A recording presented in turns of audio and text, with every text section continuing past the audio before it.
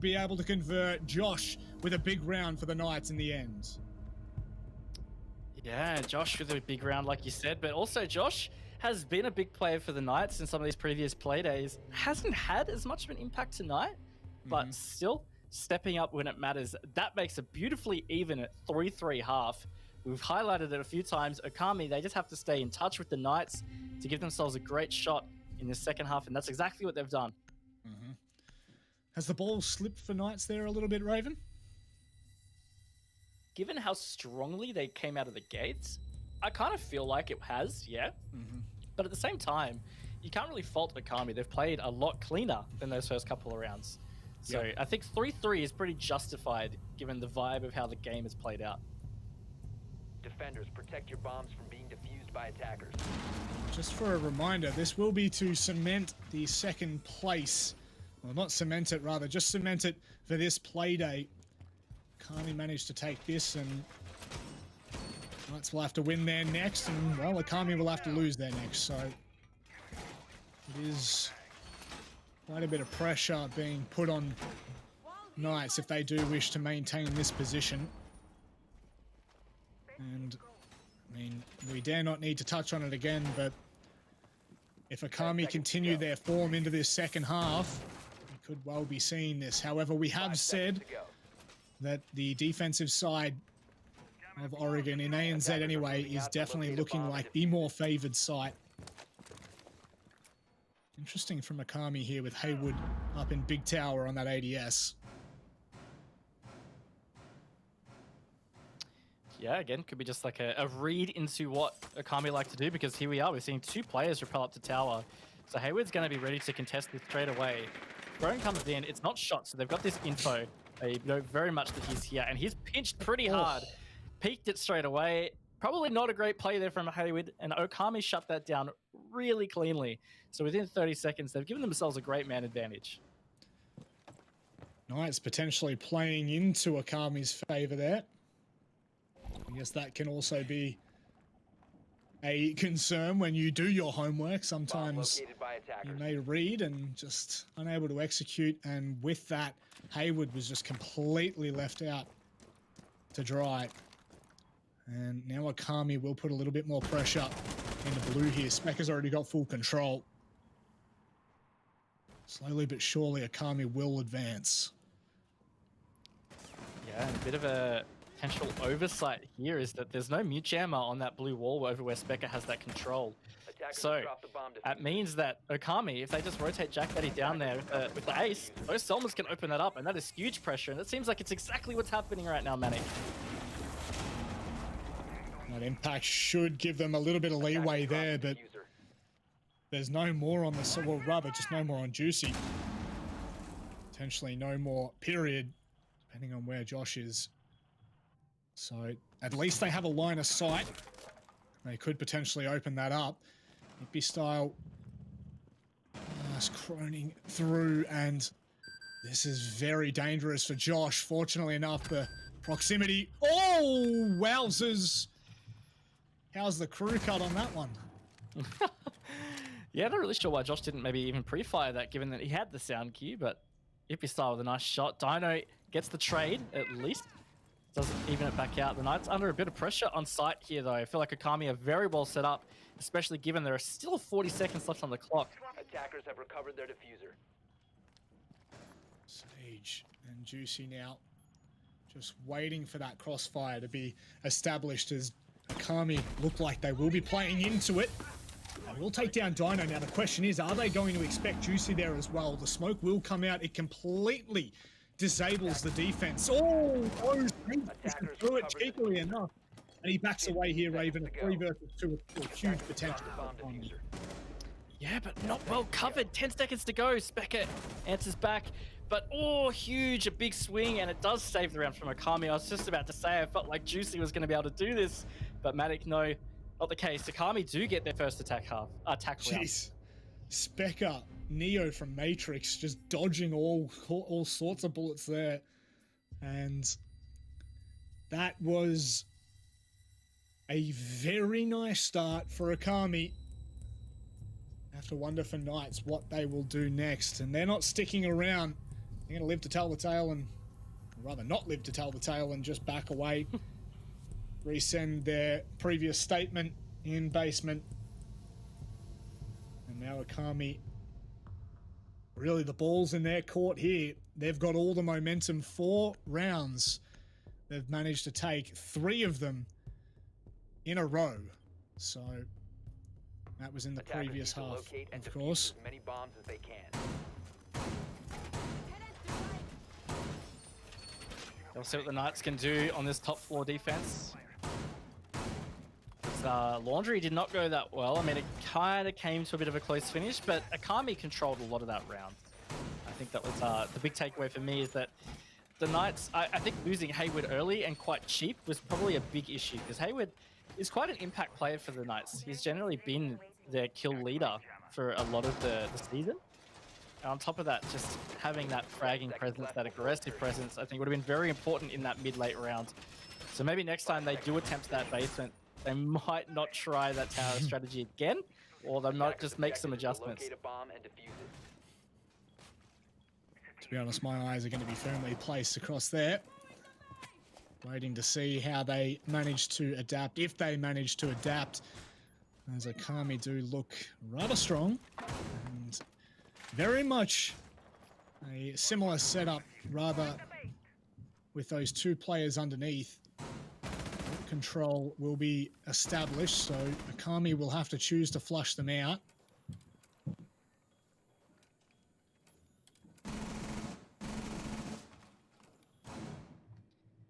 Yeah, slower start at least. Attackers Knights not located a giving bomb. up that early pick. Some roam presence here too, vertically, from both Dino and Josh.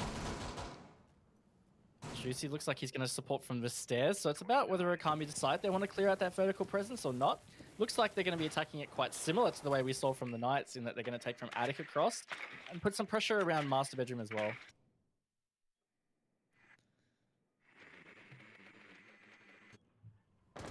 Jack Daddy, full well knowing that trophy is uncontested for now. This line from Specker, where is that going to be held from? As Jack Daddy now starts to open up with the Solmers. Don't have anything to stop that. Oh, I actually cannot see anything there. My eyes are deceiving me. Impact tree. I could not see for the life of me. I don't know whether it was the angle. I couldn't see anything. Blended in, mate. But yes, it was impact trick there by Sage, it looked like. So only a line of sight. Going to be used against them. Sage misses his shots though. Juicy's ended up tagged in a different gunfight. Oh, Specker just loses his face to Stage though. He gets aggressive. Maybe not the play. Jack Daddy does get the trade. Coming to the final minute, 4 versus 4. It feels like Akami have got pretty decent map control. So see whether the Knights can to hanker in, or whether they might try and get some kind of flank. They still have that vertical presence. This could be extremely dangerous. Saw a very similar round in the 3rd round of Akami's defense. However, this time the teams are flipped. It looks like Joker taking control of attic there. Cutie's putting pressure from the double window, while Jack Daddy is now looking into games. There could be a fair bit of presence here. Josh, the question is, how much can he get done in this position?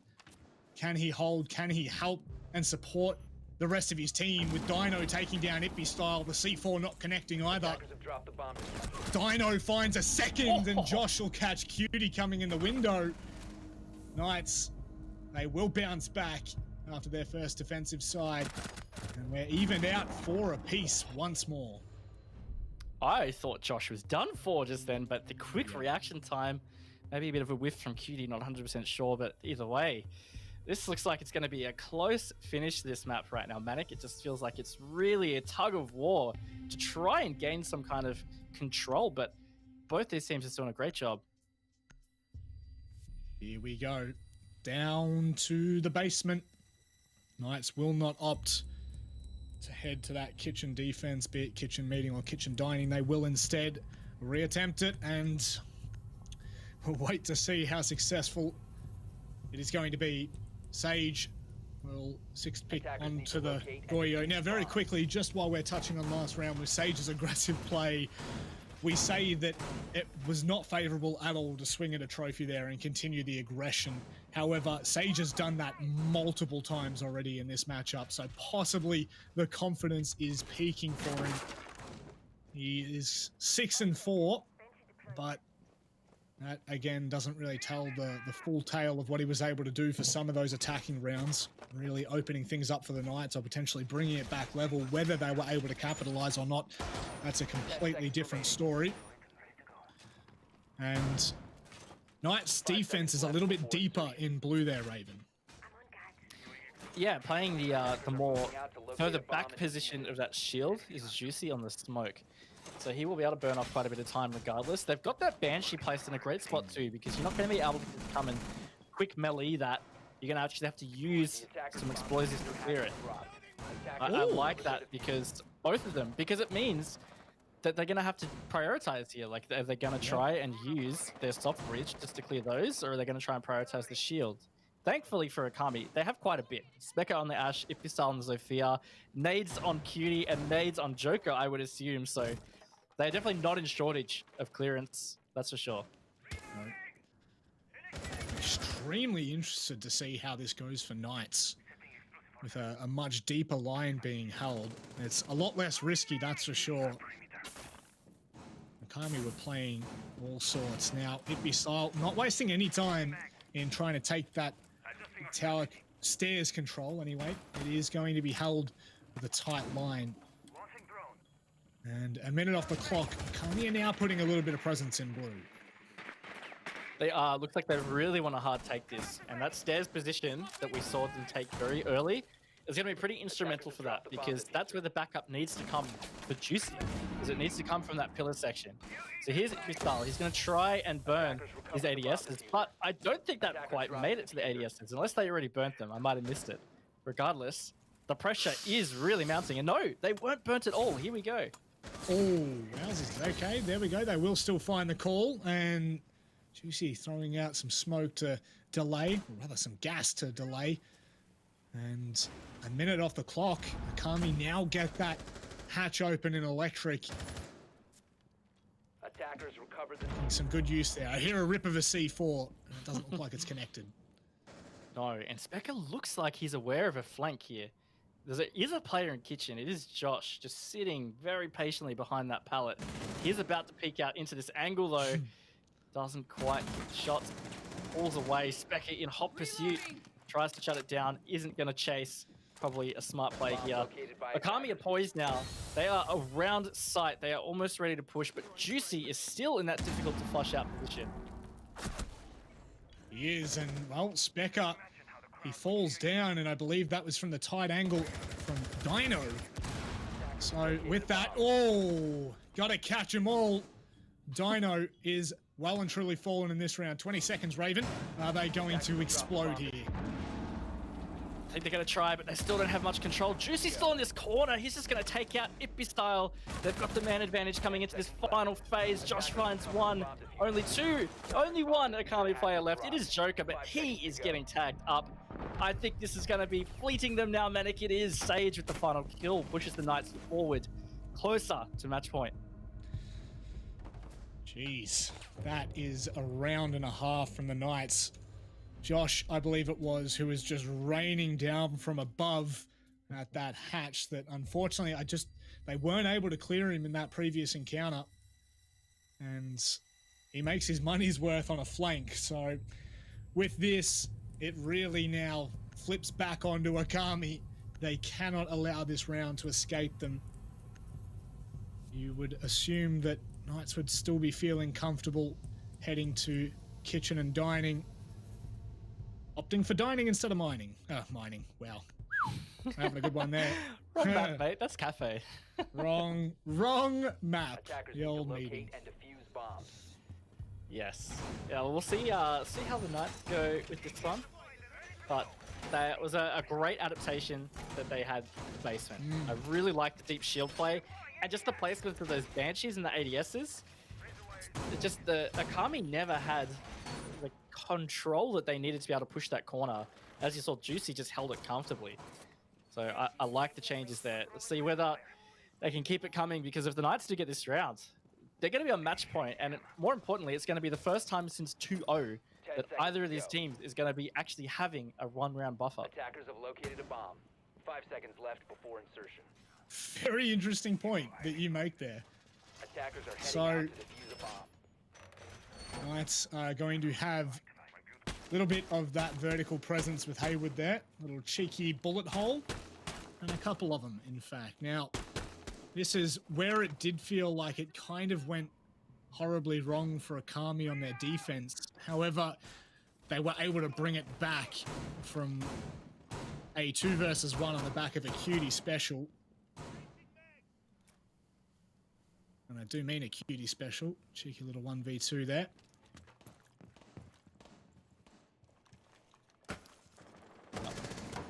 Opted for that kitchen dining as well. I mean, it's something we haven't really spoken about. Is it's not the meeting, it is kitchen dining. It's a slight difference in the way it's going to be held compared to what we saw from Okami. Hayward solo holding up here. I mean, he does have support from the white stairs at the moment. It's Sage, but it looked like Okami were keen to take that attic control, which is not going to be easy for Sage to back Hayward up on.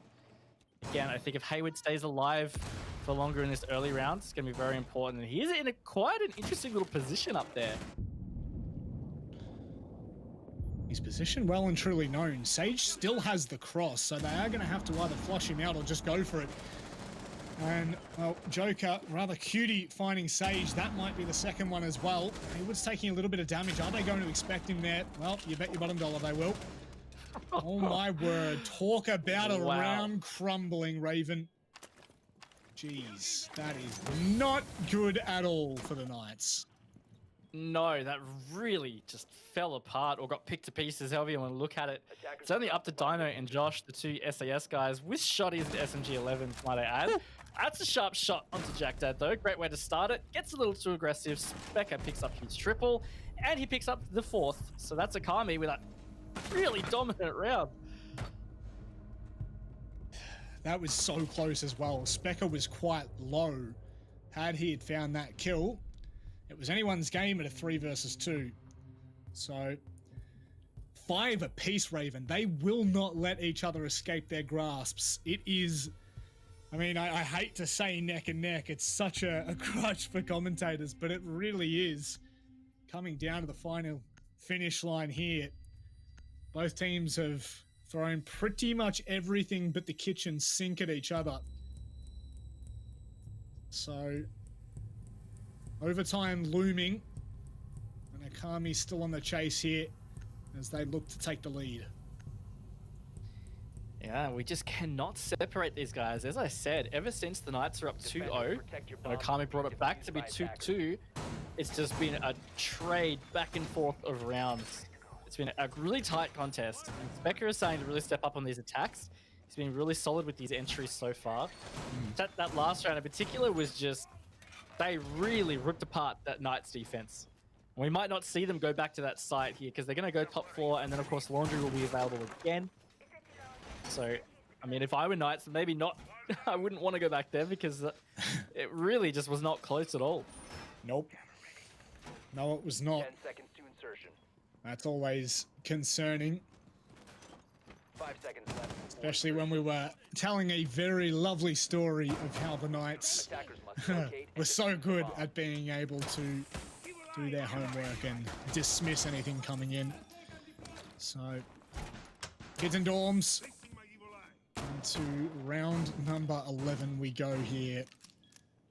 And if Akami are able to even remotely bring as much firepower as they did into that last round, Knights are going to be a little bit antsy on this site. Josh once again playing vertical in the kitchen. Yep, good early presence though. The drone deep in sight, seeing a lot of positions here. Impact trick coming out, so again, the Selma's not going to make a full rotate hole early at least. Ibisol looked like he was trying to hold a tight angle to prevent that impact trick, but it didn't work out. Sage was still able to get it off. Within this first minute, Okami have put some pretty decent pressure onto the Knights here. And again, it looks like they are just going to ignore that vertical presence in kitchen. Talking about ignoring, it looks like that's exactly what Knights are doing to Addict as well. Allowing them to open that scot-free. Joker not wasting any time either. ADS and a Banshee invested into the bottom of Attic as now they know that there's nothing in Trophy. They know there's nothing in games. And Hippie Style hitting a really long line on the Sage there. Opens the round up finally at the minute 30 mark. Yeah, again, Akami just setting themselves up pretty well with these attacks, picking off these early kills. Dino's going to drop all the way to the basement here. Looks like he's going to go for a bit of a flank. Maybe keen to catch somebody rotating from tower or push it himself. So whether he decides to pursue, no, he's going to go towards the laundry, which could be deadly because Specker was holed up in garage here. You see it. He's starting to push. And he looks like he was confident that Dino was there, but he actually hasn't pursued it. Dino might be able to catch Specker off guard. Dino will still have to deal with that Claymore that is just outside of Armory, but Specker not expecting anything here. This could be a massive refrag if Dino's able to find it. Specker just gets around the corner. What is going on here? A game of cat and mouse, Dino. You hate to see it. Completely open and unable to be traded out even. Specker now still alive, rotates back in. 30 seconds left here, Raven, and that could have been a huge start for the Knights. Would have been very important coming into the final 25 seconds. He gets flanked by Specker, though, is juicy. That gives Akami a solid man advantage. They're going to push through to side. Cutie gets a big pick as Jack Dad starts to get this plant down. It's all up to Josh and Dino. C4 comes out, doesn't connect, though. Plant will be confirmed. Solid post plant, and it's all on Dino's back, but Joker closes the round for Akami. They move to match point now, Manic. Oh, wow. Akami making their statement, making their mark here in what is a near top of the table clash. Third of Akami versus second of Knights. And this will solidify at the end of this play day the second position for Akami if they are able to convert this round, if they are able to convert this map. It really felt like it was in all sorts there. Potentially there was a huge opportunity for that to have gone horribly wrong for Akami. Specker, had he had fallen, anything could have happened. And I believe it was Sage that was on, maybe it wasn't Sage, whoever was on the Maestro there, just completely unaware that Specker was behind them. And you touched on Specker at the start of that round, and you would say still a pretty good impact in that round again. Now we'll head to the basement for a third and final time, Raven. We will. I think that's just such a good point that you've brought up, Manic, about what could have been if Dino had hit just one more bullet on Specker. He was 1 HP. And yeah, he would have saved Juicy, who was playing the Maestro, who is such a great late round operator to have up on the defense because of that that bullet hose. When you've got attackers funneling through, it's so strong. So yeah, really could have changed the tide of the round, but it hasn't. Okami are up on match point right now. And honestly, I'm a little surprised it's gotten to this stage, at least based on my expectations from the start of the game. But they have proven round on round that they are looking really strong. Attackers have dropped the bomb diffuser. That they have, and no one could give them any grief for how far they've been able to move. Hang on, have they... Okay. The Banshee's not there anymore. It is still placed in blue, so they will get the information as they come around the corner, but that Banshee that was a little bit closer to Juicy in the previous defense is no longer there. Raven, do you think that could end up having an impact? Should they try to explode in that area? I mean, yeah, it's definitely more of a hole than it was before. So, see whether they get that read. Doesn't look like they've adjusted anything in terms of their approach. Being very cautious with how quickly they push blue. What's going to be important is just the control of the rear tower stairs and what they can do with Pillar. And right now they are swiftly pushing down to that. It's going to be a lot of pressure onto Hayward really early. Knowing his position now, it looks like Sage just backed away as well with Leo Shield being taken away. Hayward looking at the very corner of the head there. Nothing being confirmed just yet. And you can hear, again, Electric being open with good time as well, 1:30.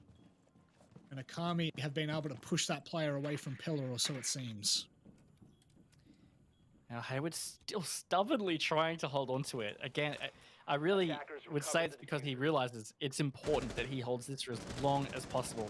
Because as soon as Okami get this pillar control, then Jack Daddy can come in through blue a lot more comfortably, and they've got so much extra control on that north side.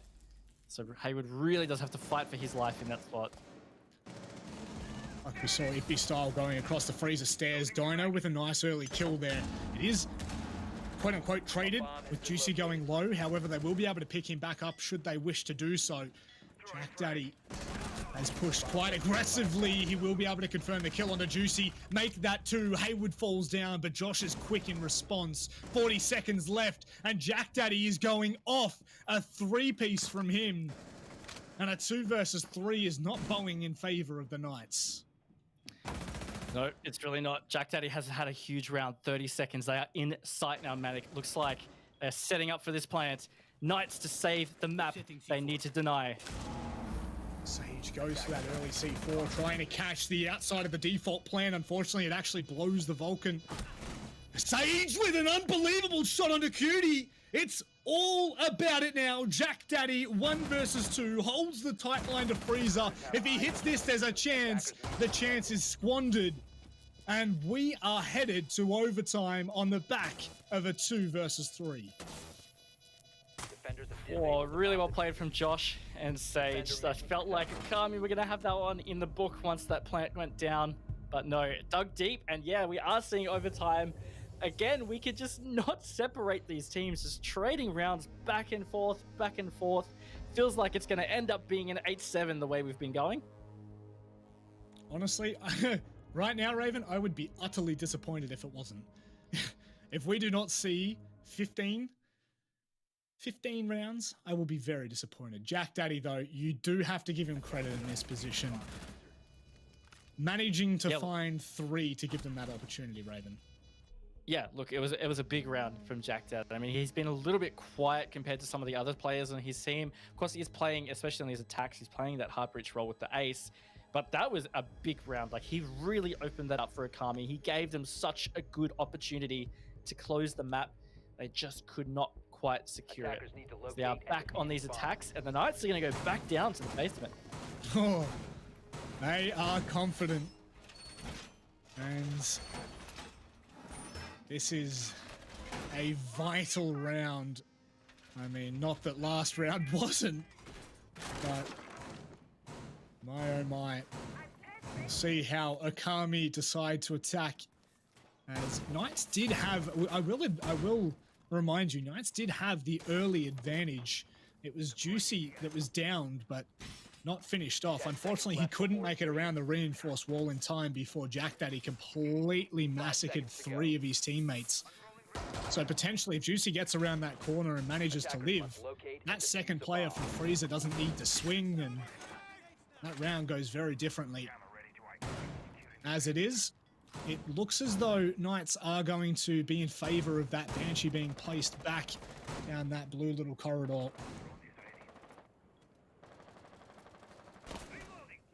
Good call, I'd say, because it looked like it just worked out so well for them. First attempt at this defense. So see whether it has that effect again. Knights not on much of a hard roam at all here. In fact, they're all back down on site right now. Josh looked like he was going to go for a bit of run up Freezer, but just decided against that. A bomb has been located. Okami have not taken too long to be able to start game map control. It's Specker there in Garage already able to cut off any flank coming up from Laundry. Even earlier this time from Joker, we saw it at minute 30 last round. Jeez, that is a very quick job by Joker. As once he finishes it off, 20-second earlier than last round. And we saw that that was really what pushed the Knights away from Pillar. It was Haywood, and he still is there. He is still peaking. He is game. Bomb located He's by game. attackers. That's just classic Haywood. He is very much the kind of player that will just peak everything. And it can often work out really well for him, but sometimes it doesn't. I mean, we are seeing him 1-7 since the rehost. So he hasn't really had that much of a cracker of a game that we've come to expect. Right now, even though Kami have taken some pretty good map control, The time is starting to get to the essence of getting away from them, given that it's coming to that last minute. They're finally trying to clear this utility in blue. I believe there's another ADS there, so things are about to get a little bit uncomfortable for Juicy. However, not knowing potentially that there is a Banshee on the other side of it, they have misplaced at least one. So Joker, however, has made his way down into Electric here, and all the player of Knights are a little bit deeper on side here, Raven. They are. Juicy, oh my gosh, he's been under siege, but he's still in this corner, and he gets the first shot onto Specker. I cannot believe he's been able to get away with that. The Knights are now in such a good position. They're just sitting back. They know of this pillar position. Hayward wants to peek it, but he's got to save. 30 seconds to go. Plant is starting now, Manic. And it is. And Joker, will he be able to confirm it? Dino pushes around the corner. Style can't hit the shot in time. My God, it's a massacre.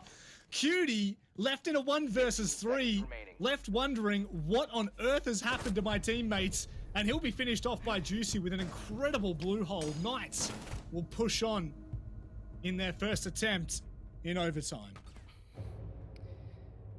Big round from Juicy. Again, that position in that corner has just proven so strong for the Knights. I don't know whether the Banshee really did have the biggest factor right there, but regardless, if anything, it's a good omen, right? Because they just got that round. Now that they are rotating back to attack after we've seen 2-3-3 halves, still hard to say what's going to happen here. History tells me it's probably going to end up being a 7-7. But Okami are going for that Dorms defense, and they've looked pretty good on those Dorms defenses. They certainly have. And not looking to go basement for the fear of what Knights have been able to do in the past. I'll remind you, only one successful round was converted in the basement defense in that first half for Okami. A lot of pressure now. Knights doing everything to maintain and potentially to cement their second place in the Oceanic Nationals come playoffs. I think if they win this, Raven, let me just very quickly do the math here. If they win this game, they will all but have solidified second place in the standings heading into playoffs. Yep. Again, top 2. Pretty important, right? It's a comfortable position to be in. Strong seeding advantages being in top 2. So it's an important win for the Knights. Of course, Okami are safe from relegation, but they are currently in that bottom end of the seeding in playoffs. So it does mean they will have a tougher run. So definitely good for either team to be winning the match for very obvious reasons, but of course the seeding is a big part of that. At this point, it feels like it's more about the pride. It has been a very tight match. And it is so fitting that we are headed to a round number 14. Knights looking to close it out in this one. We'll see how successful this hold will eventually be. Cutie, some pretty cheeky little electric claws, but one is already being dealt with. So that left side will be able to be open. It doesn't look like anyone's close enough to impact it just yet. And no, will it be a third? It will be. Knights have a lot of control in the games there. Yeah, that's something they weren't really able to achieve earlier, so that's going to be a big boost. Again, early. Knights and their time management with their attacks has definitely been a step up on Okami, and that's not even that Okami were that bad with their time management. It's just that the Knights really have been that extra step of efficiency. A lot of pressure around Attic right now, which is, again, Ippy Style's really strong position he's been holding. So if they do manage to find the pick on an Ippy Style, it's going to give a lot of advantage into the Knights' favor. I think we just saw a player over at Small Tower. I think he's come back now. Yeah, Specker A bomb has been located. rejoining the team, supporting Jack Daddy with that vertical control, which there is plenty of. You can see all of the renovations have been made already. It's pre-prepped. So Knights will definitely need to tread cautiously.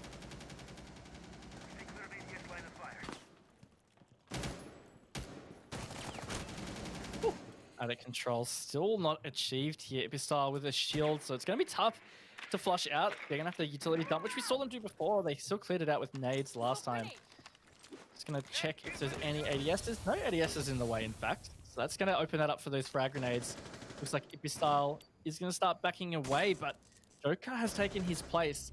Stage might be looking for aggressive, but Ipistyle opens the scorecard onto Dino. 30 seconds to go. Knights are gonna send it. Not gonna get that opening pick though. This position too hard to flush out, Manic. Looks like we might be going to a 7-7 situation. I think the problem was for Sage, he threw both smokes over to the left-hand side of Addict, and the ADSs were hugging the left wall of Joker there, and it's impossible for Juicy. There's absolutely nothing left for him in this round, and Ipistyle will close it out for our first flawless round in this matchup. Oh, it went horribly wrong once it went. It did. It really did. It's just a great example of how just one small error can derail that whole attack. Because honestly, the Knights had progressed very well. They got the game's wall open. They've had attic wall open. They were ready to start to take all that control and even get a plant down or frag it out for the win. But because of that miss, that mess, they couldn't clear that shield. It just was too strong for Okami to be able to hold that position. Here it is, Matic. Speaking of one little mistake, it is now a really important time to not make one little mistake, because this is it. This is it. Trials and tribulations. We come to the closing of the match. Round number 15 here. I can't even tell you which side deserves it. I honestly, I could not sit here and tell you that Okami are fully deserving of this match, because Knights have turned up. And we said that it was going to come down to form. Who was in form? Who was on when it came down to business? And you have to say, Raven, both of these teams have really shown up. Both of these teams have given us nothing short of, I'm going to say it, Raven, I'm going to say it, a barn burner. Barn is definitely on fire with this one, I'll tell you what. But I think it's such a great point. Sometimes you see close games like this, but you get a feeling for who is more in control. Yeah. Right now, it just really has been this even. Like, it just, I cannot separate them both doing good and bad things that's led to the 7-7 situation. And right now, it's just, this is it. This is the last round. Whoever wins this round is going to take the points here.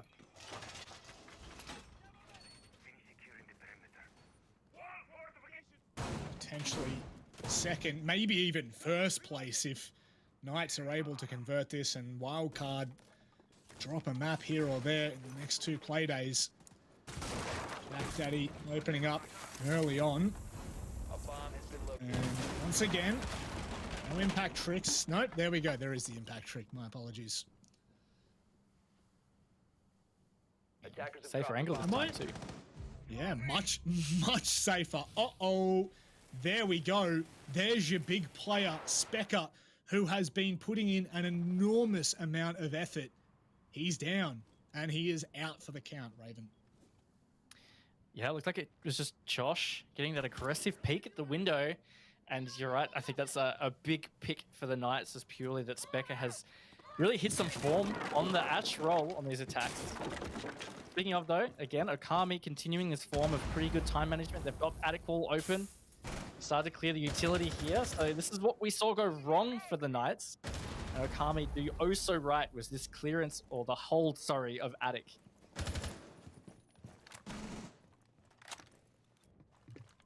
No sense of urgency just yet.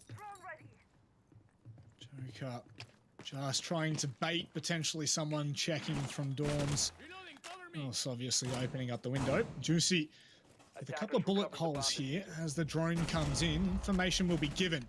So now they'll start to put a little bit more pressure here. This realistically is on Okami here to step up, and step up they will. But Sage, he is nothing shy of incredible in this matchup, and Juicy just not being able to connect those shots. A 3 versus 4 Raven. Okami are really putting the heat on quite early on here.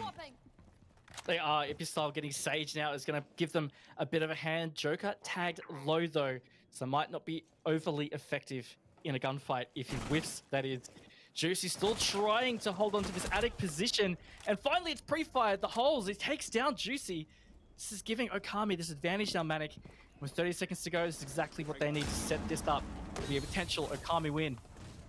Stepping it up, it would be down from a 5 versus 4. They've clawed it back. Jack Daddy, he will stick that defuser, but it be style from behind, coming through the double window. See you later. That should be the round done and dusted. Josh would have to step up enormously. He's already taken down to a bite of HP.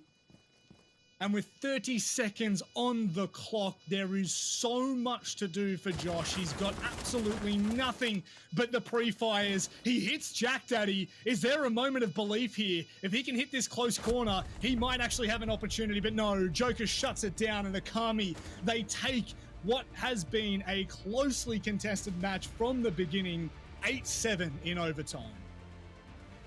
Beautifully played from Okami. Beautifully played from Knights as well. Honestly, it's so hard to separate them. Okami have got this victory. They've really stepped it up. I mean, we've talked about the last couple of play days. They seem like they've come into more form, and here they have taken out a top 2 contending team right now. Bravo to Okami to pull this one. There is full props being given to Okami, and I think that in all honesty, in the pre-match, we were, going back and forth. We were trying to deliver those points for both teams, and I think that is... Welcome to Rainbow Six Esports for Oceania in 2021. We're proud to share with you the timeline for our 2021 season and the format of our Oceanic Leagues throughout the year. Through a sustainable approach to the region, we now have 2 clearly defined tiers and a proper flow through from our newly created Oceanic Challenger League to our returning Oceanic Nationals. Both leagues will meet for 3 stages in the year-long season, with participating teams accumulating points based on results from each stage. So how exactly will each stage be played out? We have 8 teams per league, playing single round-robin best-of-1s with overtime.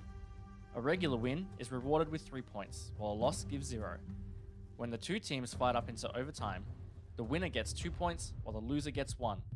At the end of each stage, the top 5 teams will qualify into our new Gauntlet format playoffs, while the remainder of the teams will have their placements and points locked in. Playoffs for both OCN and OCL will be best of 3s, with best of 5 grand finals. At the conclusion of each stage, teams will be allocated points based on their final standings. For OCN teams, the conclusion of Stage 3 will show us which teams have earned enough points to enter a promotion relegation tournament and fight for a chance to enter the Asia Pacific Regional League, whereas OCL teams that accumulated enough points will have their promotion opportunity into the Nationals, OCN. For both OCN and OCL, the top teams from each league will compete in seasonal finals to be held on LAN, where we will crown a champion in each league. This will be a great opportunity to celebrate Rainbow Six Esports in Oceania and come together as a community. We will have more information on these events later this year.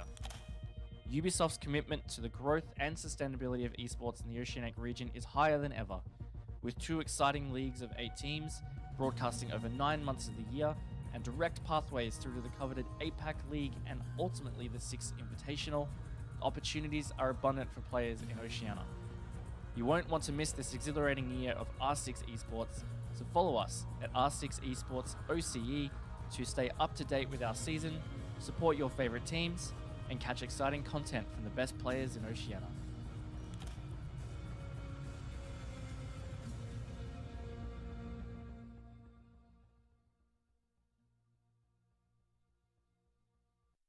I'm running out of time. I'm running out on a feeling song. I'm running out of time.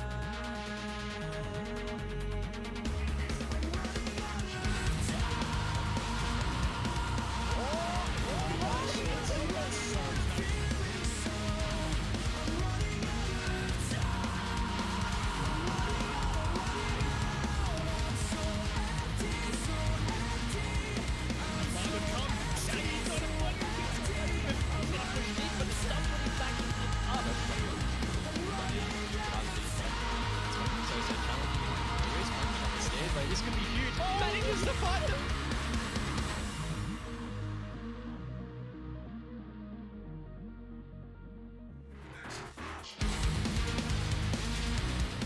And it is the mark of the halfway point for Oceanic Nationals. We are getting into it on Playday 4 of 7. We're starting to dictate where everyone's going to be ending up toward the top or bottom end of the ladder. Our faces are joining you once again, Manic, and of course, Dev, Marta. Dev, we were just on last night, so it's pretty fresh in our minds, but quick recap from an insane night. Yeah, fantastic games last night. We saw a couple of upsets, some that some of us may have predicted Rhythm, and some that maybe, we had slipped a bit under the radar. But yeah, fantastic games. Definitely worth rewatching if you did miss them. So make sure you check out the Rainbow Six ANZ YouTube and the Rainbow Six Bravo Twitch VODs and catch up. But yeah, don't do that just yet because we got some games on tonight. You beat me to it. I was literally about to say, just hold that thought for like 4 or 5 hours, depending on how long these games go for, because that's where all the enjoyment is. And this is what I was talking about. This is what I was alluding to. We're starting to divide top and bottom half. However, it's not really the right way to say divide. It's 4 points between 7th and 1st place, Dev. This is much closer than what we usually see. But LFO sitting on just the donut, nothing in it. Yeah, it's not just the fact that you've got this really packed mid, 2 points separating everyone from 2nd to 7th. But aside from that, you actually start to have a look at the teams sitting in those different places, and you're probably going to scratch your head for a minute seeing Team Bliss in 2nd place on 6 points, ROFLCOPTERGG in 3rd place on 5 points, and even seeing at the top spot that it's Elevate and not Order Knights or Wildcard. Look, if you haven't been watching OCN so far, I'm sure you have a lot of questions, and hopefully we can answer some of those tonight. And honestly, even for us though, there are so many questions that have been left, that have kind of been sitting there waiting to be answered. I think for me, the big one is Elevate really going to be taking this? Is Elevate going to continue their run? Are they going to stay at the tippity top? And so far, all signs point to yes. There's so much life on that team. But, teams like Team Bliss and ROFLCOPTERGG coming into this, we had them picked from generally around 5th, I'd say, to 8th, depending on who you are and who you're talking to. But they have blown us out of the water. Whereas your Order Wildcard Knights, mid-pack teams apparently, Dev. You can hear it all here. Mid-pack teams, that's where they thrive apparently. Well, I think if you took a suss at our power rankings going into the season, you'd definitely be looking at Knights in that #1 spot. Order probably contesting #2, Elevate getting a shot at it. And, with Wildcard, they're a difficult situation because obviously prior to Diesel departing the roster, we would have locked them in solidly #1, trumping Knights even. But of course, having Silex, their coach, fill in for Diesel has definitely affected them negatively. And so you look at that 3-pack Order Knights Wildcard. I think we will see a bit of a shift there. I expect Knights in Order to warm up and start to take some of those top spots. But I do have a feeling that your teams like Bliss and ROFL are going to stay in that top pack and hopefully actually make it to those playoffs. Well, that would be a sight, wouldn't it? But before we get there, we have Playday 4 to get through. And of course, these are the matches coming up on your screen right now. We kick off with ROFLCOPTERGG and Wildcard. Sure to be an interesting one. However, there are 2 monstrous matches tonight, Dev. You can talk about the first one. I definitely want to talk about the Rhythm and Bliss match. Look, I feel like you could have a pretty convincing argument for why each one of these games could be match of the day. And just to touch on it really quickly, you look at the Knights versus Order game, second up. That is a massive rivalry that these two teams have developed. Last year, all throughout, they were constantly in 2nd and 3rd place. With Wildcard in that #1 spot. And Order and Knights, with Wildcard week, and this is their chance for one of those teams to take that mantle of #1. Definitely looking for that one. But also, you want to talk about who's currently in #1. It is Elevate, and they're playing LFO in their 3rd game today. Elevate currently undefeated in OCN, but LFO is that team that has always been their bogeyman, their kryptonite. LFO knocked them out of the playoffs last season and beat them during the regular season at OCN as well. So that is definitely one I'm keen to see whether maybe LFO can get their first win and Elevate can get their first loss. Can they shake it? That's the real question. Rhythm and Bliss, though, that's the one for me. Both of those teams saw the promo relegations last year, and I'm super curious to see how that pans out. You can kind of see it's split It's quite divided in the Rhythm Bliss. Well, it's not even quite divided. It's only two. It's only Xenox, Mr. thinks he knows it all, but is sitting at bottom of the predictions. And of course, Ducky, who, come on, Ducky, I expect a little more from you. But generally, over the entire board, I think this may be one of the nights where everyone seems to be on board, close to it at the very least. I mean, I may have gone for a cheeky little order prediction there. I don't blame you even too remember much. doing that. I don't even remember doing that. Honestly, I don't blame you. I feel like Knights and Order are pretty neck and neck. I'm surprised that there aren't more Order logos in that row. The one that's really getting me, actually, now that I've done a little bit more research since I made these predictions, I have a feeling that LFO game with Elevate is actually going to be an upset, and we're going to have egg on all of our faces with everyone picking Elevate. And the stats don't lie. Last season, LFO was a team to knock Elevate out of the playoffs, plus beat them in the regular season. So definitely an opportunity for an upset there. Yeah, very much the kryptonite to Elevate. And I remember talking to Digital. This was a very long time ago, by the way, just to make sure that I preface with this conversation I'm about to have. But Digital was saying how much he hates playing LFO because they do LFO things, right? And we saw it all season long last season, and especially Six Masters coming into OCN. We just didn't know what to expect from them, and they continue to do this. However, they have not gotten off to the right start that they would have wanted to at all. We can hone in a little bit more direct now, Dev. We can pay a little bit closer attention to this ROFLCOPTERGG and Wildcard matchup, because after last night's performance, Wildcard definitely saw some good form on the back end. ROFLCOPTERGG, are they just too good at the moment? It's really a tough call there. I definitely was impressed by Wildcard with what we saw from them yesterday, making a big comeback, but then eventually losing to Rhythm. And for ROFLCOPTERGG, I had high expectations. I'd actually picked them to take down Elevate yesterday, and oh so wrong I was. Here's this roster, the newest team into OCN this year. They came through that open qualifier and then won out that relegations match, kicked Rhythm off their pedestal and took their spot. But there is a lot of young talent, but also some experience here on this roster. When you look at young talent, I'm definitely looking at Boydie and Bouncin. These guys are the hotshot duo, no pun intended there, that you're seeing coming into OCN. Honestly, I think every player in the league has a right to be scared of Boydie and Bouncin. When they're on entry, when they're refragging each other, it's two of the best aimers and mechanical players in the region. And I would be terrified. But this team also has a very solid foundation and a lot of strategic depth that I really enjoy. It's shocked me, in all honesty, just how well they've kind of performed up until, I would say, last night, where they got spanked. Yeah, they got absolutely dumpstered by Elevate. So whether that's going to happen again tonight, I highly doubt. However, Wildcard, they're no slappers themselves. They need to make sure that they can come together for another close matchup. I just don't foresee this being a blowout for Wildcard. If Wildcard have a chance in this, it is going to be a close match. We might even have to see it go to OT like we did with Rhythm last night. But when we just look at this roster, you look at the names on this team, it just screams unbelievable individual prowess. Of course. These are four, no offense, Silex, but four of the best players in OCN. Silex coming in as a sub. He was one of the best players once upon a time, but yeah, obviously been sitting as a coach for the better part of 2 years and focusing on other things in life. Got a new job recently. Congrats to the man.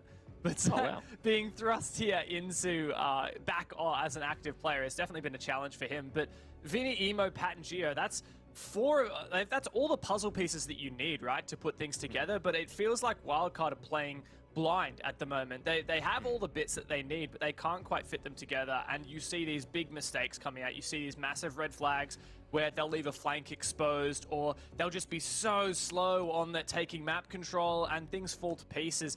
And eventually it does end up being a lot of rounds where individual players, Emo, Geo, Pat, are finding multi-kills that eventually leads them to winning these rounds. But I do feel like it's just a hair's breadth away. Yeah. Wildcard can totally take it back and at least challenge the mid-pack and break into the top 4, even if they can't take that #1 spot. It's just a matter of overcoming that hurdle. It's a big hurdle at that, to be honest. But the next hurdle we have to get over is the veto process. Let's have a look. Let's dive into it. Where are we going to be heading? There we go. Cafe Oh, Dostoyevsky, and I believe this is what they played last. Oh God, my mind is just completely gone. I'm pretty sure that's what they played Rhythm on last night. That's how. Yep. Literally less than 24 hours ago. What's going on here? It's been a busy time. Yeah, they showed promising signs. I liked the more aggressive wild card there. I said it.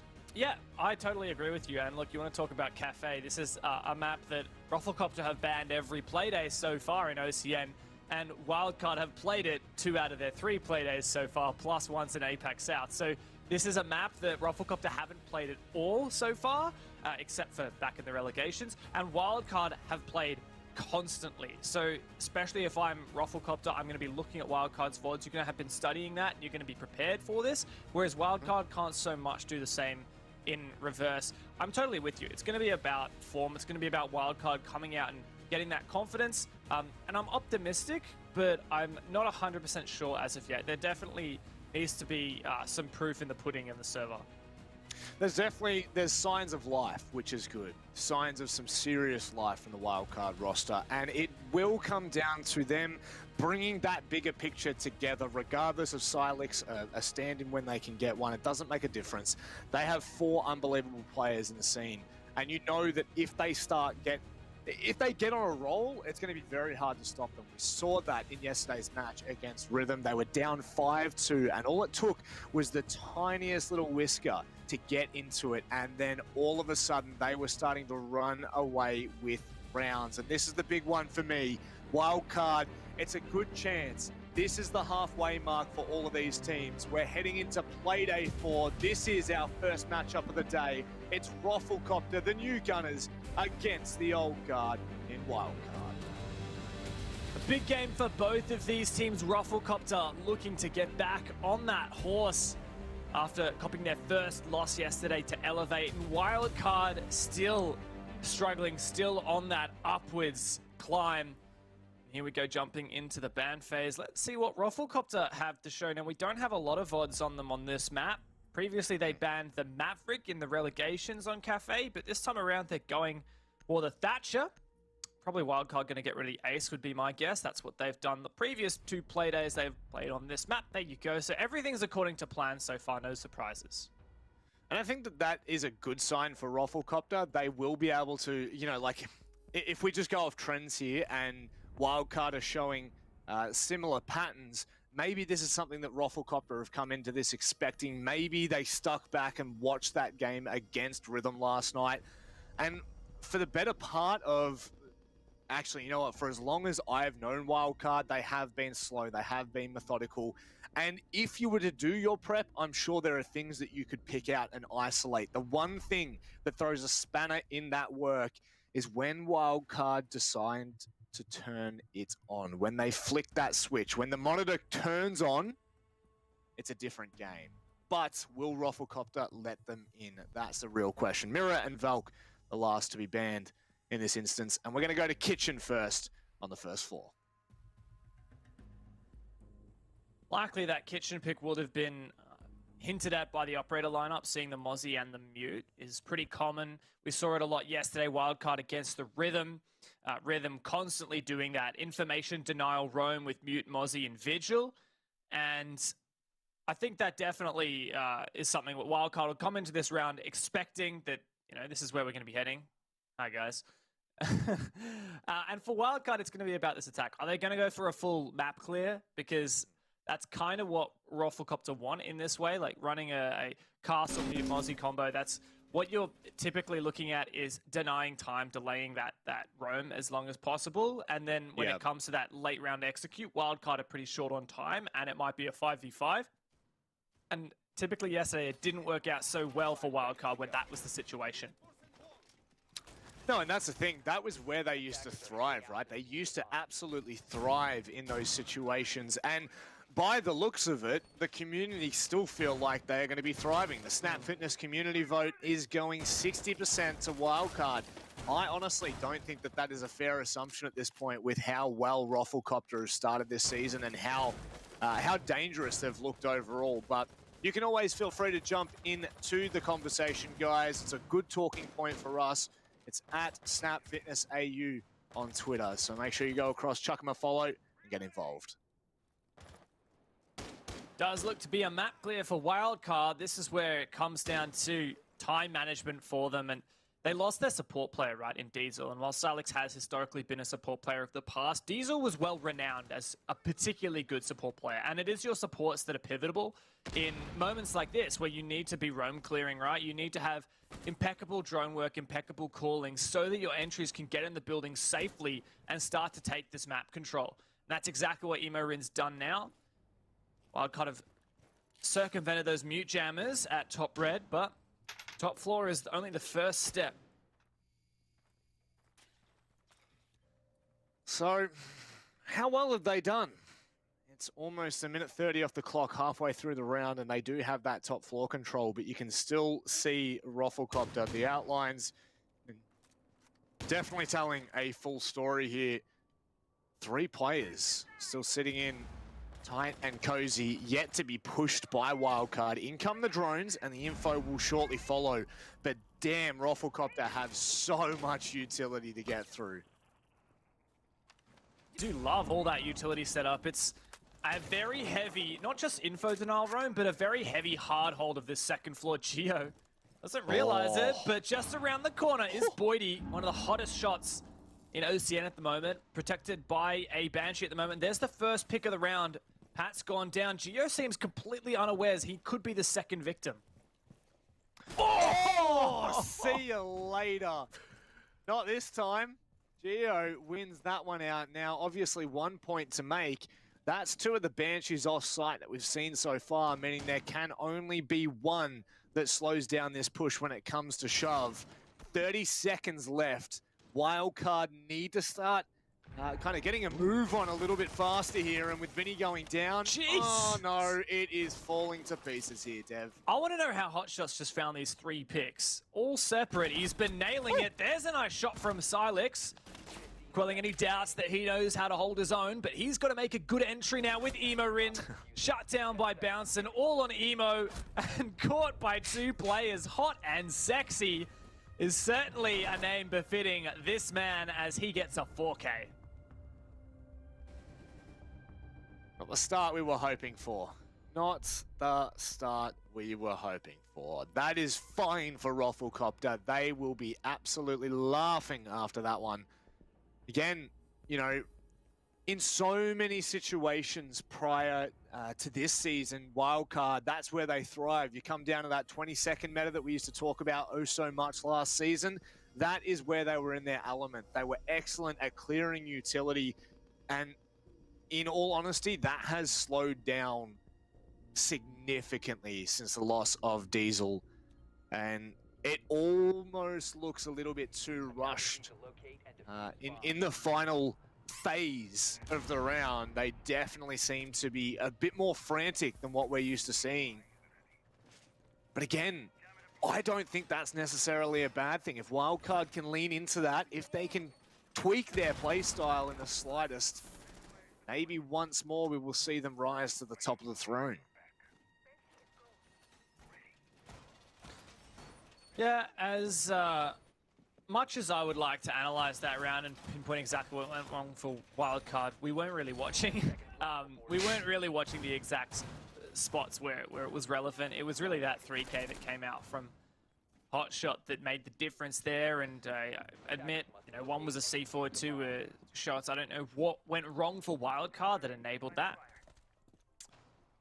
But that was definitely the thing that made them fall flat on their face. This could be a run out. Boydie has an impact. Just needs to hear the repel.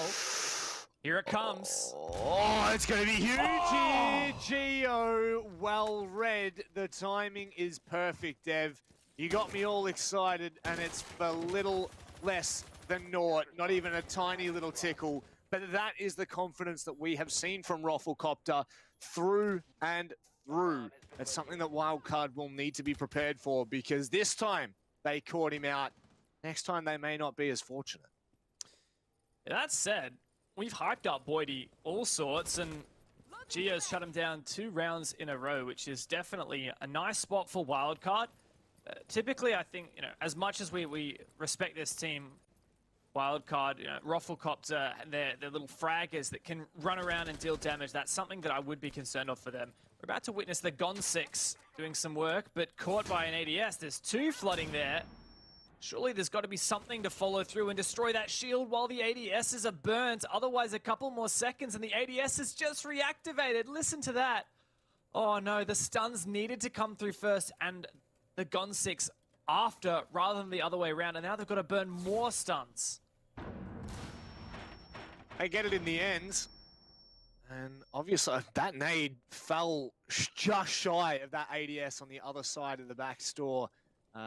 Little, I don't even know what you'd call that. I'm speechless for words there. On the rack, you can see Marshall, our observer, pointing that one out. But alas, now Wildcard, they've made a little bit of progress, but again, we're down to that minute mark, and how close have they been able to get this? Vinny, perfect crosshair placement as Campo pulls in. Oh, Vinny's going to go deep here. Hang on a second. Wildcard have turned it on, but so too is OJ. Geo manages to trade out. Oh, with a triple kill. And now Hotshot offsite is looking for a 1v3 retake. He has info. Old info though, and try and read where this diffuser was planted, and Silex dodges those shotgun shells. The man to get a 4K in the first round is going to have to get a 3K clutch here. Good info though from the Yokais and Evil Eyes presumably, but difficult to push up. Makes his way up the stairs, walking into a crossfire. Wildcard lock it down. Upside repel from Emo Rin. You're going to win that every day of the week. And Manic, they've done it. They have their first round on the board. Really like that as well. The minute mark is when we saw them, the minute left, I should say, is when we saw them just flood on in. You had Vinny taking point from Cigar, Geo presumably coming through Skylight. I'm not 100% sure where he actually came from, but that was just excellent. And it's something that for Wildcard, being able to just flick the switch like that, there you go, Geo has coming from the Skylight. It's just something you really love to see, that confidence. And I mean, there aren't many times I wouldn't back them to win their ones. But it's hard to say, right? That round definitely did work because Geo won those 2 pivotal 1v1 fights at the start. True. When he dropped the hatch, like you're saying, so Pat repelled in from the cocktail balcony window. Vinny tried to push in through bar from shop, and then Geo just dropped the hatch. And unfortunately for Pat and Vinny, they both were taken out by OJ. But not only was there a refrag eventually from Geo, but he found one more as well. And if he hadn't got both of those kills, that's definitely a ROFLCOPTERGG round win. So as much as I want to credit Wildcard, sometimes, you know, that's a 1v1 that goes the other direction and you lose that round. And it's not a good position to be in. No, and it was something that we highlighted as well in their match against Rhythm last night.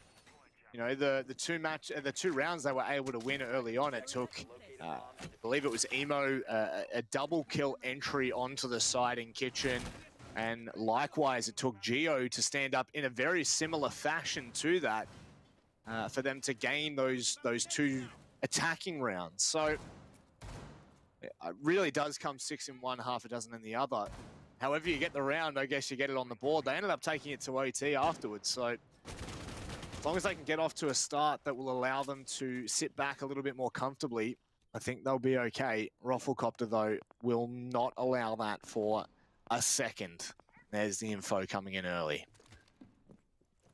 OJ just making sure there are no drones in train, revealing his position. Pulse can do so much damage from this spot in train, but also very vulnerable. A lot of info he's delivering to his team as well. Wildcard know about it. They could pull off a wall bang, but Pat opens this up. Well, there comes the C4, but just misses through that tiny hole. Still advantage Wildcard now after that. Oh, this is ambitious. Is that? Oh, no! That's so unfortunate there. That may have actually caught out Vinny had that made its way through, and potentially Geo as well. I mean, let's not speak too early there. But currently, all 3 players for ROFLCOPTERGG, they're looking to group up a little bit more.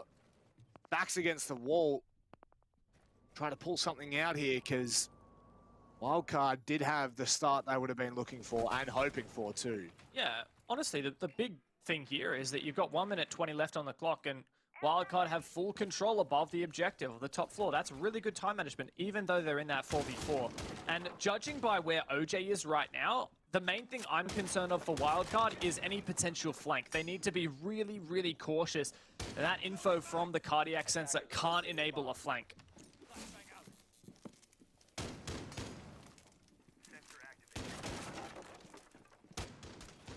Here it comes. Yeah. That's exactly what you're talking about. Well, okay. At least the information's been given, and that will sing the warning bell signs for Emo Rin. And well, his attention's taken away slightly. He manages to catch him on the hallway. That one's a good pick. Oh, the Emo read. Rin with a nice swing. That was really well done, Dev. But 30 seconds. It is a 4v3 still, and ROFLCOPTERGG, they have the presence on site. Wildcard need to get this execute down, and they need to make sure they can punish the flanks. Boydie looking to come up the stairs, and he does! Emo was distracted, and now it's a 2v3 for Wildcard. Post-plan, Silex goes down.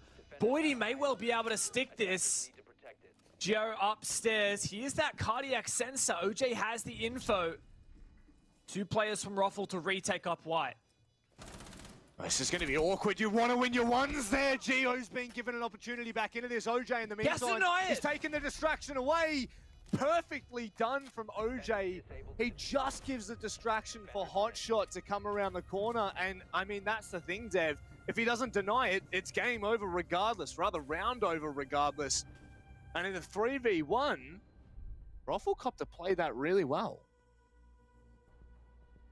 A lot of it sometimes just does come down to timing, and it comes down to certain players being overloaded. There's a chess term for it. I can't remember what it is. Silex would know. But it's when like one piece has too many roles that it's trying to do all at once, right? So in this case, for me, the pivotal thing was the flank watch of Emo Rin. So he was trying to watch the red flank. He was trying to watch the hallway flank in the like outside mining double door. And at the same time, he also had to watch the bottom of the pillar stairs. And because he got contested, I believe OJ or whoever the castle was came through the floor. Sorry, it was OJ on the pulse. Came and through the hallway at the same time as Boydie came up the pillar stairs. Emo just had too many angles to watch, and it means that even if he does win his one, something's gonna fall through the cracks. And for Boydie to flank up the pillar stairs and then get 2 kills, that is really the thing that determined that round. And it was so unfortunate as well. Emo had the read, you know, granted, it would have been the worst timing for Boydie had he peeked around the corner and Emo had seen him from the top of Cigar balcony. But stranger things have happened, and stranger things will continue to happen throughout our time as casters, that's for sure. For now, Wildcard, they just need to worry about this next round. It's done and dusted. There's nothing they can do about it. Take what you will. You get the diffuser down. You still make it a tight contest. And, I mean, a 4v3, you would expect them to come close to converting there, Boydie. Wow, that is 3 rounds in a row now. Well, not in a row, sorry. That's 3 rounds out of the 4 rounds that Boydie's fallen quite early. Yeah, big pick there. It's funny because we talked about that round just then past, and Boydie's flank was super pivotal for the round going ROFLCOPTERGG's way. He is a bit of a hit-or-miss player, at least he is at the moment. In 3 rounds, like you've said, he's died with negligible impact. In that 1 round, he goes large and ROFLCOPTERGG win it. So puts a lot of pressure on the rest of ROFLCOPTERGG, and see you later, bouncing. That's the premier fragging duo down nice and early. Wildcard have had a great successful roam, and ROFLCOPTERGG are doubling down, tripling down on their bets. It's worked out for Wildcard. The last 2 players from Roffle are on the middle floor, not even downstairs. They're hoping to get some kind of refrag, even this up. Wildcard just need to play this slow and steady, and this should be an easy round win. That is a really gnarly line. That is all the way from trains through fireplace onto the white stairs window. That is ridiculous. And they did have a player out there, so that could have been a free opening. Oh, like he wins it! No way. No way. That was not that long line from Emo. Oh, that's gnarly. I wish we got to see that from Emo. He knew. Somehow, he must have known about that angle. He had a feeling, he checked it, and he just slapped Campo out of the server. What a round for Wildcard. That's just... Look, I think ROFLCOPTERGG have kind of given that one away for free. It's a freebie for Wildcard, which you definitely don't want to be giving no matter the form that they're in. And Boydie now, you know, a player that, like you said, kind of has sat there as a... I'm going to say a win condition for ROFLCOPTERGG so far, but definitely one of those players that can just honestly turn it on a dime and hasn't been given that freedom to do so in the mid to late rounds. So the one round he does, he pulls out a 2K on a flank. Regardless, we won't dwell on that too much. We'll say one thing. Geo, he was playing his T-Hunt before this. He was playing his T-Hunt before this. That's all I'm going to say. Absolutely, no doubt about it. Geo's hitting some nuts shots at the moment, as are a lot of Wildcard, really. Like, I want to credit Emo as well. Even Silex is out-fragging two of his teammates at the moment. I don't want to rag on Silex, but it's really the opposite. You know, I think it is important to understand that the difference in kind of a regimented training schedule that these players do have, and kind of the difference when you're out of the game for so long like Silex is. And, you know, for him to get back into it and not just have the mechanical skill, but also just the composure in a tense situation like a comp game. Mad respect to the man for stepping in. But for ROFLCOPTERGG here in this round, bar Cocktail defense. Now, they lost this last time thanks to, remember that kind of strange push from Wildcard. One player comes in, Cocktail balcony window, one guy through shop, and one guy from the skylight, and it was Geo, the latter, who got a 3K to secure that round. I like this from ROFLCOPTERGG. They've changed things up slightly. They're bringing that Goyo instead of the Echo, which means an extra shield on the table. And Wildcard definitely could have been a bit better with how they dealt with these shields. So might be a bit of a help for ROFLCOPTERGG having that extra one. Definitely looks like they're keeping one in the pocket for Campo as well. And if you heard a little bit earlier... Oh no, he missed! That is not what you want to see, Vinny. Jeez, he's having a rough one to start here against ROFLCOPTERGG. I mean, I was just alluding to an audio cue before with a C4 going off, so there's only 2 on the board now for ROFLCOPTERGG, but that is not great at all. Not something you like to see when Vinny's brought the smokes as well. Yeah, oh, he had smokes, did he? Yeah, smokes instead. So you want to look at, well, at least Wildcard are bringing more explosives than they were yesterday. Yesterday, they only typically brought, one frag player plus the Yana, or I think it was Yana and Zafir were the only explosives, but this time they got Geo too, so an extra set of nades. That's the Vulcan in backstore taken down. Now, I believe the second one was set up at Cocktail, no? No, it's in the pocket, I think. I think if we go into Campo right now, I actually think it's still in his pocket. There you go. I wonder where he's going to put it down then. And I wonder where that other shield is. Oh wait, no, they don't even have another shield this time.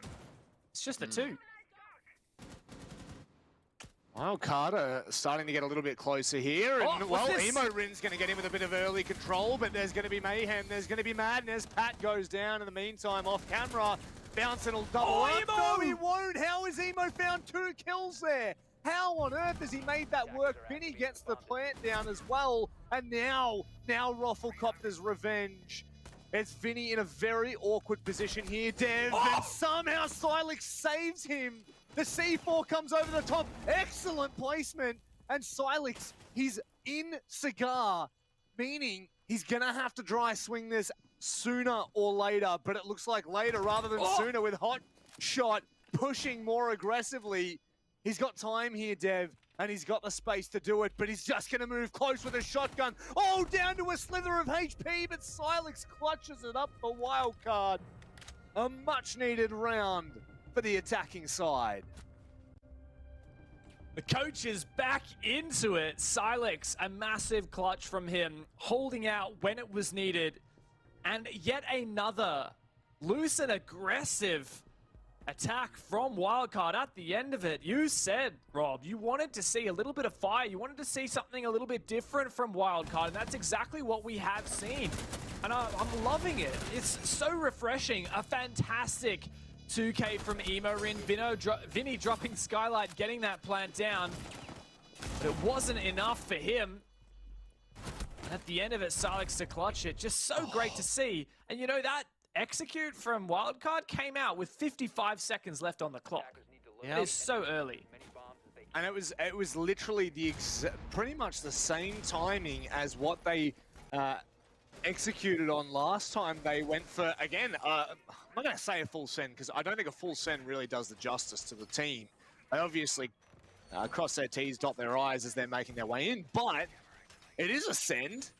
They're going in early, and both times it has been at that final minute mark. So ROFLCOPTERGG have been caught out twice on the same site, and they're going to double down. Actually, you know what? I'm going to call this a triple down. ROFLCOPTERGG, they believe that they can win this site, regardless of the wild card that's on the server.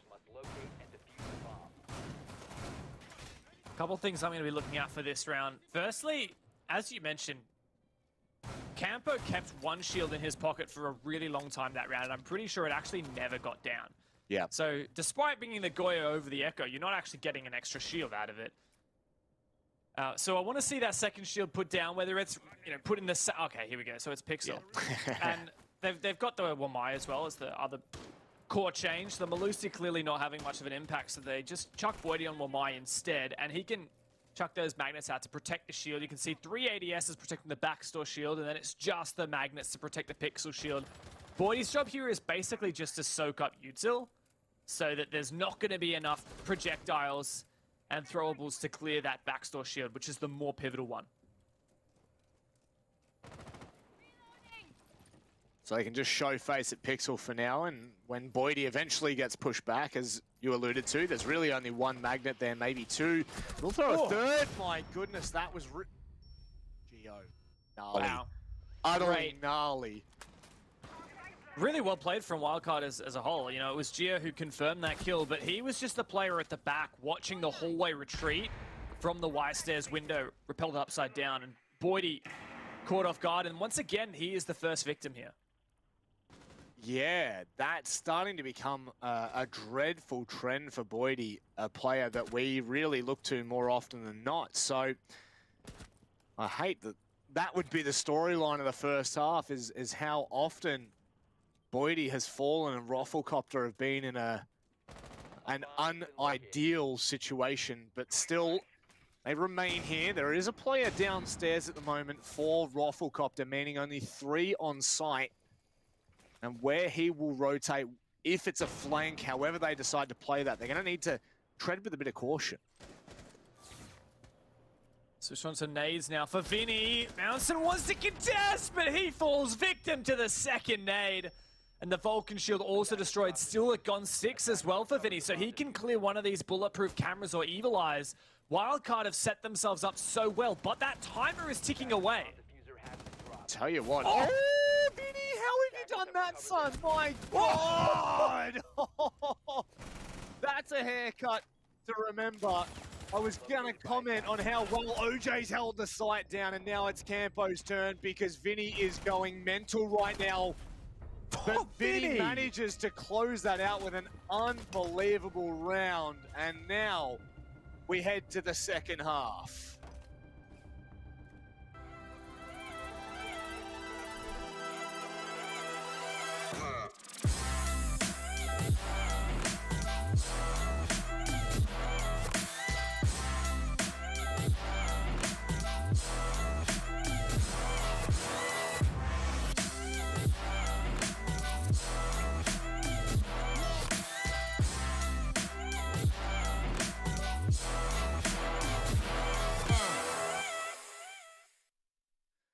Well, the trend for Wildcard kind of stopped yesterday in their first couple of rounds, because ever since then, they have really started to turn it on. And here, especially in this matchup against ROFLCOPTERGG, it is shining through in a positive way.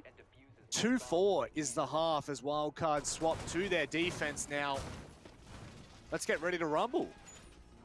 I'm pretty confident in saying that this is the best Wildcard we've seen, well, for a very long time. I would say all year. I don't think even in the Rec Dome and Gauntlet, I don't think Wildcard looked this good, even though they had Diesel. This is a Wildcard return to form and an exciting prospect for all their fans out there, which of course there are very many, both locally in Australia, people who have cheered for them, and at Tokoname or previous events in the past, and now of course locally in this region, our household name, but one that has fallen out of favor. ROFLCOPTERGG looked to be that young and up-and-coming challenger, but they just have not retained that form that they asserted for themselves in the first 2 Playdays, and Wildcard are back into it. Yep. Back into it and backing ROFLCOPTERGG up against the wall. It is not really the story that I thought was going to play out here. I thought we were going to see the young gunners, ROFLCOPTERGG, just take over the match, but the big key storyline for the first half was Boydie just missing from this roster, continuously looking for the cheeky little plays, the freebies, and instead, more often than not, was being given haircuts for free. I'll never say no to a free haircut. I might. Maybe. Oh, there's the first pick, and guess who's gone down? It's Gio, man of the hour. Had a fantastic game thus far, but isolated nice and early from Roffle. They'll be happy about that one. There is, however, a retort. Yeah, that had to have been a gnarly shot from Vinny. That was on the white stairs from all the way back at reading there, so now he will just be able to sit here and double down in this position. He's got a teammate coming to support him. Oh, they haven't seen him come through. No. That's a very deep C4. He's going to get caught on the way back down. I thought maybe Pat reconnecting with Vinny was going to look good, but it's looked anything but. And now on a top floor defense, they're isolated quite heavily. And Boydie, this is what we were looking for. He's starting to make this confirmed. God. Easy as you like, it's all on Emo Rin. Pretty sure this is going to have to be an ace as he found that first pick. Campo taking a bit of damage elsewhere. What? I don't know how that happened. ROFLCOPTERGG still just going through the motions. Problem for Emo here is even if he finds this one player, oh, he's not going to anymore. The info, the jig is up. He's likely to be caught out. No, not from the balcony. Another player on rappel. OJ gets in there and deals with him. And ROFLCOPTERGG bite back. An excellent round for them. Definitely one that they would have needed after what really happened in that first half. They looked like they were being manhandled by the former best team in the region.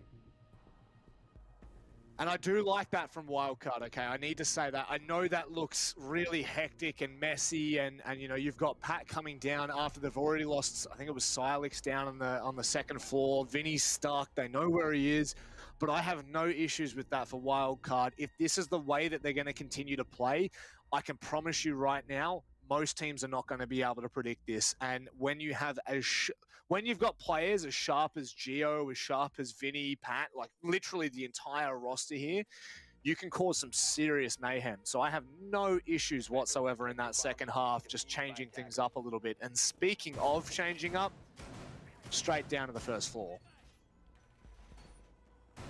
I like it. I always enjoy teams mixing it up, not beating their head against the wall. Though I am an advocate also, if you know what went wrong, go back there and fix your mistakes. You won't remember your mistakes as well next time you go to that site, so they'll be fresh in your memory. But Wildcard want to keep it fresh, which I respect. They're going for an extended bakery hold, very similar to what we saw from them yesterday. However, against Rhythm, they did suffer when it came to that east side. Rhythm almost always were executing in through the freezer hatch and down through VIP. And while Emo did a pretty good job of holding that as the smoke, there were a couple rounds there that Rhythm managed to steal away. Yep, there certainly were. And it looks like it's, I mean, as far as we're aware, there we go. In comes the shield, the soft wall on that left-hand side. So it is very much a similar occasion here, really early from ROFLCOPTERGG. So that is 100% going to make Emo a little bit antsy as to, you know, the safety of his position. Obviously, Wildcard will be prepared for that, but nevertheless, it does make him feel a little bit more uneasy in VIP there. See how the roam's going. In fact, it's not a roam at all. Wildcard, once again, as they were yesterday against Rhythm, forfeiting second and third floors, and Roffle seem to be going for that map sweep. Let's have a look on the top floor. There you go. Very similar attack what we saw from Wildcard, but the defense is different. Keeping in mind that ROFLCOPTERGG did struggle a little bit on their basement, or rather kitchen defenses, when they were trying to go for that roam. Wildcard punished it so well. In fact, we saw that flawless round. So I respect Wildcard just sticking to their guns here. The idea is that hopefully ROFLCOPTERGG will waste enough time on this roam clear that they'll be forced into a sloppy execute. Maybe we'll see Wildcard contest the vertical game with their C4. 2 in the pocket still. The bot gets to work. This is the big one for me. How much have ROFLCOPTERGG done their research? Because all they would have had to do is watch one little game of last night's matchups, and they would have been given all the information in the world as to how Wildcard were going to look to play. Is that both C4s being used? Well, there's still one in the pocket for Wildcard, so no. And now with the kitchen hatch open, I think ROFLCOPTERGG have made excellent time thus far. Only thing that's missing for Roffle is a pick. And also, I guess, clearing out Imorin from VIP. He can deal a lot of damage here. If players start to drop, he can gas them. He can shoot them, even flank, but yeah, the 5v5 execute, I would say, should favor Wildcard, but it does depend on these 1v1s. Now, Pat will be the first player to meet an enemy. Looks like that's a nade or a flash coming down. It's a flash primed by OJ and sent on through. Once again, is this the execute? But the smoke says no. Emo prepping a second one. And this is the execute. Yeah, hot shot getting close and personal with Emo. He wins that one out. Pat will at least deny one. And that's pretty much job done from here on out. It's OJ, 1 versus 4. Too many positions to fight from. Really well played from Wildcard. You gotta say, it would be scary knowing full well you're going up against Emo, Rin, and Pat on the shotguns with the SMGs 11 in that close quarter battle. Wildcard really having their number picked. And now they're only 1 away from match point, which kind of seems crazy to say. But ROFLCOPTERGG are going to have to back it up here as we head to reading. They need to show us the signs that we've seen from them in the first 2 play days.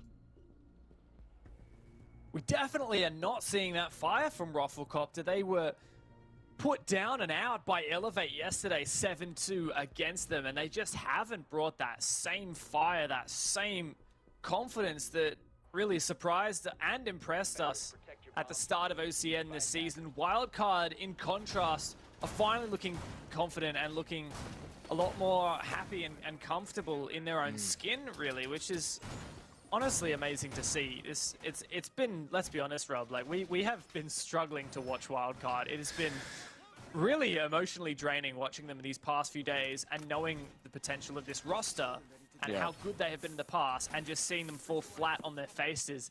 It's heartbreaking. And that is, Wildcard are playing good now. Yeah. Yeah, I mean, like, all I was going to do is double down on that point. It really has been quite hard sitting here knowing what Wildcard have done to the region, what they've been able to achieve in the last year, to it really to step into APAC South and obviously into the new season of OCN, and to have the results and the performances that they have had. It has been heartbreaking. It's been gut-wrenching. But now there are new and improved ideas that they're going to look to play from. And I just hope for them that this is going to be a trend that they don't buck, that they continue to stay firm on, because there are some really, really positive signs moving forward should they decide that this is what they're going to do for stage 1.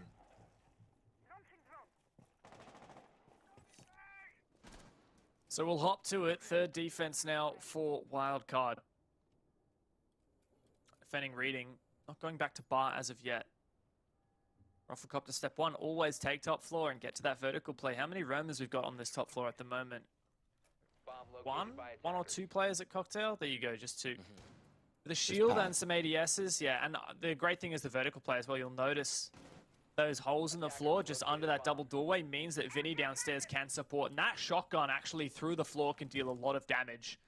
Really hard to flush out players from these positions at Cocktail. Pat will just play his rotator on White Stairs, provided he continues to be uncontested there. He'll be able to come up and help as needed, or just sit back and relax whilst Wildcard continue to waste time here from ROFLCOPTERGG. It looks like they're going to negate that top floor presence and look at a little bit more of the attention on site. You can see now opening up the wall to reading. I like this, Dev. Very unusual these days, the meta very much to focus on the top floor, but that is the opening pick they've been looking for. Bouncing secures it. Pat's having a really tough game at the minute. But so many heavy hitters on Wildcard's side. That's a great pick. That's all the gas gone as well. And your pivotal anchor taken down. ROFLCOPTERGG have everything they need. They have so much info. Wildcard needs to hold on, but they still have the vertical control. That is the X factor, but it doesn't matter if ROFLCOPTERGG can keep mounting these players. Silex finally fights back, but he's about to get contested from above. 30 seconds left, plant going down, all on Geo. I just don't see this happening. Neither do I, Dev. It is near impossible. No, it is impossible. In comes the C4, maybe a free little pick. Nope, and on the back of that, you're done and dusted. I love that from ROFLCOPTERGG. Absolutely love the call to completely dismiss that top floor control. And look, they didn't completely dismiss it. Obviously, they're still watching. But all the util from Wildcard is upstairs, meaning if ROFLCOPTERGG want to continue to push that, they're going to have to burn through all those ADSs, get rid of the spaghetti on the floor. Instead, they go straight to the reading wall, open it up, put pressure to White Stairs. There's no way for them to rotate because they've got pillars control. Overall, that was an excellent round from ROFLCOPTERGG, and you could see Wildcard were left bamboozled. Definitely keeping it fresh here, ROFLCOPTERGG. I really enjoy that. Like you say, a bit unusual, that kind of push. And one of the things that really enabled it is the fact that Wildcard weren't bringing the mute or any form of wall denial for that reading wall. We saw the X-Kairos go off, and that immediately pressured those players on site without needing that vertical play. So Wildcard could, in future, go back to reading and adapt by bringing some wall denial. But, you know, it's a risk, and at the moment they're actually instead trying to retry Bar Cocktail, which, believe it or not, they actually lost last time. So this is also a bit of a risk here. Kitchen Cooking is still locked for Wildcard. It's the only site they've successfully defended. And having a look at the operator lineup, it looks like it's the same. Yep, the same as last time they played this site. Emo was put into a 1v4 very early. ROFLCOPTERGG just had such a strong start. The thing for the most part, when ROFLCOPTERGG are winning these rounds, they are winning them quite convincingly. And you know, you can make the same argument for Wildcard, but I definitely feel as though when Wildcard are winning it, it has come down to some pretty big plays. Maybe not so much on the defense, but attack in specific. For now, we can move on from that because that's all ancient history as far as we're concerned. This top floor defense has taken a fair while to set up, in fact. Still 30 seconds into the round, and you could see Silex was still opening up the piano wall from backstore, and still, they continue to change. Yeah, moving that global shield's a bit risky. You might not be able to put it down safely again. What is the play here for Silex? Was it a misclick? He wants to fix it up a little bit. As the first shield destroyed, actually shot from the window, wasn't placed perfectly. Speaking of, Silex gets that window, or rather that shield, back down in backstore.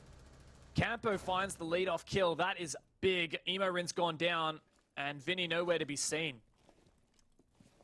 I don't know whether I saw a player all the way down on the first floor then, but I mean, the way they're looking, yeah, Vinny is all the way down in Bakery, so it looked like Bouncin was looking down the long hall. Not only that, you got Campo just making sure that he's not going to push straight up red stairs. He's been droned. 100%. They know exactly where he is. And now with a back up against the wall, Vinny will need to fight one by one. Bouncin knows exactly where it is. The information here for ROFLCOPTERGG is There second it to none, is. and that secures the kill. Dev, this is looking really good from Roffle.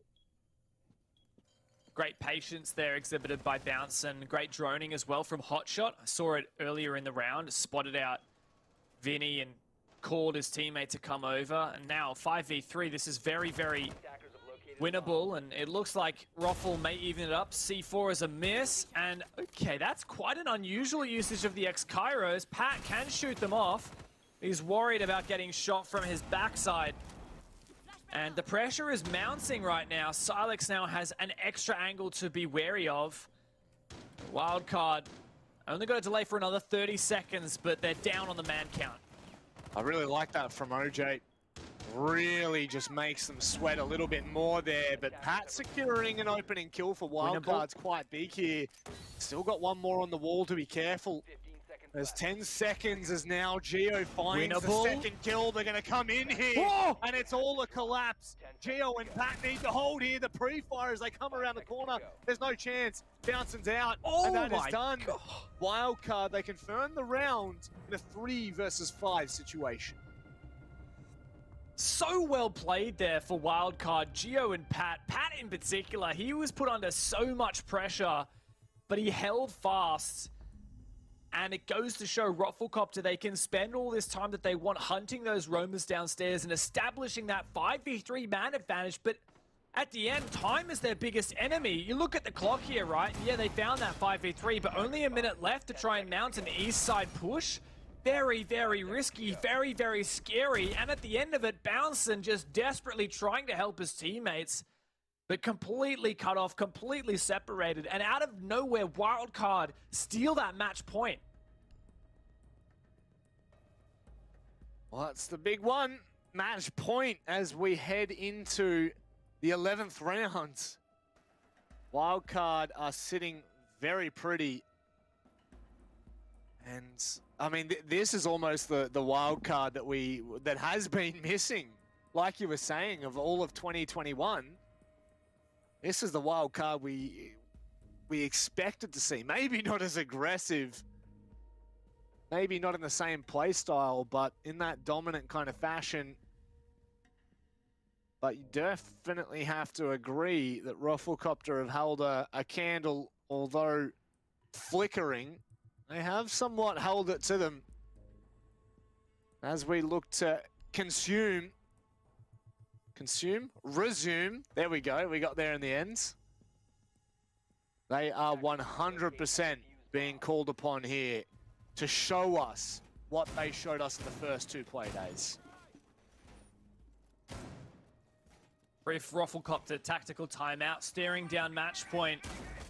Knowing that Kitchen as a bomb site is unlocked again for Wildcard, and that Wildcard won it last time, this is where Roffle have just had an extra 60 seconds to chat about what's going on and maybe formulate some kind of plan for this round, knowing that last time they had a good map clear, right? It was just a 5-man on-site anchor from Wildcard. ROFLCOPTERGG took map control without any contest, got to work on the vertical play, but couldn't find a pick, and they didn't clear out VIP prior to executing, Attackers are moving out. which meant that Emorin holding that position was such a pivotal player, and ROFLCOPTERGG just walked straight into that slaughterhouse. That's what it was, the meat grinder. Oh, I like this from Emo. He's not going to give up that VIP castle barricade this time. He's going to try to contest it, but it looks like Bouncing's going to have the better side of it. I don't mind that, though, you know. Sometimes we see players just give it up for free. He did hold the tight angle, unfortunately. It's not the way that Bouncing has gone, and that's fine. Now they will continue their prep. One thing that we have seen both yesterday and today is that freezer hold is so devastating. Campo should be able to make light work of any kind of roam, though, on the Jackal. That said, well, the Jackal is there for extra info. There's a lot of info denial, in particular. The Mozzie wasn't brought last time by Wildcard. So you got that in tandem with the mute. Just going to slow down this drone game. Campo's going to help out by getting the footprints to accelerate that. And still, indeed, Roffle are going for this roam clear. And once again, Wildcard a full 5-man on site, or at least 5-man on the bottom floor defense. Geo's had a pretty monstrous game. Managed to nail double digits last round as well. Really great to see some of these highlight players from Wildcard back in form, right? It was a big discussion point for us. In the games earlier in the season, Wildcard just falling to pieces, and we kept saying, you know, they've got these players who are so good, they have the fragging power, they're just not living up to that expectation. Expectation is everything. And, you know, we did highlight Geo earlier in the first half. He just went absolutely off, and it's good to see that no matter attacking or defending side, that could be a big drone. I say could be. Use a slight amount of hesitation there because maybe it may not come to anything, but that is a lot of intel they're going to be able to gain on site, especially when we've seen Pack be so effectful in that position. Pat holding a long prone angle, bouncing. May fall victim, but it's a tight one now. What? He sees him out of the corner of his eye! 4-3. Pat, did you not see him? 4-3. Oh no!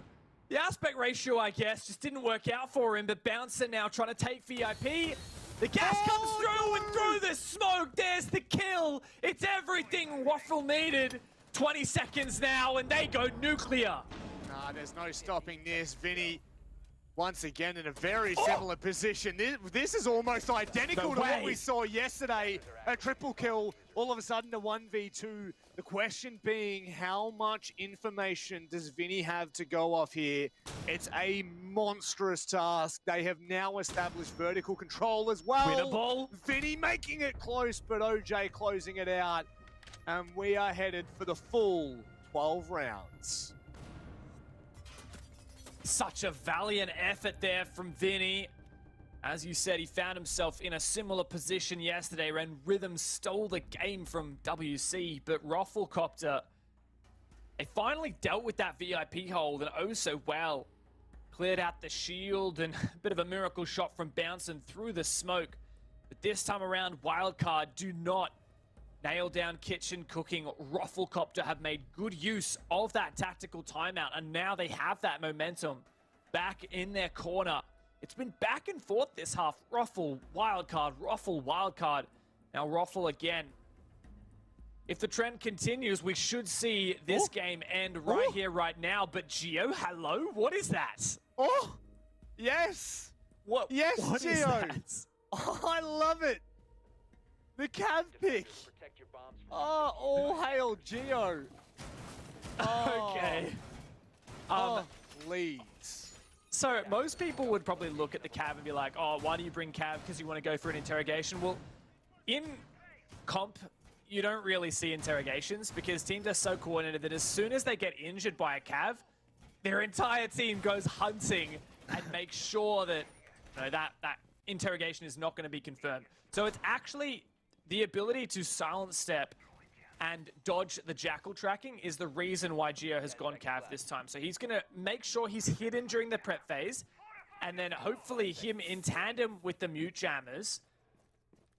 He's actually getting Vinny to go ahead and make sure there are no drones watching out for him, which is really smart.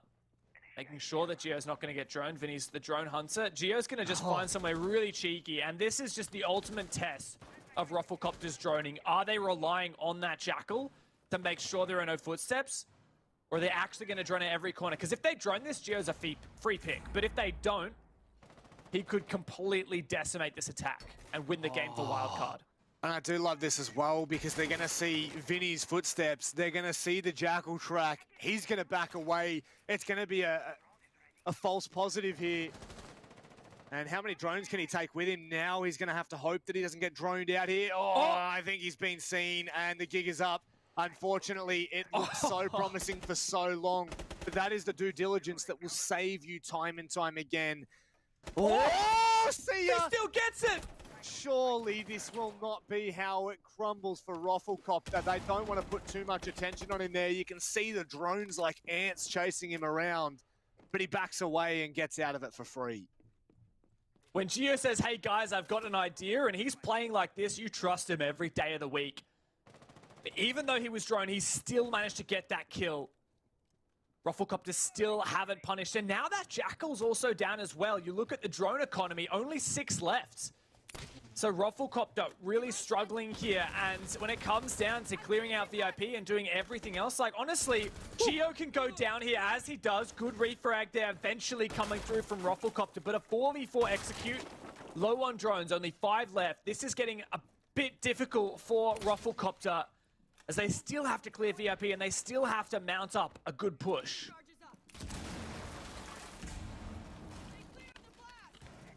And now, without that buck, you're going to play for bouncing to open some of those longer lines as well. So less explosives when we get toward the end of the round. How much that will play an impact, wait and see. But with 50 seconds left, we won't have to be waiting too long. And I mean, ROFLCOPTERGG have got all their lines that they need now. It's just about playing the time. Bouncing the player to clear VIP. That's Emarin roaming there, or holding, I guess you could say, that position.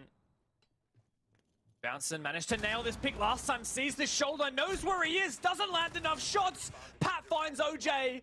Emarin just holding down the line, wall banged, but 20 seconds left into the 3v3. Pat has the pivotal position, and he gets that kill. Diffuser down, going for more traded. 10 seconds left.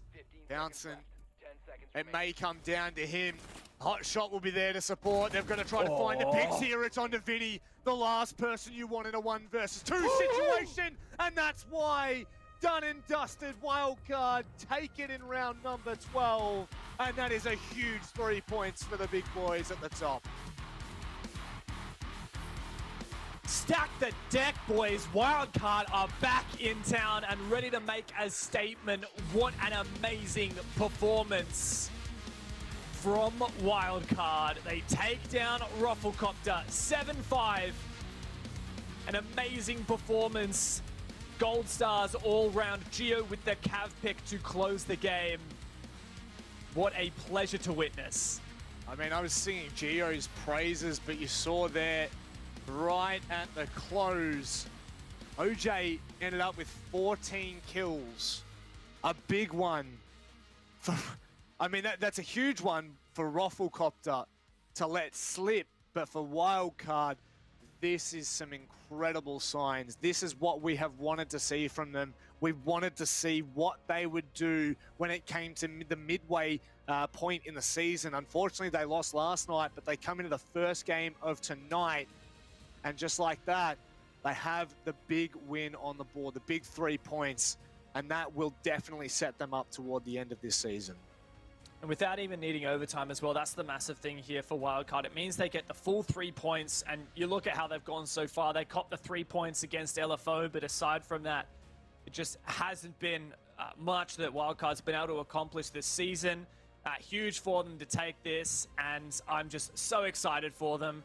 The most exciting part about this for me is that Wildcard they didn't just win that game, but they looked so much better, and they looked like they were moving past their problems, and they looked like they weren't just stuck in their heads about, losing Diesel and this team falling to pieces. Geo played out of his mind.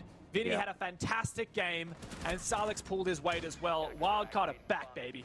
Yeah, that's the big difference for me. I mean, sure, your individual players that we've talked about time and time again going crazy. I mean, that's the perfect highlight for you there, Emo. But it is Silix. Silix has stood up for them, and right when he needed to as well. It is only Playday 4. There's still 3 more to go, a possible 9 points on the board for Wildcard to take away. Now, the big thing as well that we can start to talk about, that we're going to start to frame throughout this Playday and moving toward the end, is, of course, the way the playoffs are. It's gauntlet format. The higher you're seeded, the better position you are in when it comes to finals. And this may well set Geo and the boys up for perfect stead. I'm glad you mentioned the gauntlet format. It just puts so much impact onto seeding coming into the finals. A lot of the time it's just, 1 versus 4, 2 versus 3, whoever wins that goes. No. Gauntlet format means everything, right? If you win first in the regular season, you only have to play the grand final. Like, your worst possible positioning in the season is second place through playoffs, and that is massive. Wildcard at the moment are just even hoping to make top 5 for playoffs, and just have a look at it. I mean, Geo topping the scoreboard. I know Xenox would be very, very happy A fantastic game from him and Vinny both. And even Silex outdoing himself, honestly. Massive cost at 83%, even positive on the entry rating. And I'm just overall super happy with how Wildcard have performed here. Yeah, you'd be stoked if you were any of those players, but particularly Silex. You know, we've seen him in the slump form, of course. I mean, it's hard to say slump form. You're coming into this as a coach with little playing experience, and realistically, the last year, 2 years of your competitive career. So this is incredible to see that the flicking point is on Playday 4. It's right as we hit the midway season mark, sorry, I should say. And now it's positive signs moving forward. And I don't think you can really take too much away from ROFLCOPTERGG either, Dev. They kept it really close. And as you can see there from the match stats, it actually shows on the scoreboard too. There were it's not like Wildcard ran away with this at all. Very much so. For me, the pivotal thing is not only Wildcard recomposing on their defense and closing it out on match point there, but also the fact that Wildcard found 4 out of 6 attacks. That is huge. And sometimes you don't see the full effect of that until you get to that second half. But Wildcard, their attacks are having so much teeth. They're executing with a minute or more left on the clock, and they're happy to take 1v1 fights. They have so much confidence in their individual play, and it's so great to see, because we have been looking at a dampened Wildcard this season, but they've shaken it off, and they're ready, and they're hungry, and they're chasing it, and that is exactly what we need out of Oceania's historically best team. They certainly are, and one of Oceania's best performers is Vinny. Let's get him in here and say, first and foremost, congratulations on the win. It's great to see you again, mate. But is this a turning point for Wildcard? I mean, thank you, first off, for the congratulations, but I don't think there was a turning point in general. I think from the beginning of the season, we had the same mindset, and that was to come out and win as many games as possible. We knew there was going to be some teething issues with Silex, but as he showed tonight, he's no slouch and definitely not somebody to be looked at. Built diff, as some people say, but yeah, he went off tonight and really happy with the way the team performed. I just saw like the scoreboard thing, and everyone had above 75% cost, so I don't know, can't really say much more than that. Yeah, I will say it's fantastic to see you come into the interview with a smile on your dial, Vinny. I think you guys performed amazingly today, but I want to get some insight into that final round. You guys have just let match point slide, and it's almost going to overtime. And then what happens? Gio's like, hey guys, I'm going to play Cav. Tell me through that thought process, and then what you actually did during the prep phase to help support him. So I think at the end of the second last round, when they were, I mean, throughout the whole attacking half, they were kind of abusing the Jackal and really relying on that. We knew that their droning was pretty weak, and they were really relying on that Jackal to find John on the roam. And I think it was either me or Pat said, just jump on Cav, just like, what have we got to lose last round? They're relying on the Jackal, just jump on it. Going into the round, we knew that we had to like assist him in terms of looking for drones early round to make sure they didn't have pre-plays. So I ran up red into Scar, had a quick look around. My job initially was just to shoot the first initial 1 or 2 drones and then fall off to make it seem like the roamer fell off, but they ended up droning him, but he's just too sharp. He gets one anyway, as is the case most of the time with John. But yeah, just kind of on the fly thing that we thought would work. He's just too sharp. Look, a final question.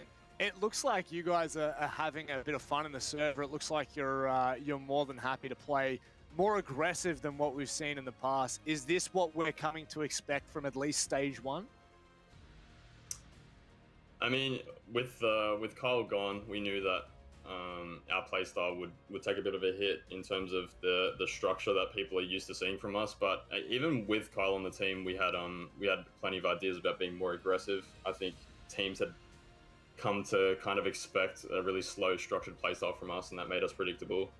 So this is kind of just the beginning of what was going to be a much more aggressive Wildcard. I think what we showed tonight was kind of what worked last night. Actually, it was a bit of a turnaround after watching last night's VOD. We knew that our best attacks were the ones when we didn't give them time to set up and deny our execute, instead just going deep for kills. And we're all confident enough to take the gunfights. So yeah, you guys showed it.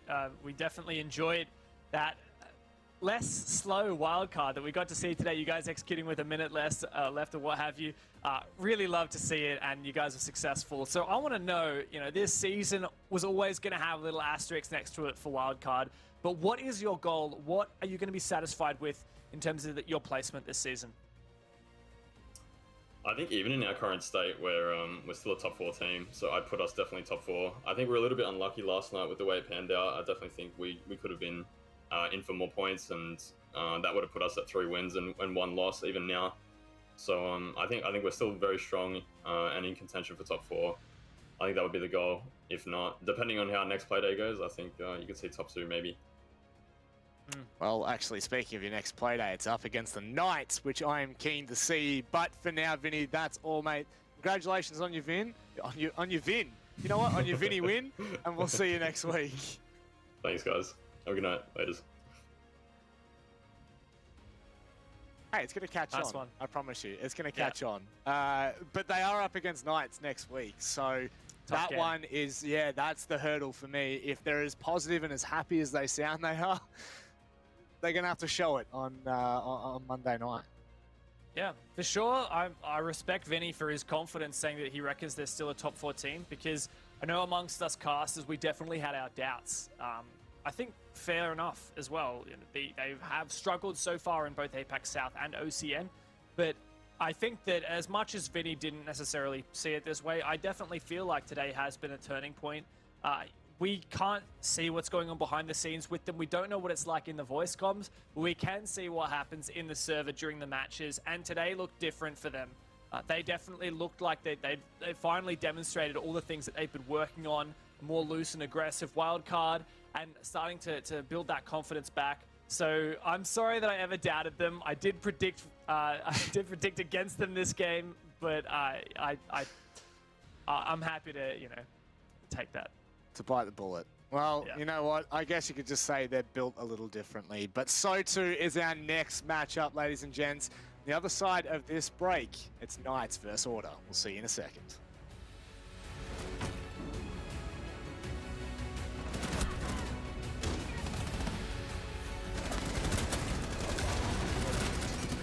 Bomb diffuser has been dropped. Attackers have recovered their... I'm reloaded!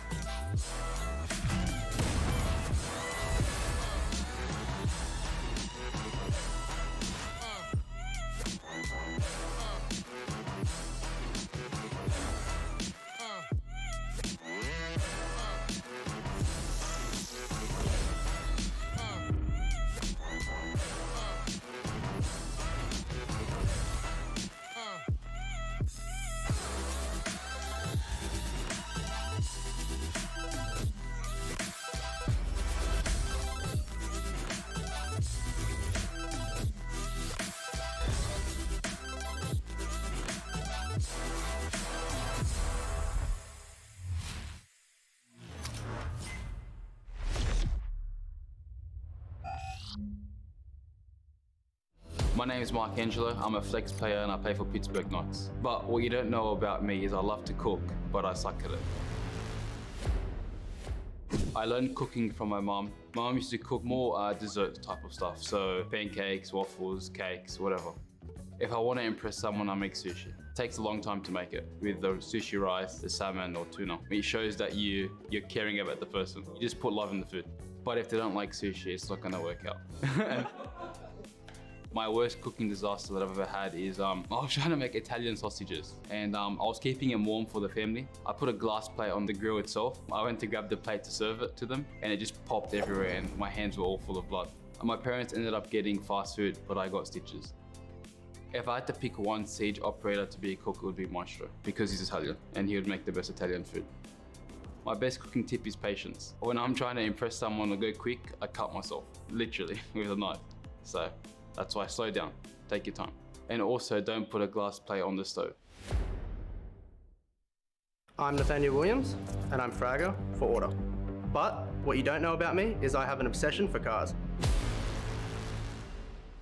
Even when I was younger, I used to go to like drag races and stuff with my dad, and I love the racing part. I'll sit there and watch it, but I also love obsessing what car I would want and what I would do to them and stuff like that, like even older cars. I grew up watching my dad and my brother fix cars. That's basically a family tradition at this point. My current car is a 1991 Nissan 300ZX. I love it. Just everything about it, the aesthetic. It almost looks like an old Lamborghini, but it's not the price of an old Lamborghini. So the only issue with my car is obviously it's old and I'm constantly working on it. The biggest job I think I've done on my car is basically going from front to back and fixing every little problem. Like I'm pretty sure the only thing that hasn't been replaced is the actual core itself. I think that's why I like it. It's like a constant job, something new every month basically. My favorite operator is Vigil, and I think that he would drive a low spec Aston Martin, some undercover. My dream car would be a fully blacked out Mercedes-Benz AMG. It looks like a tank, pretty much. It's legal to drive, won't be getting in any trouble. I would describe myself as a good driver. Don't know if my mum would say so, but yeah, I'd say so. I've had a couple dodgy experiences in cars. I remember I was driving with a friend actually, and he just bought his new car. It's like you could feel the car wobbling, and he looks out to the right, and his right wheel wasn't connected to where it was supposed to be at all. If we didn't pull over, it would have been rolling down the street, and so would have we.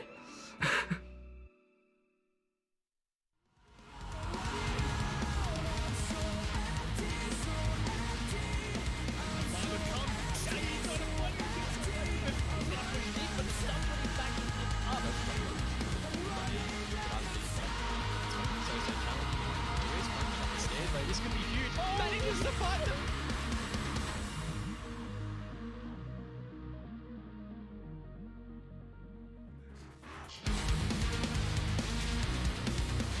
Well, Wildcard, they get the win on the board, a much needed one at that. And that really has kick-started our games for the day. 7-5 victory over ROFLCOPTERGG. Dev, final thoughts on the game that just was? Wildcard's back, that's all I gotta say. I've been singing Roffle's praises all season, and they've definitely been one of the teams I've been most excited about, but I can't take anything away from Wildcard that game. You know, you heard it from the horse's mouth there with Vinny. It was a fantastic match. You just called Vinny a horse? Vinny, yes. I have nothing to do with that, okay? He's a stallion, bro. Yeah, he is a stallion. He is an absolute. He 100% is a stallion. I'll give you that. You saved your pride there. However, let's move that out of the way because we have the Battle of the Titans. It is Order coming up against the Knights. It's the big one for me today. It's realistically the top of the region clash at the moment, and this matchup in particular has some very rich history, Dev. Absolutely. There's a massive rivalry between Order and the Knights. Then, you know, for what we know, there's maybe a little bit of salt in there as well. I'm not sure. These teams have been going at each other, fighting all season for that second spot. Last season, all through 2020, it was one team gets it and then the other gets on top. This is Order, formerly known as Akami. These guys have always been the bridesmaid of the Oceanic region, whether it was back in the Corvidae days, the Dark-Sided days, the Mind Freak days. These guys played and were second to Fnatic, second to the Wildcard guys, and now, you know, they still haven't secured themselves as that #1 team, and it's well within their reach, Rob. They just need to take it. They certainly do. Very quickly before we move on, Nico looks like a French villain. That's all I'm going to say. We'll go on to the villains of this story if you're an Order fan. The Knights. They have looked incredibly strong in APAC South. And finally, Dev, finally we saw them bring that form across to OCN last night in a 7-2 belter. And now I have absolutely no doubt they're looking to back that up. Absolutely. These guys are undefeated in APAC South so far, but they were almost they were exclusively defeated in OCN in their first 2 days against Elevate and ROFL. Finally, they had that belter against LFO 7-2, completely wiped the floor with them. And we talked to Dido in the post-match interview, and he was pretty confident. It was cut and dried. He's like, look, we're coming for that crown. We're ready to take it. Wildcard's weakened. We know we're the best in OS. Time to show it. Yep. And what a better time to do it than right now against Order. It is honestly the best place for them to be coming into this matchup. They have shown, they took the Rec Dome and Gauntlet. They've then started off with incredible form in APAC South. Now we're seeing them back it up in OCN. If I'm Order right now, I'm a little bit scared of what this roster is capable of. This is like the wild card of last year. At this point now, I'm going to say that because Wildcard won every single event in 2020 minus the Pro League at the very start of the year. So that really gives you a holistic picture at what we're looking at here. Knights could well see the similar trend, but this is where, for me, in OCN, they have to kickstart it now. This is the game that they need to show that they are the best, because next week, they're up against Wildcard Dev. Yeah, for sure. Realistically, Knights need to not really drop any more points from here on out to be 100% confident in that #1 spot. And today is going to be a massive challenge against Order. Already losing to Elevate is a big deal because Elevate are sitting at the top of the standings. Also losing to ROFLCOPTERGG. They got 1 point out of that game, but still not enough. Knights need to show us that they can, walk the talk. And today against Order is the ultimate test of that. I think Order, Wildcard, and Elevate are probably the 3 teams aside from Knights that I'd be looking at. And Knights better get to work if they can take that #1 spot. They certainly will, and let's get to work on the map, Vito. Let's have a look where we're going to be heading for tonight's matchup, tonight's Battle of the Titans. We're going to Villa. I haven't seen Villa in some time. I feel like Villa and Coastline have been neglected, to say the very least, in OCN. But now it's time to head there, Dev. What are we thinking? Who are we favoring? It's a tough one. This used to be quite a happy map for Order. They used to like picking it a lot, but they didn't have the greatest record on it. They did lose it to LFO in the OCN playoffs last season, and that was the last time we saw it from them, so it has been quite a while. That was way back in October. And for Knights, last time we saw it was a loss to Wildcard in the OS Grand Final back in January. So not the greatest, most recent results. It's actually a super heavily banned map from Knights, so perhaps Order, giving Knights the option of the last map between Consulate and Villa. Maybe Order was thinking it would be Consulate, but Knights have decided to take out Villa. It's a map that we haven't seen these teams play for quite some time, and it's definitely anyone's game. A fresh new look as we kickstart our second game of the day. And this is the most anticipated game of the day. Order taking on Knights. It's the clash of the Titans. Everything on the line here. And we're hoping that Knights can back up their performance from last night and continue this good form that we've seen them in 2021. That's it. These two teams fighting out for that #1 spot. Big ban there from Order. Counter-banning Sage and Dino on Knights, who do love that Yana. The team uses it really well for information gathering. Order also quite enjoy that as well. Specker loves playing his Yana, but I think that's a smart move from Order to try and take away some of that info gathering from the Knights, as well as some of the explosives, because Yana, you've got the 2 frags plus the Gon 6, so you actually have the same number of explosives as Ash. And that is going to shake up the info gathering a bit. We might see some Jackal. We sometimes see Dockerby as well from the Order guys, but I wonder what Knights are going to bring as a substitute. Questions to be asked, answers to be given. And now we get into it. Face value here, I'm definitely in the Knights camp. Order have struggled, really struggled in 2021, considering all the expectations they've come into it, and obviously just recently picking up that big org to represent. We are going to head to AVG to kick things off here. Well, we've talked a lot about Knights. There's a big redemption moment incoming for Order. 2 Playdays in a row, they have lost, been pushed to overtime by both Rhythm and Bliss. Not 2 teams you would expect to be in the contest for that top 4. And Order let it slip to both of them, walking away with just a single point for each of those games. As a result, Order is definitely not where they want to be right now. The only victory they've had this season over Wildcard. And while they have had some good games in APAC South, a close match against the Giants notably, it just has not been everything Order is after, especially considering, as you said, they now have extra pressure. They've got to deliver on the promises they've made to Order, the organization, the largest Australian organization that we have represented here in OCN. And I think a big victory here against Knights would be everything that Dr. ordered. Certainly would be, and it looks like the community are with them. The Snap Fitness community vote has Knights at 72%. This is a more demanding result than the previous match of Wildcard and ROFLCOPTERGG, so people definitely a little bit weary with Order's current form. What has happened there? That is such an early pick. Nate, where have you fallen down? Are you going for a cheeky little spawn peek? What? Just living the It Be Style vibe right there. It Be Style, of course, has been subbed out for tonight's game. Order grabbing Nate instead, who is the sub. It Be Style taking a sit on the bench. Had a really tough game. It Be did just the other day against, oh, what? My God, Cutie caught between a rock and a hard place. Can he get out safely? Barely a lick of HP to his name. And that is a beautiful, beautiful start from the Knights. But It Be does fight back. Sorry, It Be's in. Specker who's out. Attackers have located a bomb. Yeah.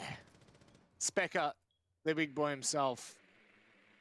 Obviously, a pivotal player for Order. And hopefully my voice won't break too many more times in this matchup. But moving forward, the Knights now on this north to south clear. Dino looks like he'll be one of the first to take the contact in landing here. Order's still somewhat split, and I'm just going to assume it's It Be Style that's down on the first floor. They are making really good time here, the Knights, as they do start to bunker in and turtle in a little harder.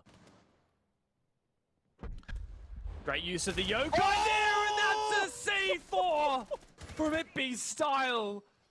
The information fed perfectly from Jack. It Be pre-placing that C4 earlier in the round, and that is a massive slap in the face for the Knights. Order, after a rocky start, It Be has found 3 kills to bring his team back into it. Knights desperately reeling. It's all on Juicy now.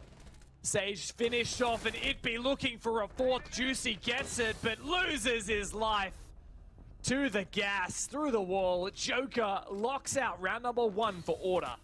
No way. Order and C4 kills. Name a more iconic duo. That is ridiculous. It did not look like Order had a hope of bringing that one back in a 3 versus 4.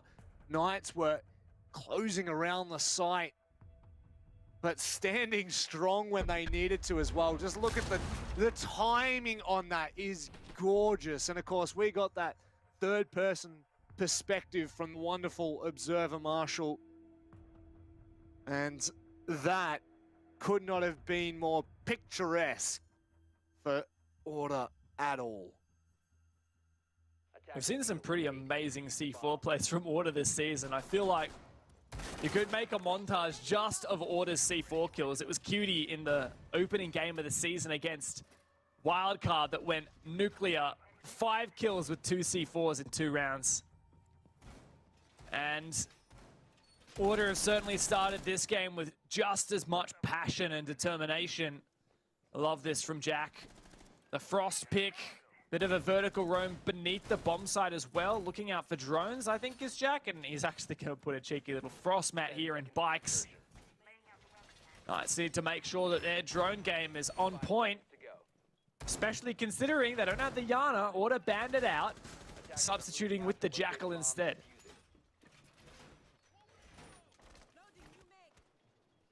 All right.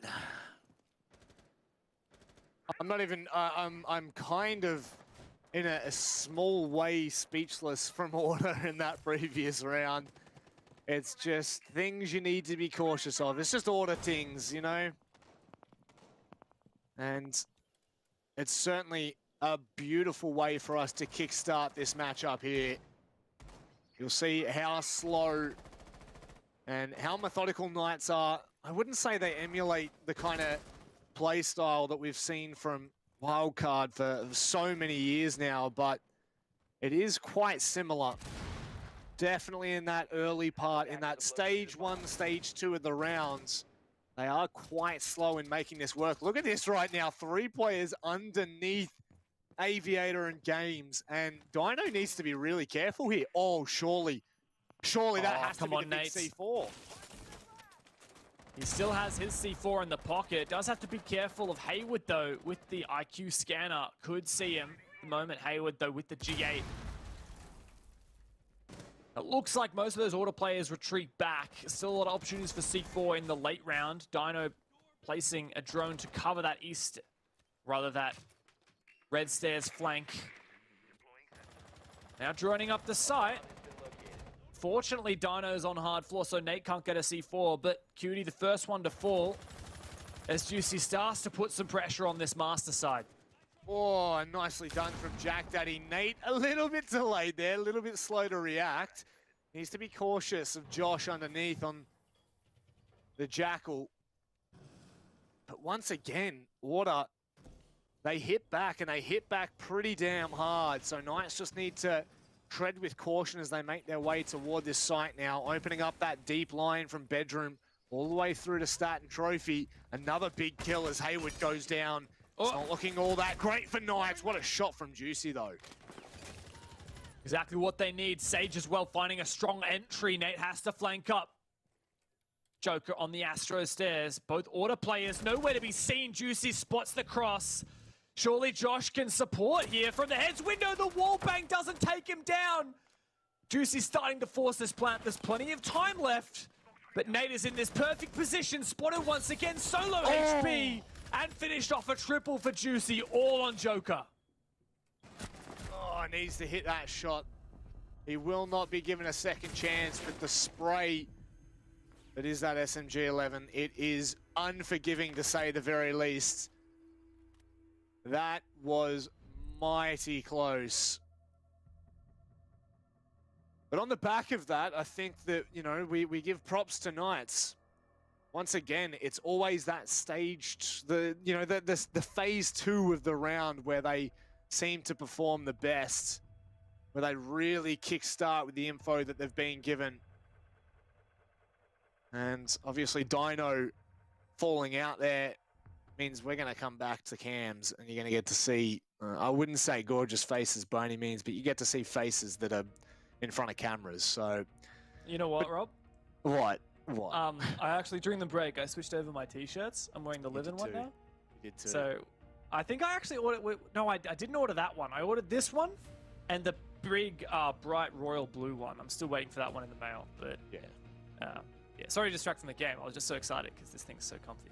It's gorgeous. It's great merch. Honest to God, one of the best sponsors. Look at them. Gorgeous little logo as well to go with it. And again, a great message. We won't bat on that too much right now because we are in the middle of the matchup. And Order, I mean, I would actually have picked them to take that second round there, but it's just Night Tings, you know? If Order show us Order Tings in round 1, that's just Night Tings, you know?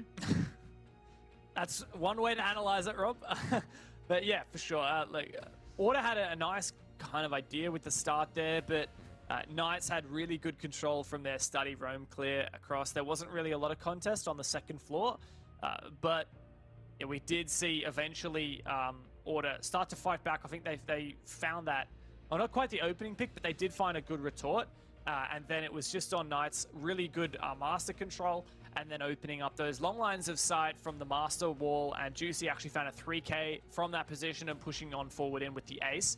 Really good stuff from the Knights, and it goes to show, right, because you've got Villa is a big map, right? You've got some people coming from one side taking map control to put pressure, and you've got other guys hitting the site direct from the master balcony. And being able to work on those two objectives independently for Knights, I think, is a testament to their coordination and their ability to work together in kind of like a 5-player game, right? Which is a relatively small squad in itself. But if you can divide that even further into 2 people taking one thing and all communicating around one specific thing, and then 3 people pushing another side and communicating on one specific thing, that is a serious challenge, trying to have multiple different kinds of communication happening at once. And that's something I've seen Knights really, really good at. Yeah, and that round in particular is obviously a very easy kind of point to put the the magnifying glass over and have a look at how that kind of breaks down. Again, it also leans into being able to do that from bedroom window and not being in too much danger apart from a swing from stat or something like that. It does take a little bit more. So it is certainly a point that I brought up in the first round, and it's one that I will forever bat on, which is when Oceanic teams get a little slower, get a little more methodical, they can be really dangerous in their approach to the sites. You see it with Wildcard, you see it with Knights, and Order on the flip side of the coin. By no means are they not methodical, but they really are quite dangerous in how they play. The big one for me is always when they have a player missing, whether it be Ippy or whether it be Specca, something like that. It is a pretty big kind of hole to fill in a roster like that, especially when we know how much confidence they exert, if you will. But it is a talking point that we always bring up, just that different side to Order that we don't necessarily see on a lot of other teams. Yeah, it's true. Not having Specca today could change things a little bit. Hard to read in. It's not like you can point to individual performance at this point. Like Nate did die first in the first round, but I wouldn't read too much into it. If I am to get a little bit nerdy about that round just past, I think the thing that really fell apart for Order was the fact that master wall got breached, right? From the ace, as you said, safely on the balcony. And now I'm looking back at my notes. I'm realizing Cutie was the Malusi player. He was the first one to die. He might have had impacts, and his job might have been to defend that wall by impact tricking the ace Selmas. And of course, with him being the first to fall, there was no wall denial operator on the Order side, no like mute jam. Oh wait, sorry, there was a mute. So I guess Knights must have cleared the mute jammer off somehow, or various ways they could have done that. But yeah, as soon as that wall is unprotected, I think that was a bit of an exposed position for Order, and Knights took advantage. Whether or not losing Specca today is having a massive impact, it's so hard to say, because Specca has been a hit and miss player this season. Yeah, and Specca can have that influence in a game, but can also kind of, like you're saying, just go missing a little bit more. We've got the milk cartons with his face on it, but that's fine. That's okay. We'll see what it kind of eventuates to in the future. But ladies and gents, this is going to be a little bit of a break here. We do need to allow Dino to get back in. It sounds like his PC has crashed. So what we're going to do is we're going to go to a short break, and we'll be back with the matchup in just a jiffy.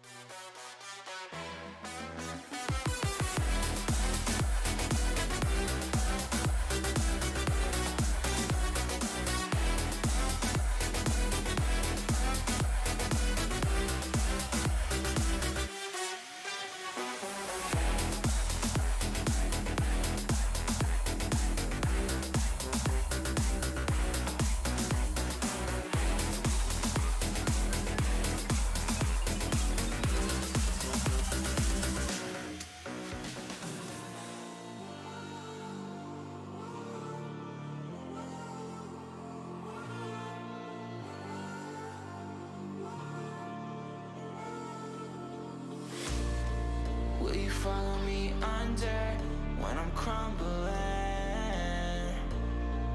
Every night I wonder, will it ever end? Sometimes I can barely breathe, dear. Sometimes I don't wanna be here. Sometimes I don't wanna be here.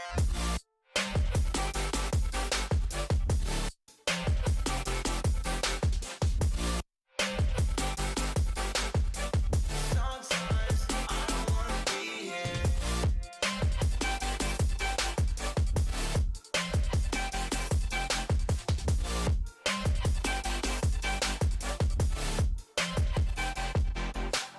Demons always bother me. I'm leaving, but they follow me.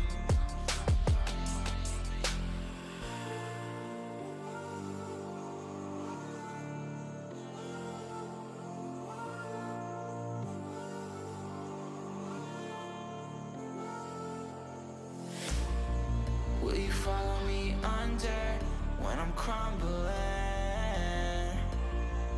Every night I wonder, will it ever end? Sometimes I can barely breathe, dear. Sometimes I don't wanna be here.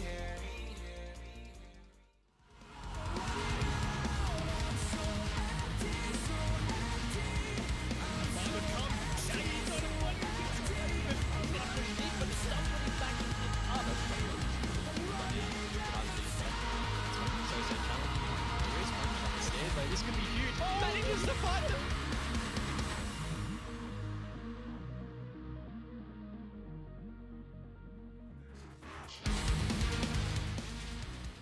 Alrighty, we're back into it, guys. Nice little break in the mid-game. And now we're back into it. Dino, unfortunately, his PC carked it. And if it's anything like mine, if it had wings, it'd probably take off like a jet. So I feel your pain. I feel your pain. But right now... Oh, you're kidding me. Nate! You are kidding me. Nate, You are you cheeky. absolutely kidding me. You cheeky little one. What's he doing What? over there? Oh. Order just got a bit jealous, eh? Oi, Knights had to have a tech pause to get Dino to, you know, go and tell the hamster to keep on cycling through that wheel, and Nate just decided to jump in it as well. Lucky us. Oh, looks like we've got 2 planes flying around tonight. My goodness. How about the timing on that one, Dev? Yeah. The perfect. game's not even deep enough for us to sit there and talk about it. You know, we've seen 2 rounds. I mean, Knights, methodical, incredible. Yep. Order C4. Yep. I think we just change Order's new name to C4. C4. C4. C4.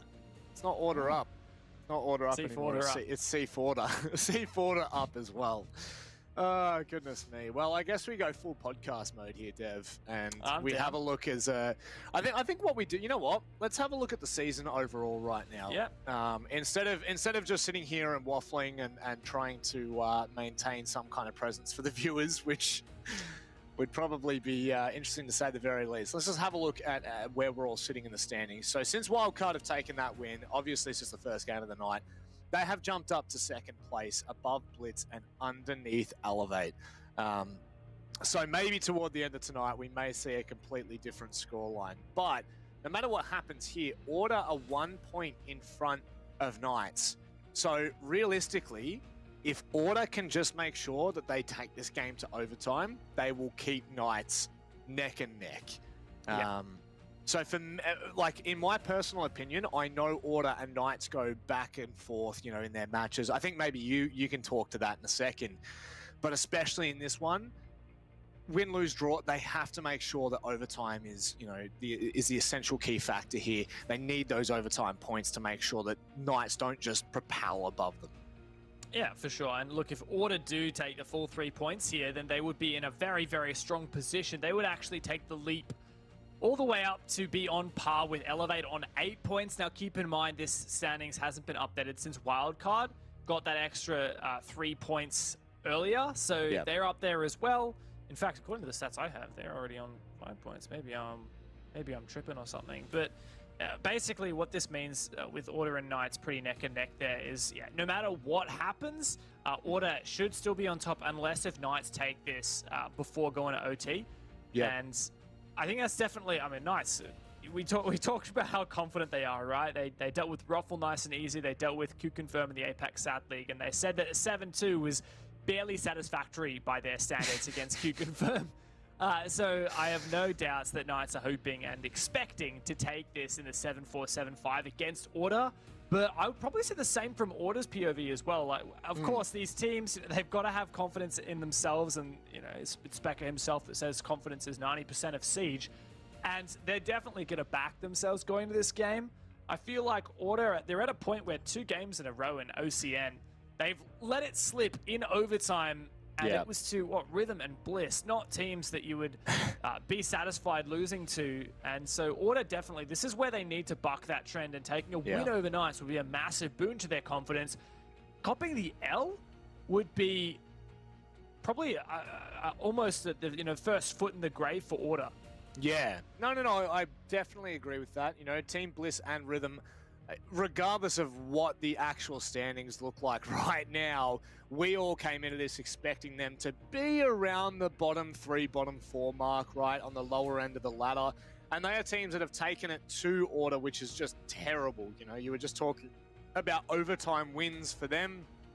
And, you know, there's 2 points on the line that Order have lost there. They would be currently sitting second had they been able to convert those overtime wins, which you would expect a team of that stature to be able to do. But we can draw our eyes to the bottom there for a second and talk about LFO. Oh, man.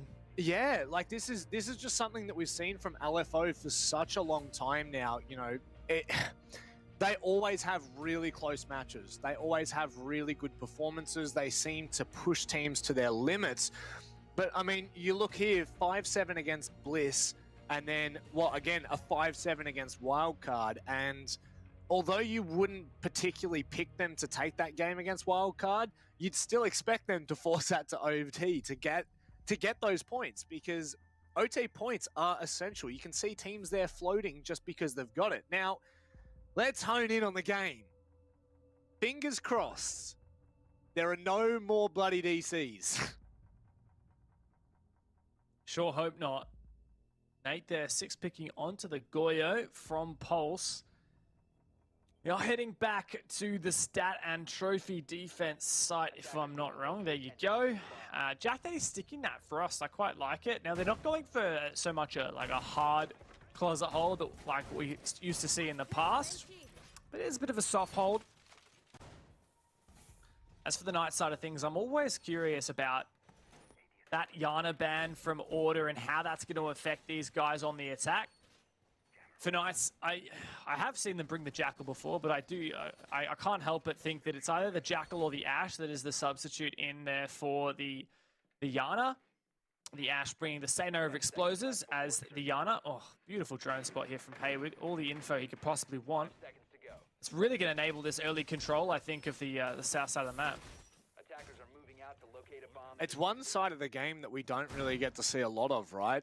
Is how effective your drone placement in the early stages of the game, in that prep phase, how much that enables you to kind of play off it, and whether teams do decide to lean into it. So last time we saw Knights attack this site, is it Statra? Okay, so it's on the other side. I thought it was actually AVG for a second there. My apologies. But the whole point is we saw them clear from south to north, and then likewise on the inside the there. Whole point, is it, Rob? Dino's not wasting any time. My God, rightio. Dog's dying or something. That's some really early contact take you here. guys Knights by are making the death. hand and help you out here. Dino's going all the way in. My God. Straight there into Astro. Finds his first pick. That's Jack Daddy on the floor. Cootie jumps downstairs. Forfeiting the objective. Looking for perhaps a C4 play. Dino has Deer squarely in his control. Now it's on Order to retake. Not working out so well for them. Joker and Cutie downstairs. It be Style on for this flank. Plant going down. Cutie downstairs. No C4 in hands. And things are getting suddenly shut down as this retake starts to set up. Joker Looking to force his way up the stairs. Eat Beast Style has the perfect position. Looking the wrong way is Juicy and Beef for 2. That's the triple. And now it is all on Hayward. He has to hold on. He has to counter defuse here, as he's got 3 players to find. That defuse getting hit. It Beast Style caught off guard. That's Joker gone down. Cutie and It Beast Style in the 1v1. It Be a 4K on the round, and the clutch gets order their second round. Defenders have disabled the bomb diffuser. Defenders win. A massive play from Order to keep themselves in it after a great rush. Dino finding that opening pick, and it was not enough. Order for that retake was just impeccable. Piece by piece, bringing it back. A 4K from It Be Style, including the 1v1 to clutch at the end, was perfect. And It Be Style showing no signs of slowing down. Defenders have eyes on the diffuser. Attackers need to protect.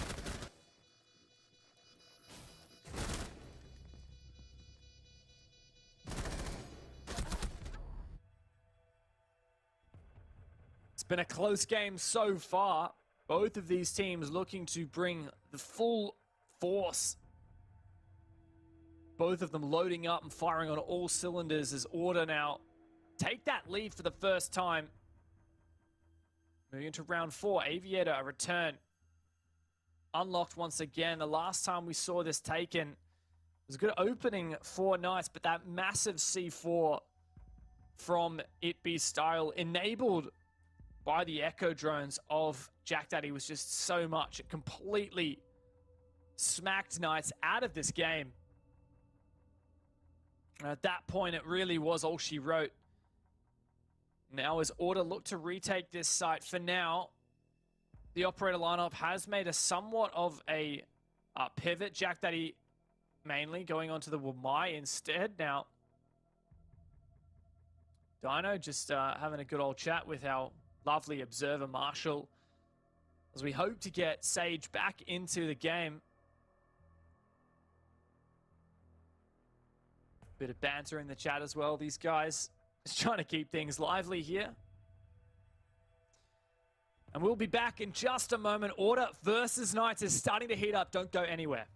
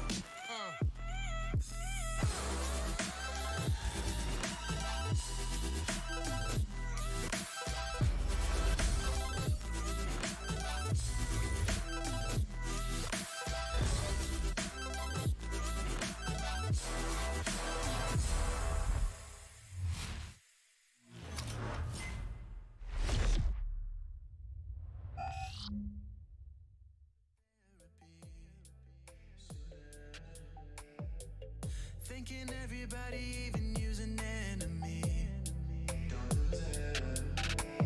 Brutally awakened, quite undertaken, did not do nothing wrong. Life isn't easy, why did you leave me here to get drunk alone? And I don't wanna wake up messed up, 'cause I can't spend another day like this. I'm not the type of caked up break up, where I've been finding any way to my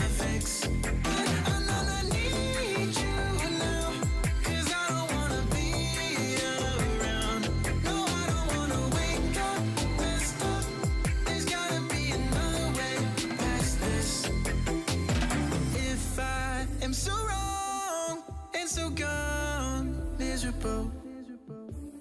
Won't you stick around just for some be visible? But you don't, no, you don't care. Leave me to suffer, erase all the doubt. Pouring Jack in my mouth, in a love with enough of the pain and the drugs to be present for now. All I might know, I don't wanna wake up messed up, 'cause I can't spend another day like this. Another type of caked up breakup, where I've been finding any way to my fix. But I know I need you now, 'cause I don't wanna be around. No, I don't wanna wake up messed up. There's gotta be another way past this.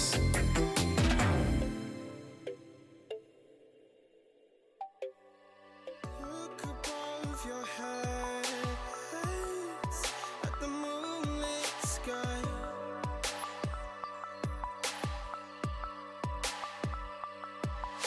The stardust drifts and shines brightly in your eye.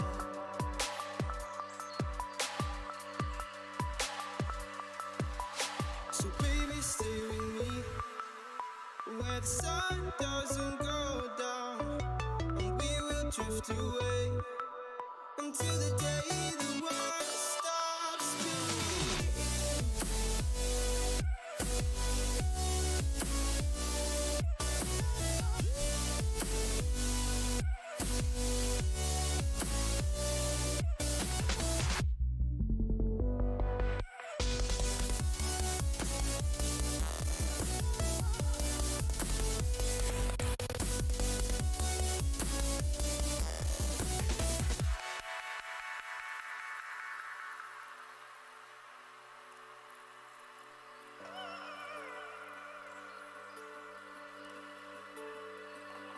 Oh, baby. Oh, oh, oh, oh.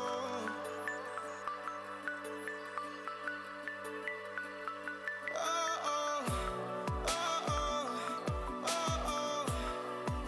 Yeah, yeah.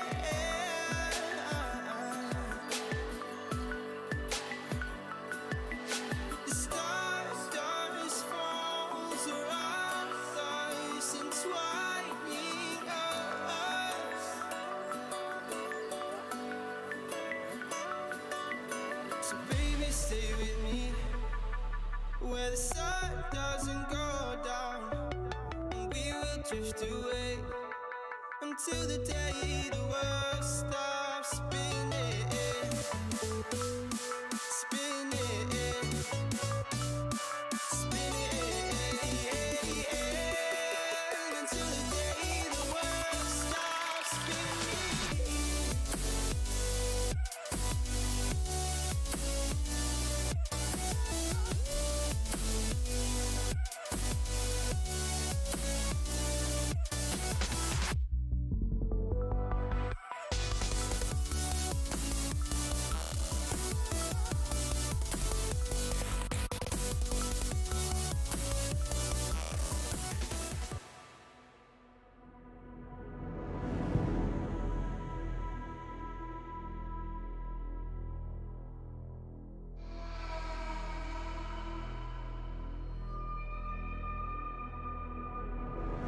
I fell apart when I saw you look at me that way. It broke my heart to see. It was a moment of darkness, a moment in time that I regret for being so heartless. It was a moment of darkness. Moment of darkness.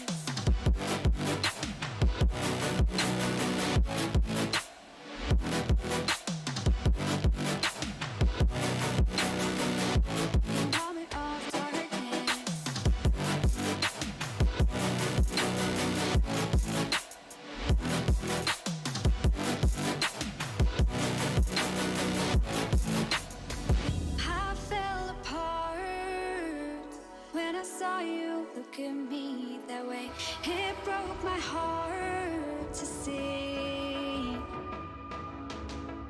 it's too hard, it don't come easy. I went dark, I lost it right away. And when it starts, God knows what I'll say. In my head, I had good reason. I went red so unexpectedly. I should have said that sometimes happens to me. It was a moment of darkness, a moment in time that I regret for being so heartless. It was a moment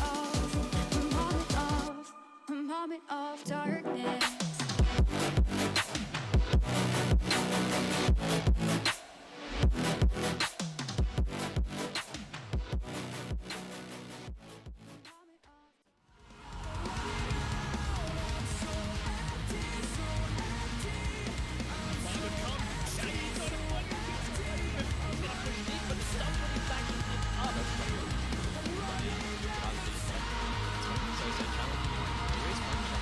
This could be huge. Manages to find them.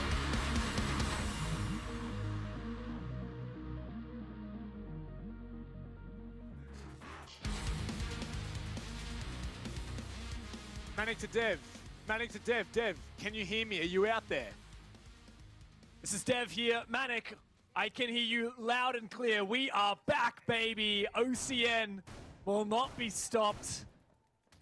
Doesn't matter what they throw at us. We're going to get the smoke signals out if our VoIP software ain't working. We are back for Order versus Knights. The teams, they just take this as another challenge. Let's get going, Rob. Let's get straight back into it. An ancient rivalry is only matched with an ancient form of communication that I don't even think today's generation would know. It's called Skype.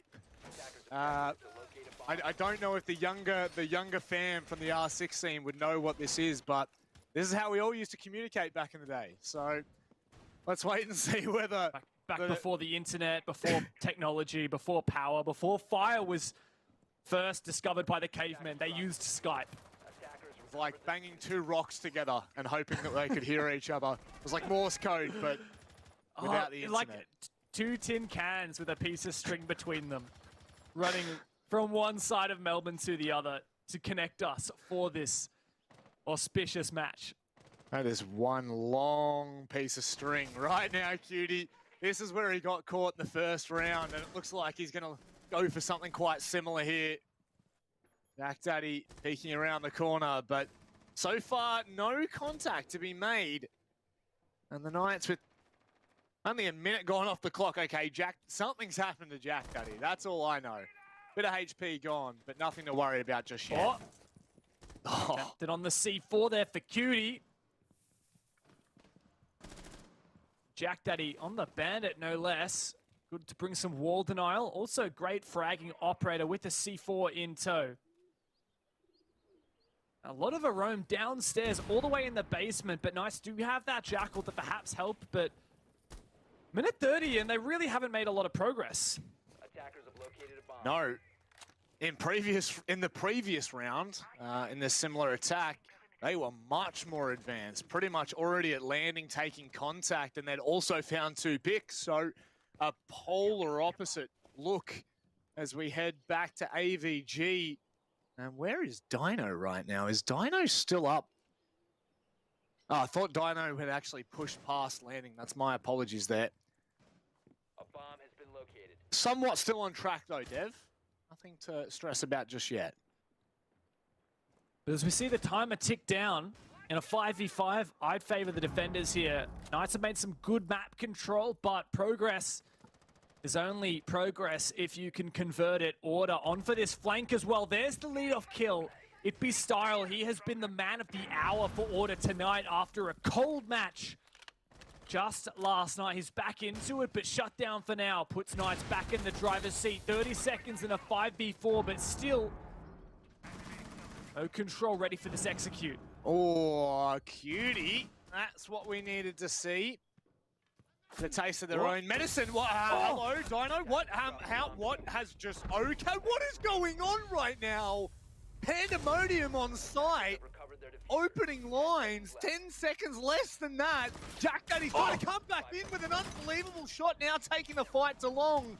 It's a 2v3, but this should be confirmed. It's Hayward down and done and dusted. Order, they retake perfectly. A fantastic retake. And players lurking downstairs, but Order get it done. Some nice shots from each of them. And of course, Jack Daddy is lying on the floor, the little rat he is. Get off it! Just Jack Daddy things, right? That's it. You can't even be mad at that beautiful face. No, never. You cannot be mad at a jaw that could cut through steel.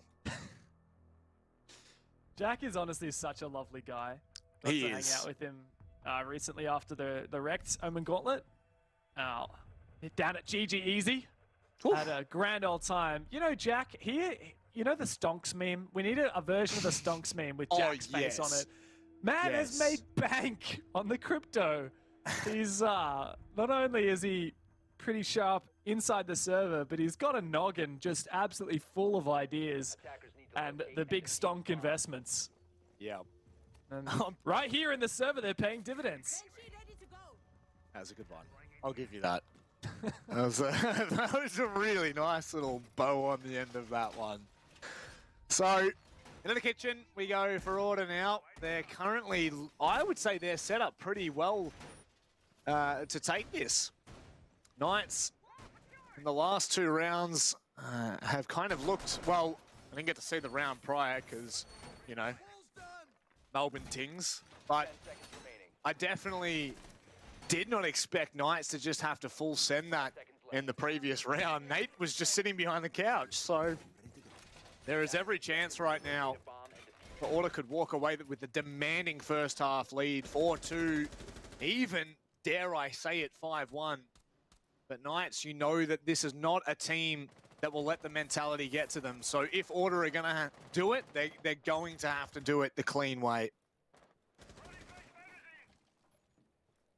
Kitchen dining for the first time here, Knights. Their attack for now looking very similar to what we saw on their stat trophy attacks. Clearing across from Study. Info denial, though, from the Mozzie and Mute. It's going to make this a bit slower. Got to have some good entries paired up here. Player at Skull. Nate pushing backwards. Dino doesn't have a drone directly in front of him, so a bit of old information he's operating on at the moment. And Joker finds that opening. Juicy's had a great impact so far, and he is that only hard breach. It'd be style as well. On the QE dance, almost a nice shot there from Dino. Josh does cut off Itby, the hammer to the anvil. And 150 4v4.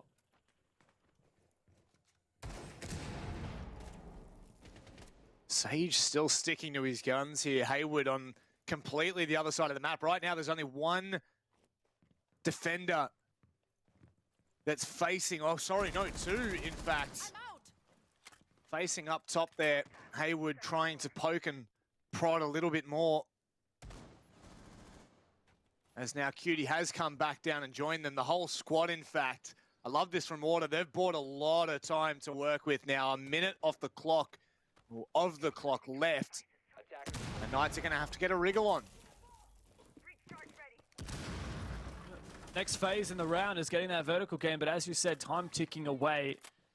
And this phase in the round, when it comes to this vertical from the attack, like once you have top floor control, you need to really get to work quickly because those defenders, at this point in the round, they can start to move around a bit. They don't have to be in those predictable endgame positions.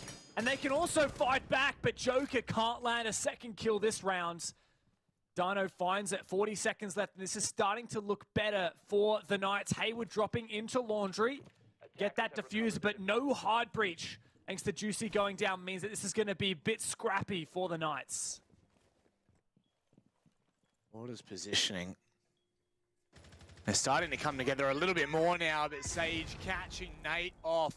That's not what you need in this position. Jack Daddy has to hold strong here and hope that his teammates can help, but no, they can't. Jack Daddy absolutely swarmed on And an excellent round from the Knights makes it 3-2. Oh, we were talking about that kind of vertical play phase in the round where the attackers are really trying to just find picks and start to weaken the site before they execute. That was done to perfection from the Knights. Not only did they have those players above opening and utilizing those vertical angles, but still players getting ready for that execute. And also Josh roaming downstairs, or rather lurking downstairs, starting to put a little bit of lateral pressure. And when you've got that vertical pressure and the lateral pressure at the same time, you really start to stack up and find these picks. Went from a 4v4 to a 4v1. And that's just about as good as it gets. And it's something that from the Knights we see all too often. This is, it's so funny watching, you know, the Knights play now and how eerily close they seem to mirror what Wildcard used to do pre-2021. And it's just take their sweet time, establish dominance in the round, put their foot in the door and shove it open. So it's definitely one thing that I love to keep my eye on. It's just how this team continues to progress throughout 2021. And there's so many questions to be answered. You know, are they going to establish themselves as the best team in the region? We already say that they are there, but their OCN form says otherwise. And as we saw from Wildcard last year, there's no room for one or the other. You know, if you're the best team, you are undoubtedly the best team. Yeah, that's it. For Knights, there were a lot of questions at the start of this season when they did so well in APAC South and so poorly in OCN. We're thinking like, come on guys, are you really giving OCN your all? And if not, like that is just a terrible attitude to have. And you can't do that. And then we start to see Knights warm up and start playing a bit better. Oh, almost a flick there for Dino. Very early push here from Knights. Straight to side. Cutie with the double. At C4 kill number 210 for Order this season. It seems like a nice early push, but completely thwarted at least. It seems like it. Just dunking on them consistently. It's the big Shaq throwdown every single time you see Cutie with her C4 in the hand. You get excited. Hippie style opened it up earlier in round number 1, I think it was. And now Knights, they have information on site, which is going to be pivotal when push comes to shove. And Juicy's going to play off that information as well. You can see they're playing on quite a tight line from bedroom. They have one all the way over on the south side. And that will also cut out the rotates in between the sites for now. Just checking for an ADS there by tossing the Selma through. No ADS on that doorway means he can use his smokes. Stage starting to shape up. Juicy's been a big player so far. Sage looking to push on in. Got 2 players to find. Somehow he gets it. Wow. And Juicy jumps in there as well. It's all on Jack. So much time for the Knights to get this right. But Jack Daddy, all he's got is this secondary shotgun. And this is such a terrible position to be in. The pre-fire locks it down for the Knights. 2 back-to-back fantastic attacks. And they take that half 3-3.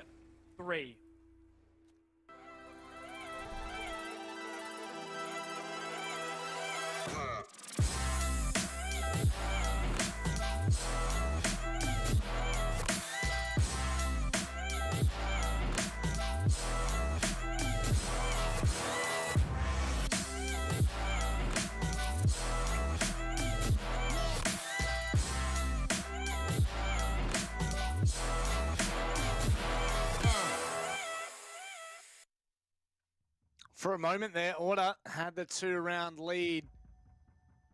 Knights forever closing gaps. They will not allow them a second's rest.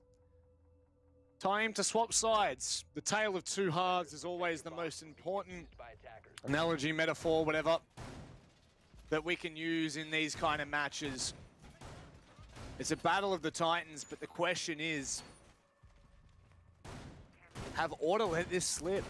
Have Knights brought themselves back from what should have been a demanding lead.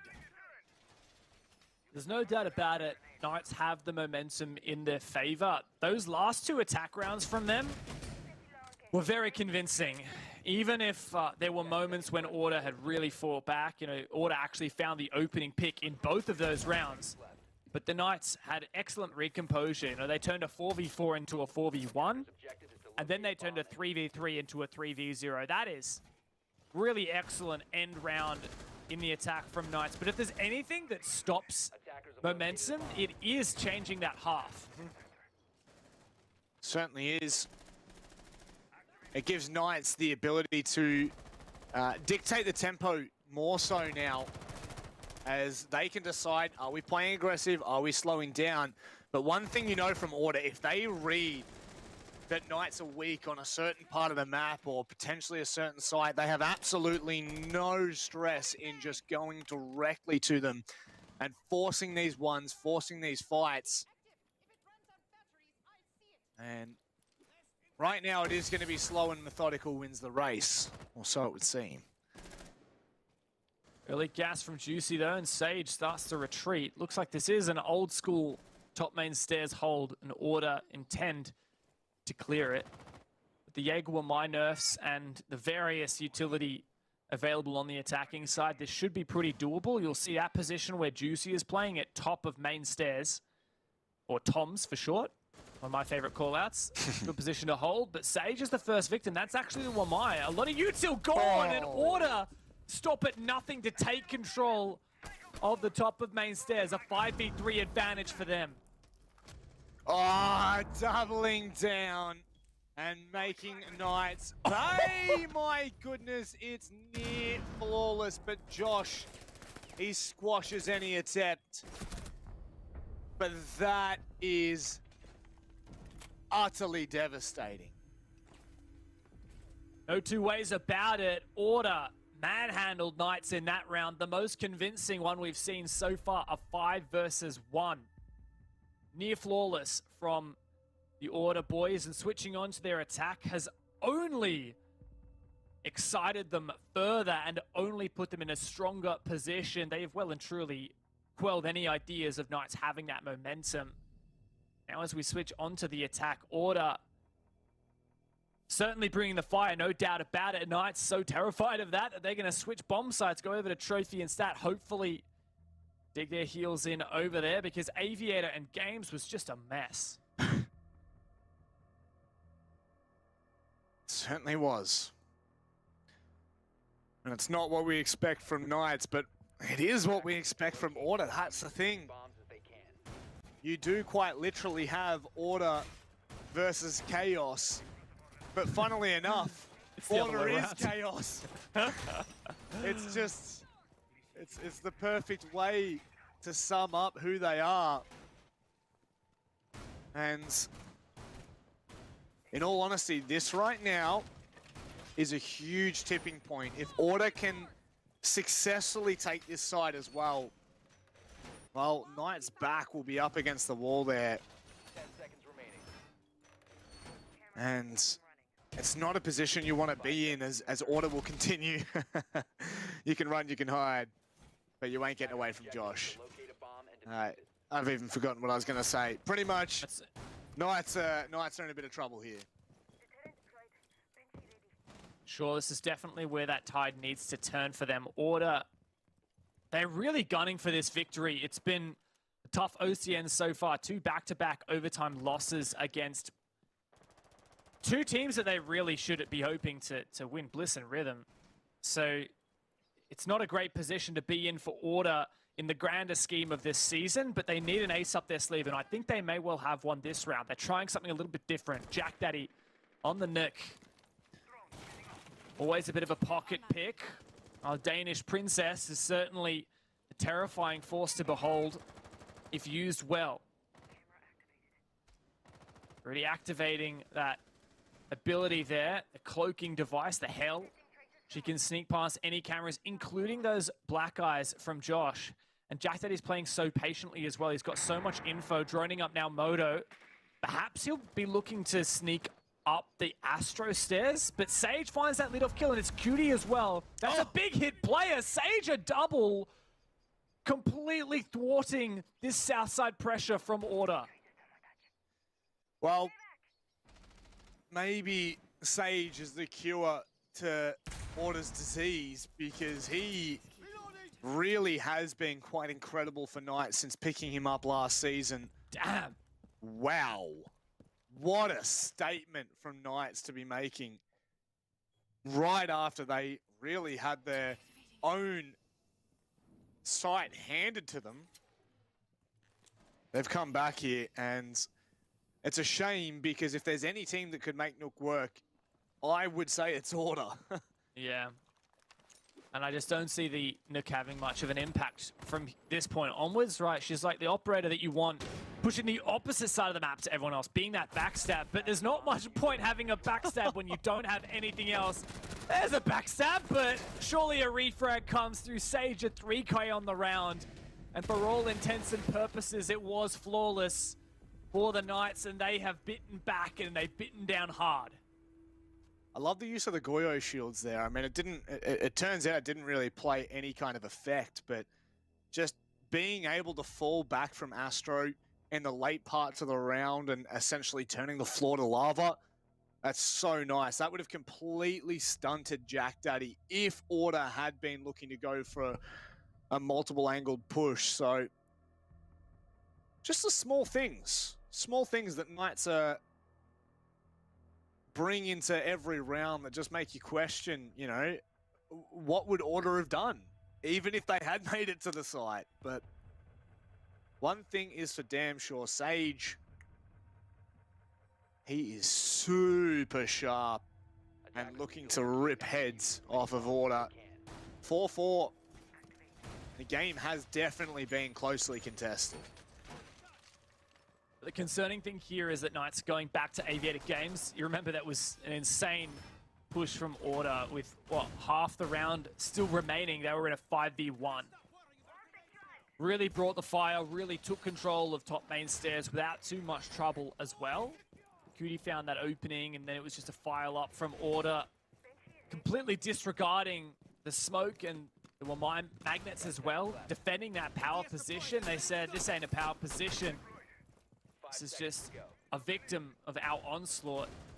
Order likely to try and prod that south side again, go for a study and top main push, because it worked so well on the first time, but you see Knights will be very much ready for it. A Banshee to support as well. This is a very cheeky angle from Dino. Just looking for drones at the moment, and I like this idea. Could be dangerous as well. Not so much for now, and here it comes. Decision from Order early on, looks like to put bodies across on the north side of the map, and this may be a taste of his own medicine. In fact, it's actually Nate that's sitting there, but that C4, it's prepped and waiting. It's ripped. Oh, he heard it. Oh, that's a little bit unfortunate for Haywood there, and looks to double into it, but that's going to be the free kill for Ippy Style. And the Valk off the board, but now there's so much intel gathering that she can do.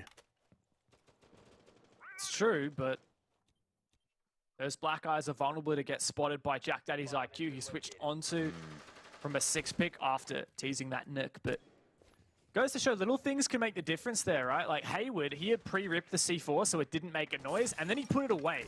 And then him ripping it again was the audio cue for Nate to fall off that position. Arguably, if Haywood hadn't put that C4 away, if he'd kept it out pre-ripped, then Nate wouldn't have heard it in time, and he would have fell victim there, and we'd be looking at a man advantage Knights. Especially in a game like this, against a team like Order, you cannot be giving away freebies.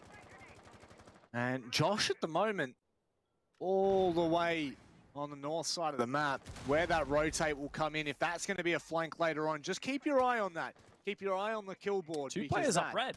That could be huge, but oh wow, Sage, where? Hello, nice, love it. Was that from 90? Been from 90. Whew.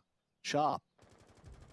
Cutie does find that refrag though, and Ippy Style is so close to pushing into maps, destroys the shield with which Dino intended to hold that site. Order are circling, just look at them, but we still have that X Factor Josh on the flank. Ippy Style completely read it though.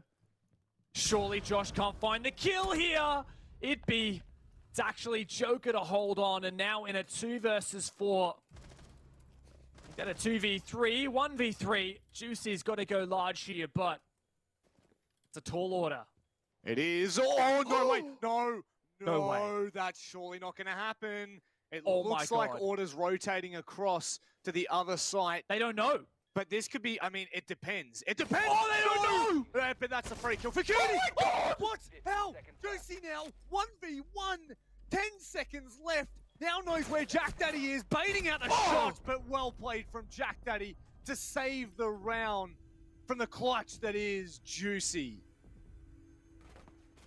Great knife bait there. Really well played from Jack in the 1v1. He knew that he was going up against the SMG-11. All he has to do is bait a couple of shots.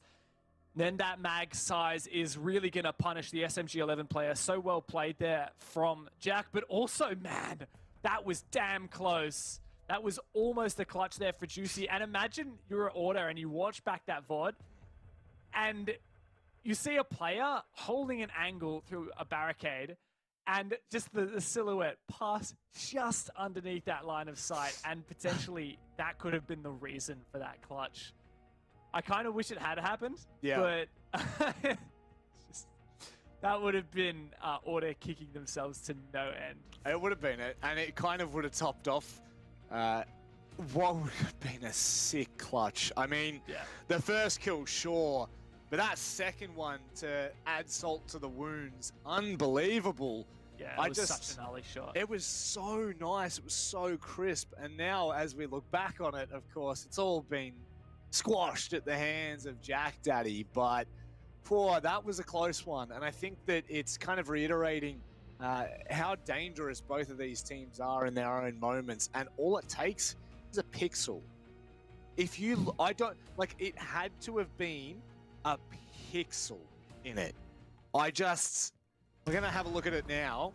So this was the big flank from Josh, right? And it was obviously read quite well. But that right there, just like you expect Cutie to absolutely dome him. Now, one thing I want to say about that flank from Josh is there was actually a cam, I believe, on the red hallway in between Stat and Trophy that was able to spot him, because they knew full well where he was that entire time as he looked to make that flank a little bit more of a reality. So that could have dismissed what Order were looking for. A little bit too sharp from them, though. Yeah, very, very good stuff there from Order. I think finding that early man advantage was super pivotal. And then, as you said, covering that flank of red stairs was definitely massive. Josh could have had a big impact there, and he was completely shut down. There was no reason why Knight should have won that round until Juicy had that potential, that tiny inkling of a clutch. And it wasn't to be.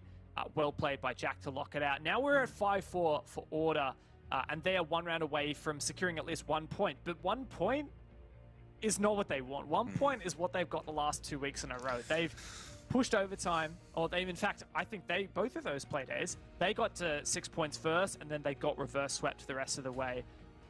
It's not going to happen again, surely not. Like, if you are Order, you want to break that curse, because if that starts to be a pattern, I think it tells you a lot about this team. In fact, the most recent 3 officials Order have played, Bliss, Rhythm, and then Giants and APAC South, were all 6-8 losses.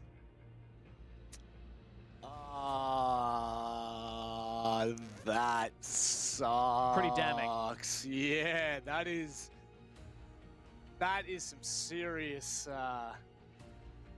serious lemon for the gents there. And my big question is, can they turn it into lemonade?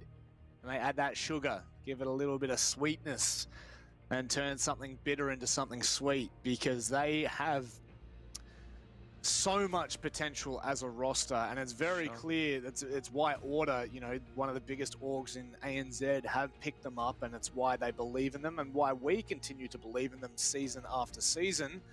There is something there, a little polish on top. I think maybe one little change and things could completely change for this roster. But it always has been the bridesmaid tale. It's always been close, but not close enough. And in this instance, they have an excellent opportunity at continuing to put the boot down on Knights that, I mean, we'll be completely honest here, just haven't lived up to the expectations we'd hoped for in OCN. If anything, I would say that is the story for both of these teams. Knights definitely took a while to warm up in OCN, but their win over their win just the other night was very, very impressive. Their win over LFO, rather, 7-2. And we started to see flashes of the Knights that we were expecting to come into this season. We thought they would be the kings of O's, taking that mantle from Wildcard. And Order looks to be still that second place team. Doesn't matter who's in first, Order are always second. And, well, they need to start racking up these points. And while Order are consistently getting themselves into these strong positions, finding those match points, putting the boot over the throat of their opponents, they just can't push down and lock it out. That is the curse with which Order have found themselves this season. Only one round ahead, and as much as I want to believe that this dream is possible for Order, I'll believe it when I see it. That's the big thing. It's what's going to separate them from taking the mantle, taking the throne, that all-elusive first place in the domestic season. And all in all, it's been a very interesting start to stage one. And of course, it's the long haul. It's 3 stages altogether here. Your style being live drone in. There is one member, I believe it's Josh, just on the other side, waiting to be given an opportunity here. But the patience is working. Josh is waiting, biding his time. Would he have a safe retreat? That's the question. I believe there's mute jammers stalling the path for Order. When will Josh feel that pressure? And when it comes, will he commit? What a line! Jack shut down out of the server. And Josh holding on, hungry for more. I love this. Does not falter, does not move. Now looking to be very much isolated there, but they cannot capitalize on it, their Order. And that will come back to haunt them. Although there is no Valk that could cause serious damage for Knights, there are still those magnets, the Banshees, all of that Jack Daddy won't be able to foresee as they get a little bit closer to the site. So the IQ going down could haunt. Look at this from Josh. Unrelenting. That drone surely spotting him though. It's again droned out. Player beneath him. 3 players above him. How long can he hold on? Oh no, okay, they see his foot, but you're not allowed to shoot the foot even if you see him, but it does give Iffy the info for the pre-fire. And Josh, when he watches the replay, he's going to be frothing at that one, but there's the refrag! The perfect shot from Dino, and that keeps Knights' head above water. 30 seconds left, and Order put under the pump. Dino now just waiting for the audio cue. There's the Banshee just in between Skull and the single door. And that oh, that's huge! That's massive! Now, Joker just has to try and play for a line of sight as Nate starts to push in. The C4 came out, the Banshee's taken away. The smokes are still there. No, sorry! There it is! It was sitting in wait, just sitting back. Joker has to force his way into the smoke, and defenders! Knights win the round, and well, that is a masterclass. Excellent performance from the Knights there to hold on. Josh did more than his team could have asked for, even though he just found that one pick. He wasted so much time, as did presumably Hayward's mute jammers. Now, I didn't see the placements, but there is no doubt about it. That's part of the reason why Order got so stalled. Now, Ippy Style might have had a great pre-fire here, but Dino stepped up massively on the bomb site. And the fact that Order did not destroy this shield was their doom. Player by player, everyone fell victim to Dino holding that position. One with the C4, one with the pistol, and one with that SMG. Knights have taken it back. We're at 5 apiece. Only one of these teams has a chance to take the 3 points tonight, or will we see overtime? And you know, this is the big conversation of this season, is these, like, it's the overtime games, right? Time and time again now, we look back at the 2 Playdays that we've had so far. Playday 1, there were no overtimes, that's fine. But Playday 2, there were 3. Playday 3, there were 2. And slowly but surely, all these points that teams are missing out on because they're not able to close it out in regulation, it will come back to haunt them. And teams that are able to hold on for the point, the 2 points, it'll make a massive difference at the end of the year with the standings. And again, can't bat on enough how much the gauntlet format for the playoffs is going to play a monstrous impact that we have not really seen so far in OCN. That's it. These could well be the top 2 teams in OCN we are seeing play each other right now. And seeding going into playoffs means everything, as you said. For Order on the back foot. Going back to Stat Trophy for Knights, they won it last time, and that's the only time they've played it this half. Difference is, this time Order are bringing... Oh! What? Dino? What? Unaddressed. No. Unattempted. And that is Knights starting things off massively in a 5v3, completely untampered with. Dino gets a 3rd frag. And it is all the Knights all day long looking to steal match points out from under Order's clutches. Unaddressed, untampered, and well and truly has undressed Order here. That is a huge mistake that I don't know whether Order will be able to correct. As of right now, they will be staring down the site at match point Knights. A 4K on the round for Dino, and Order completely out of order. The Knights running circles around their opponents, and they steal match point away. This is turning out to be quite the hot-headed match. Both of these teams, the fierce rivalry that they have developed. Always the bridesmaids, both of them throughout 2020. Order would take it, and then Knights would take it, and then Order would take it again. Never could we say that one of these teams had the leg up over the other. The November Major, it was Order. But before that, it was Knights in the OCN playoffs. And then before that, in the OCN season, it was Order. Before that, in the August Major, it was Knights. It is neck and neck with these teams. Who knows which one will come out ahead? Knights are the favorites for this season. Order had a spat of bad form. They've been 2 weeks in a row the victim of losing in overtime. Well, now they want to take it, push Knights all the way to OT, and then close out the map. But it's such a tall task. It is. It really is.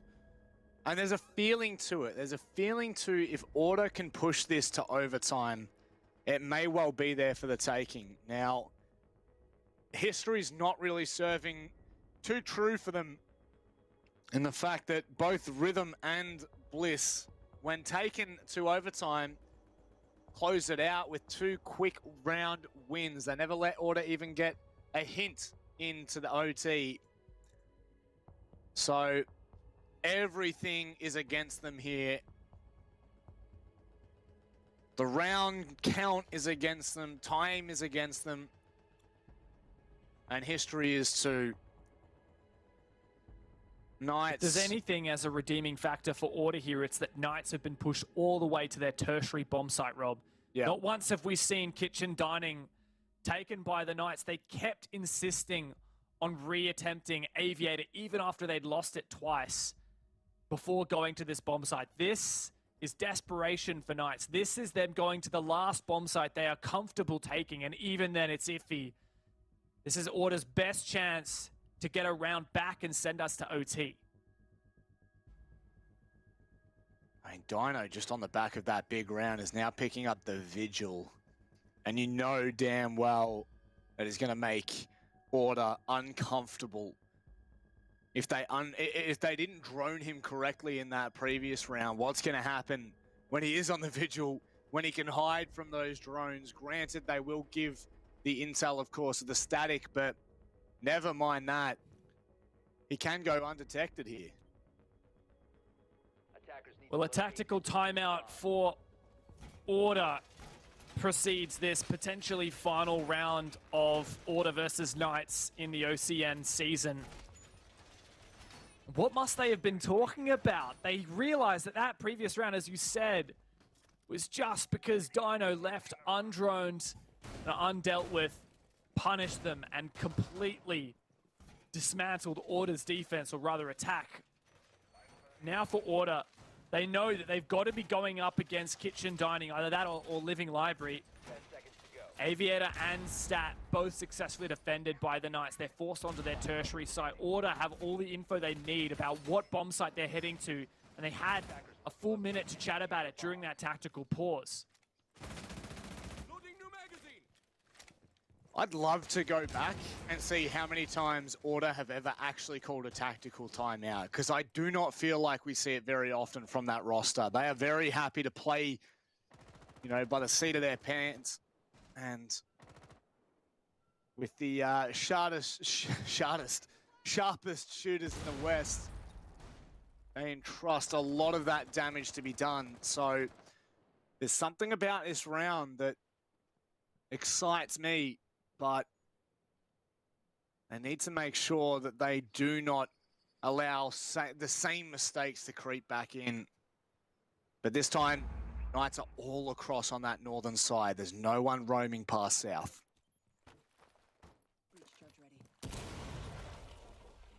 Slow and steady for Order. Good vertical by Itby Style. A lot of information. This leads down into Living. A very common place to roam. And I like the way that Order is dealing with this rather than going head on. Playing the tactical game. Jack Daddy as well downstairs.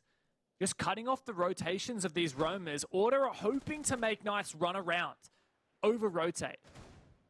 Trying to counter Knights' loose playstyle, but for now, the patience exhibited by the defenders is preventing them from falling into these traps.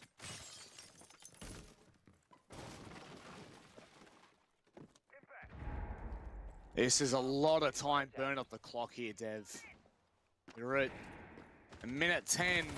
No contact, no bedroom control. As I say that, that's what they were after. They collapsed twice, and all of a sudden, Knights, they're down 2 players, and they're gonna need to claw this back, but do they have enough time? I've seen bigger comebacks from the Knights, and Josh just around the corner. Jack Daddy's been lurking on the basement this whole round. And those 2 big hitters, Dino and Hayward, are out of the server. Will it be match point for Knights, or will Order get themselves at least 1 point on the standings and send us to OT with it? 30 seconds left, and the Knights are once again exhibiting this patience. Juicy spotted out his feet from that long angle. Josh as well, just around the corner. Juicy finally finished off, and Itby Styles going massive in the 1v5. It's on Josh. Has to be patient, has to wait for Order to make a mistake here, and it's not gonna happen. In fact, the flawless round to close out the second half and to push us to OT. Twice we have seen Order in overtime in OCN, and twice have they faltered. Still yet to even pick up a single round in overtime.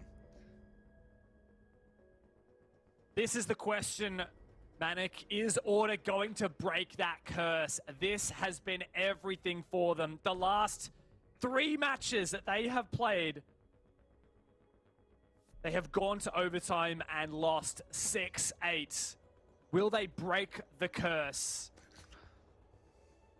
Knights have already let 1 round, 1 point on the standings slip to Order here by sending it to OT. Defenders, protect your bombs from being defused by And with their OCN campaign being fairly lackluster and disappointing so far, losing to both Elevate and ROFLCOPTERGG. Knights need every point they can get, because at the moment, Rob, it's looking like Elevate will finish this season in first place. And if Knights don't secure the 2 points here against Order, I'm starting to think Wildcard or ROFLCOPTERGG might be in line for second. Maybe even Bliss.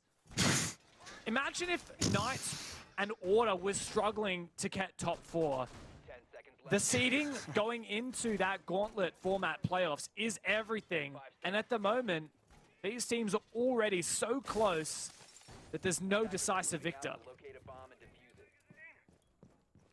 And the thing is, the more that Order and Knights draw these games, the further it allows Elevate to push forth and take those leads seriously. They've got LFO up after this game, and well, on paper, that should be 3 points in the bag. So it will just continue to lengthen that gap between them and anyone else that seems fit to challenge. And all eyes on Order. Like you said, Dev, their track record in the last 3 games, it's not promising whatsoever. Order have the attack. It's been a 3-3 split on both halves for these teams so far. But a lot of these rounds that Knights have won on the defense have been thanks to massive plays. Dino going in for multi-kills. Same for Sage. Now Dino again, just around the corner from Jack. May well have heard him creeping. He doesn't swing. Jack Daddy's found his way up red stairs. Dino still in a position for a flank. Once again, we ask you to keep your eyes on the scoreboard, because that will tell everything for Dino. If they continue to push up red here, they most likely will have to expect that there could be a player that may drop down and go for the flank. So they need to be ready for that. If they're not, big question marks here for Order. A minute 20 left. They've made pretty decent timing as now taking landing control. But still so much yet to be done in a 5 versus 5, Dev. A minute left on the clock, and this is definitely starting to favor the Knights quite heavily.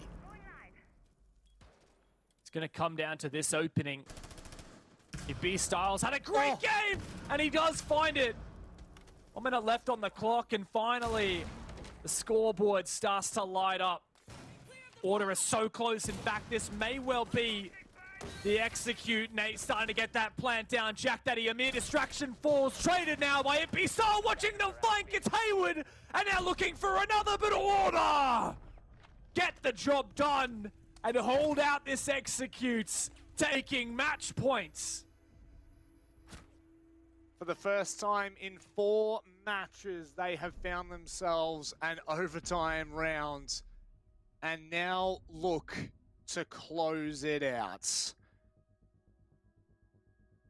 This would be a massive win for this team. With everything Knights have been saying recently, this would really set the tone. And now, right after Order called their tactical timeout, Knights have gone and done the same. They need some time to think about this. They need some time to think about their approach. And just to remind you, Order and Knights are both currently sitting 3rd and 5th respectively. But it is Order that are out in front by 1 point. So if they're able to win this here, they will go 2 points clear of Knights and equal points with Wildcard for 2nd place. And being the halfway mark in the season today, we've got 7 play days. Today's Playday 4. We're really getting to the point where the scoreboard, the ladder is starting to shape up.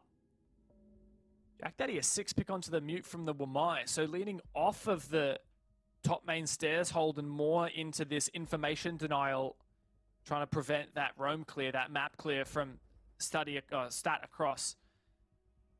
For Knights here, they've secured the 1 point, but they need the 2 points. As you said, they're already behind Order. This has been a shocking Stage 1 in OCN for the Knights, the favored team in the whole league. And there is even a world where Knights don't make playoffs here.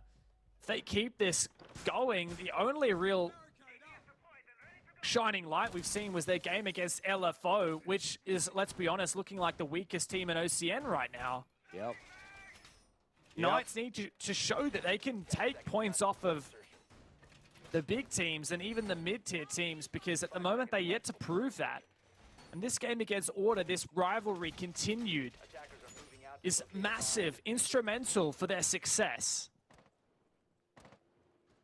And that's the thing.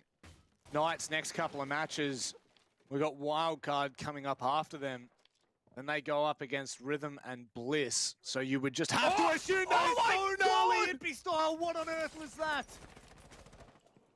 I did not think that there was a world in which he was going to hit something like that. Hence why I'm waffling on.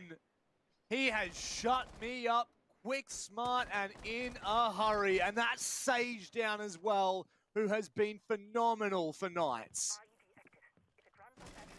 The information trickling to Knights like a leaky faucet. It'd style hungry for another one. He's had a fantastic game so far. That spawn peak was everything Order needed. But It'd knows patience is a virtue here. He doesn't need to overpeak. He doesn't need to give Nice the opportunity for a refrag. And as he jumps downstairs, he is caught out by Josh, holding downstairs, watching for that rotation.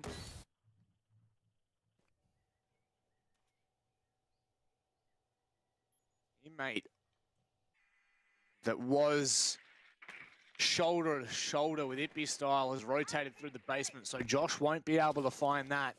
Not just yet anyway. That may come back to be the thorn in the side of Knights. And here we go. They will start to progress further now, take more control, as it is going to have to come down to one of those later round pushes. With still two, we're coming up to that 2-minute mark. Oh, has he been spotted there? I have a feeling Josh was aware of that. No, well, perhaps preempting the red stairs push. This is an amazing read from Josh. Is Cutie gonna win the fight though? He falls back after a quick spray. Josh can get the Prince. Oh, huge. They'll keep an eye on Cutie for the meanwhile. They know that they have that man advantage on site with Cutie off site and being tracked. They could hunt him, or I think more likely they could focus their attention to site, but Nate's found Juicy. That's the study player. That's the linchpin here. That's Knights' hammer to push the anvil, and now they're all coming from one direction, and Cutie's looking to support as well. It could be this match point for Order. The problem is they don't have a read on Cutie anymore. He's still coming from behind. The smoke has not hit the target, but there it goes. It extends onto Dino. They try to confirm the kill, but they get caught. It's all up to Haywood, and he can't get it done. Order, they topple Knights in OT and take away the 2 points. After 3 games of lost overtime, Order get their revenge against their longtime rivals, Knights. The bridesmaids have finally caught the bouquet, and Order take the victory 8-6. A close affair. Only seems fitting that it takes us to OT to decide a victor. And the victor is Order. That's what we needed to see. Some dominant form from a dominant roster. And now we get to look toward Knights and say, is this what OCN looks like for you? Well, there's no title to be claimed for the Oceanic's best team if they can't perform in the domestic league. So we put a lot of pressure onto the Knights coming into this season, but you certainly can't call yourself the best in OC unless you're winning OCN. And on the flip side of things, Order, it's been such a spat of poor form for them. And now, even despite Specker being subbed out, they've got Nate in today. Style went nuclear. Cutie had a good day, but still not quite the highlight we saw on Playday 1. That was an amazing moment. Itby Style padding the stats right at the start. This feels like the Itby Style show, honestly. This set of replays just showing amazing performances. Oh, Order stepped up hugely. Itby Style, definitely the premier player. Certainly so. And mind you, one thing I don't think we really talked about a lot toward the second half of this match was definitely the missing Specker that, you know, Nate has stepped in and supported the roster that is Order. It's the second time he's done so in as little as a week. But that is a big win for them, considering Specker isn't on the board as well. So, you know, there's a couple of things here that we need to look at, and, well, it does really conclude that Order have deserved this win, and it's been a long time coming. 3 games in a row, in fact.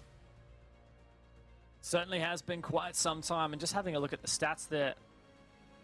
Fantastic KOSD scores on a lot of these players, and there you go. Hayward right at the bottom of the scoreboard in terms of kills, but up there with the highest cost in the game. Credit to him.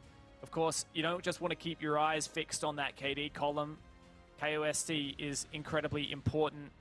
You look at a player like Itby Style, 17 and 11. He certainly paid his respects to Knights in the frag department. A lot of those kills supported by his teammates, for example, Jack Daddy on the Echo.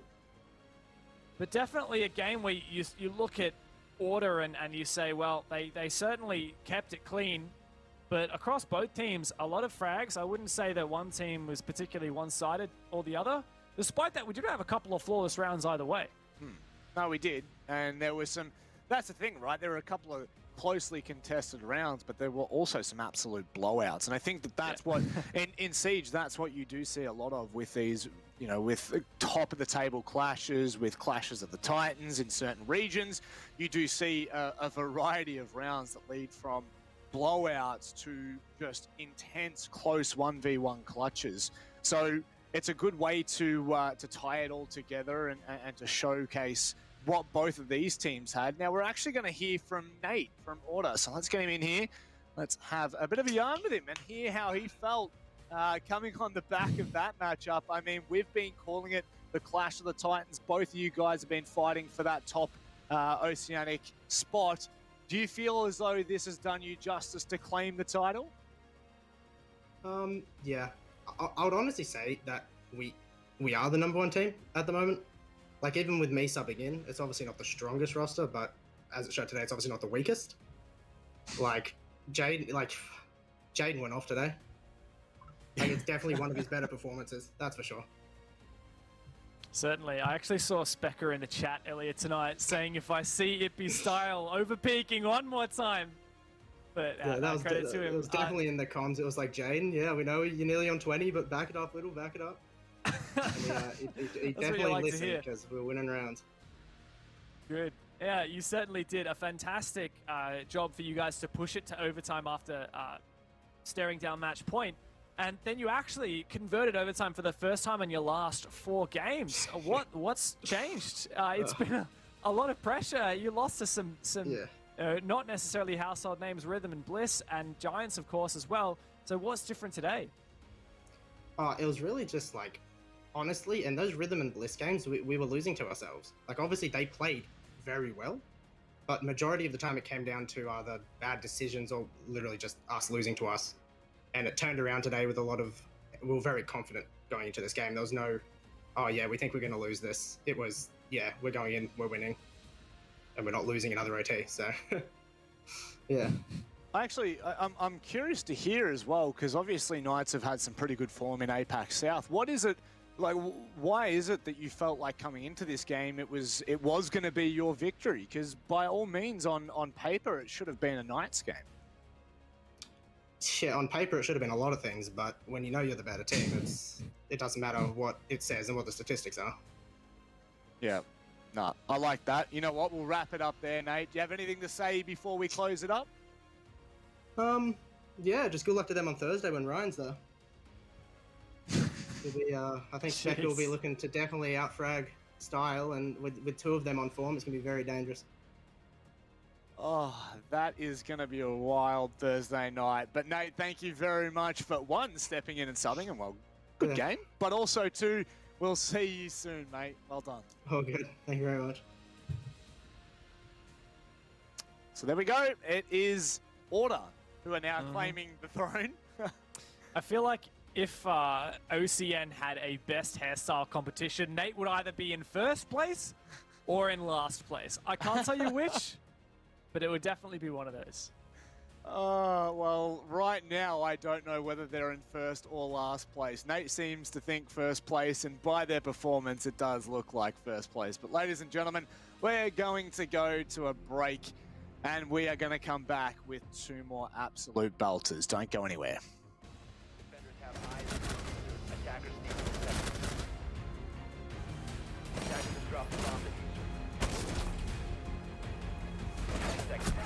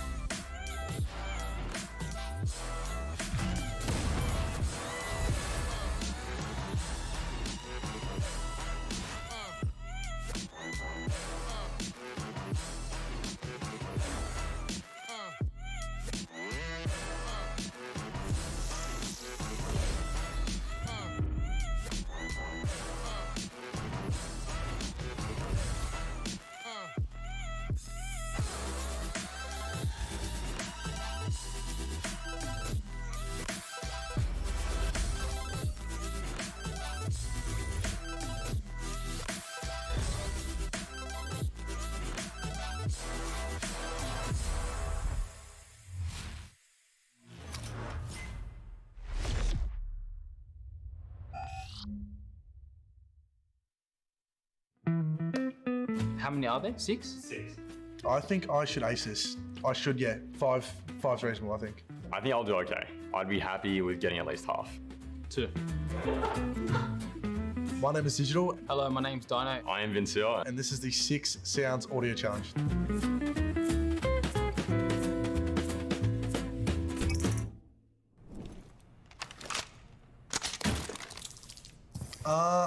Yeah, okay. Sounds like a Rooney's Gate, I think. What the hell? Okay, so it's reloading.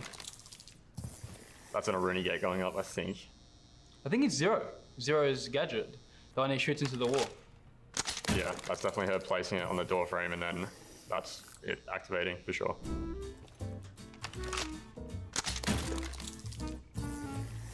Yes, get in. Get in. I was rightfully confident. That has a sound? I wasn't gonna get that.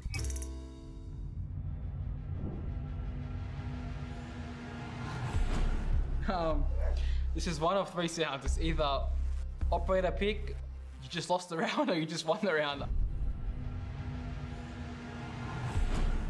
That is the sound of the map starting just before ban phase.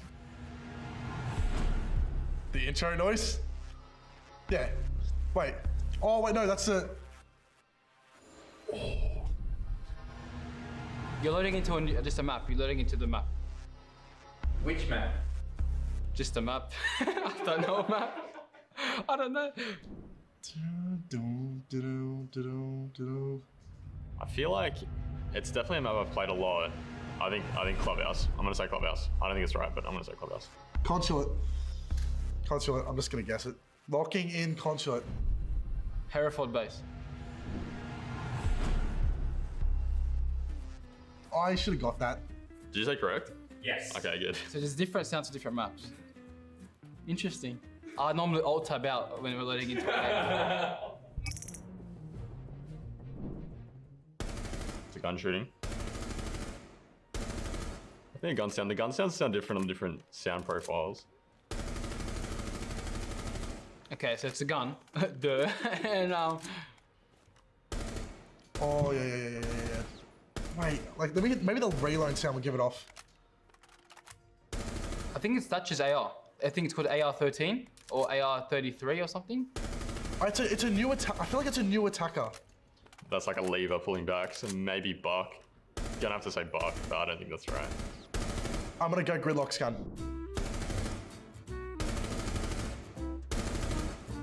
AR-33. Play that again. No, you have done some editing to that. Did someone get that right? It was Ditch, wasn't it? When sounds actually mean something to me, like when it's actually useful, then yeah, I know what it is. Loading into a map, that's not gonna help me in comp. I'm not gonna remember that.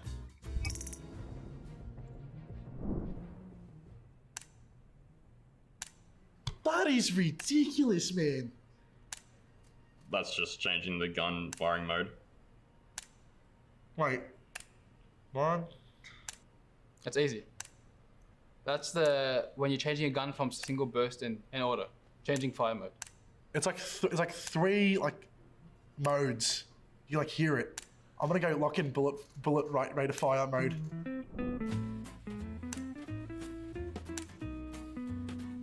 Oh, I reckon 4 from 6 here is credible.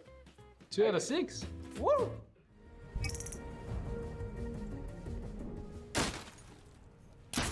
You're punching something. Oh, you're punching Castle's Barricade. Castle's Barricade, don't know the name of them, but the Castle Barricade being, yeah, destroyed by meleeing. Punching a castle barricade till it opens, I think.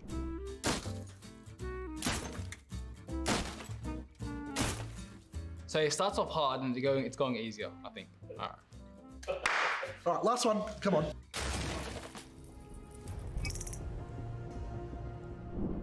Okay, what's this? It's not in-game. Oh, it's an alpha pack. Opening an alpha pack. Opening an alpha pack, that's, yeah. Come on, mates, come on. That's alpha pack.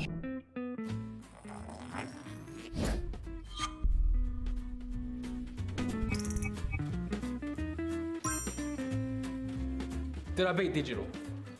That's all I care. Not happy, but then also happy, because I sort of came back there, so... You win. What do I get, though? Pride? Yeah, that's alright. I'll take that. I'm happy that I got 4 out of 6, but because he got 4 out of 6, no.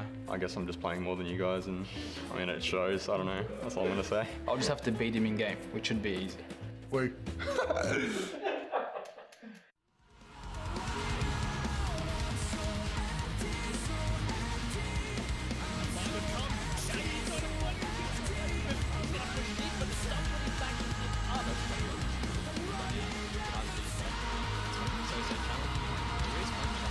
This could be huge. Manages to find them.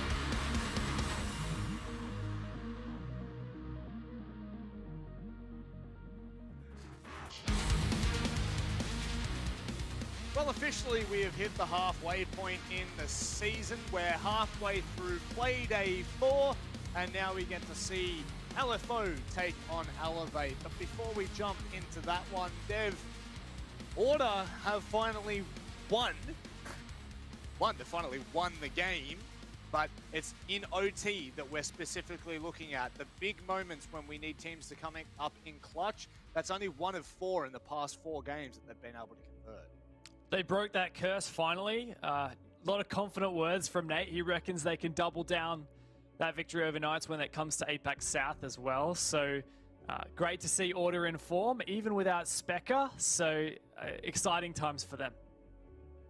And one very quick thing we're going to do before we move into it, we're going to talk about Snap Fitness, because of course they are coming on as a sponsor for OCN, a great sponsor at that. Go get your gains. Go get your Jack Daddy bulk on. He's definitely been bulking up as of recent, and I'm sure he can attest to Snap Fitness. It's 4 weeks. Every week is only $4. That is absolutely absurd. So make sure you go over and check it out. Be able to get cheeky little bit of muscle like Dev Marta is trying to at the moment. Isn't that right? Yeah, definitely got some work to do there. Fortunately, the way that the image is cropped, you don't actually get to see anything, which is exactly the way I like it. Prod, quickly. Zoom out. Zoom out. Let him see. Hit him with it. Hit him with it. No. That's great. Poor Dev Marta. That's okay. Let's move on to the actual matchup that is at hand. LFO and Elevate, Dev. This one right now is a very interesting matchup. Now, I hate it when commentators use interesting. I use it all the time because it's a nice little crutch. The reason why it's interesting, here we go. I'm actually going to give you a reason for the first time ever, is because LFO actually knocked Elevate out of the playoffs at the end of OCN last year. And not only that, it feels like every time LFO come up against Elevate, they manage to just pull the win out. They're kryptonite, if you will. And, I mean, for a good reason. They have some really solid players on their team. Now, one thing that's going to stand out like a sore thumb is Nasty is not here for this matchup. Wet is going to be coming in as a sub. That's it, and LFO certainly need Wet to step up because they are yet to find a single point in OCN so far. Not even a win, but just a point at all. They haven't even seen an overtime yet. LFO are convincingly the bottom team in OCN for now, but as you alluded to, there is one team that LFO seems to always have their number. There's one team that hasn't copped a loss yet in the OCN, but there is a chance that tonight might be the opportunity to break that, and that is Elevate. That's it. Elevate are the ones that we're crowning at the moment to be potential OCN victors when it does come to the end of it. Because, I mean, when you look at the names like Digital and some of these players, it really does go to show why Elevate are, I would say, stepping their game up. They're starting to look a lot sharper in this year, where we're seeing the old form from a, God, dare I say, an oddity day for those that were around back then. But definitely, you know, the bulk of this team with the additions that they've had, just looking so damn sharp. For sure, this roster here is looking to be the #1 team in OCN. It's not Order, it's not the Knights, it's not even Wildcard. It is Elevate, who are currently undefeated in OCN so far. They've taken down the Knights, they've taken Bliss, and they've taken ROFLCOPTERGG.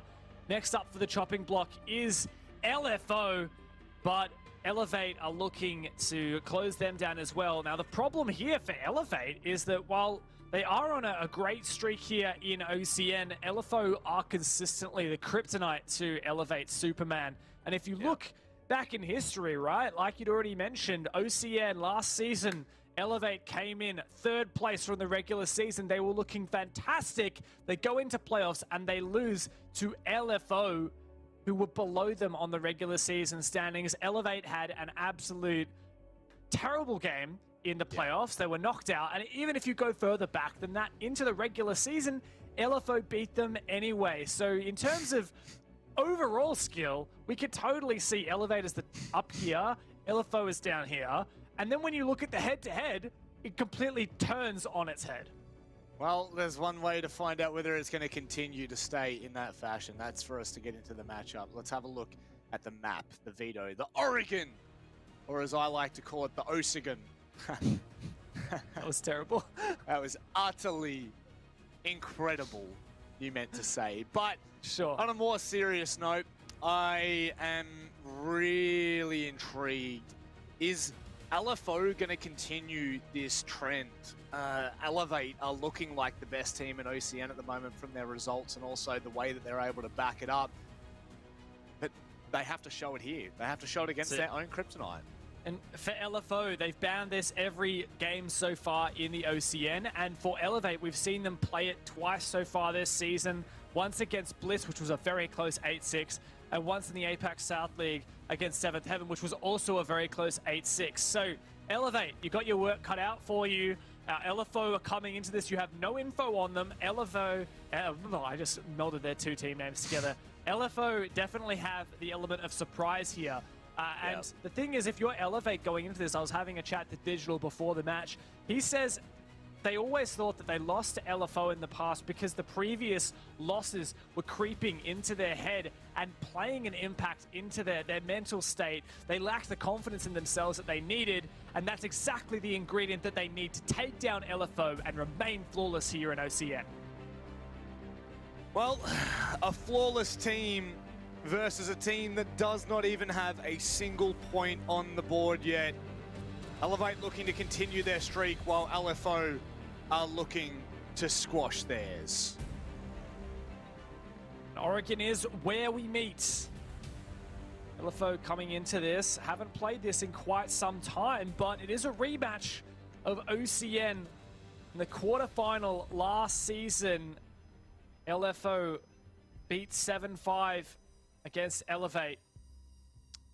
Up the Maverick ban to start off with, though. It's not what they usually have most recently banned on this map, but it is a good ban. Ooh, okay. Okay, this is spicy. If you're going to see a Maverick ban and you're Elevate and you're like, yeah, let's double down with the Thatcher ban, that is very uncommon. Usually you only see one of those, but it really changes the way that this map has been played. We've seen it once, I believe it was in South League that we saw both of these bans come through, but it means wall denial has just become so very potent. If the Cade ban comes through, yeah, indeed it does from LFO, there's a little bit less to worry about. Main thing you would be concerned of is the meeting room hatch. If you put a Cade in a specific spot, then there is no way you can destroy it with Kali. You have to bring like a Twitch or something and then roll the dice and hope that works. So getting the Cade off the cards is nice, and teams will have to look at other ways of clearing or other ways of defending the walls, mute or bandit, likely to see some play, and then of course countering that. I'm surprised not to see a mute or a bandit here, because I feel like there's a bit of a missed opportunity here to defend your mirror windows with Thatcher and Maverick gone. Here we go. Malusi picked out. Well, okay, so strange that you wouldn't stick the mirror as well. I don't know. There's all kind of ways this could go. I'm not saying one thing is right or wrong, but definitely, I'm keen for LFO to prove there's validity to what their decisions are here.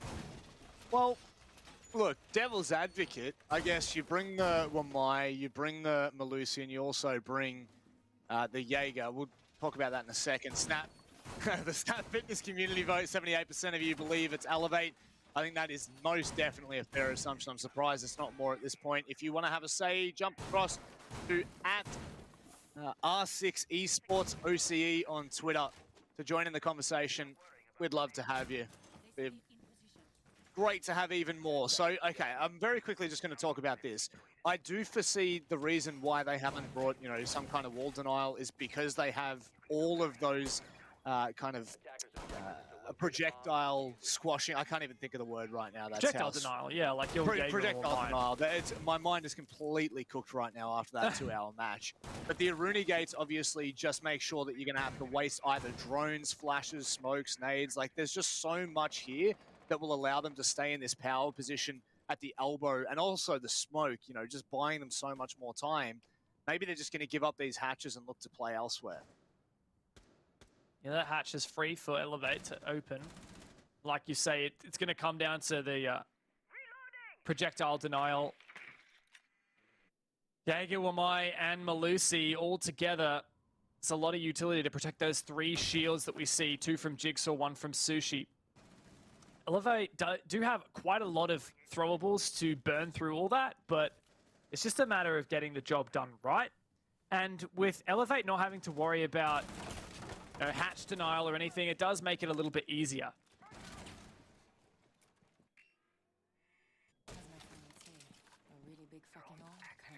Hey! Mind your language there, Hibana. This is a PG stream. What are you doing out here? So, now they will have those hatches open that they need. I believe Freezer... Okay, so they've left Freezer for now, but they do have, of course, Lobby and Meeting. You can see Hills now backing away. What is that? Reinforcing. The pillar wall. Very, very late. Oh, okay. Nice and early here from Elevate. I'm really liking the pacing here. Nice and early, and using that smoke to cover that Selma on the wall to Boiler. Thank you, Marshall. Showing that Elevate have now flushed out that position at Bricks. Elevate droning up. Still two Aruni Surya Gates defending blue, as well as Sushi in elbow. And burning that ADS with the Selma. Pushing on through is Fisho. Elevate have a great position here, and Hills has been taken down and out by Worthy. 45 seconds to go. And my goodness, Elevator getting close, but there's the first frag for Wettables. That's the first kill on the board, and as far as I know, the first kill he's ever had in Tier 1. And Sogs now adding salt to the wounds for Vast. It has remained unreinforced at elbow, so they don't even need to worry about using any kind of hard breach. Look at this plant going down early. Digital holding the line, pulls out the secondary. The plant comes in, but it's all too late. Elevate. Well, they get brushed aside. What a first round from LFO. What a first round from Wettables as well. Filling in for Nasty here. I believe he's almost, fresh out of ranked, really. I know I've certainly lost a lot of elo to him. But he's not so much a player that I've seen in a lot of comp games before. Look, I'm not gonna. Don't quote me on this. I haven't seen him a lot in the tier 2, tier 3 scene. And to my understanding, he doesn't have much comp experience, and he's come through and holding his own. A lot of players would get in here and be a bit intimidated. You're going up against players like God Legion and Worthy who have such a storied past, and then still comfortably getting 2 kills and happy to bring that confidence into the 1v1s. And massive credit to him for doing so, and massive credit to LFO for kicking us off with a round win. I wish we had a little bit more to go off for Wettables or Wet. Seems to be the nickname reference, but unfortunately I really didn't find out until about 3 o'clock today that was going to be happening. So should LFO win, I'd love to hear a little bit more about him and what the theory is coming into this, because presumably from last night to tonight, that's the only change for LFO, and it is a big change. Swapping out a player like Nasty for anyone is going to be a struggle, but let's just keep an eye on his progress throughout this matchup. I'd love to really just see them go Gadget, do your thing, see what you can get done.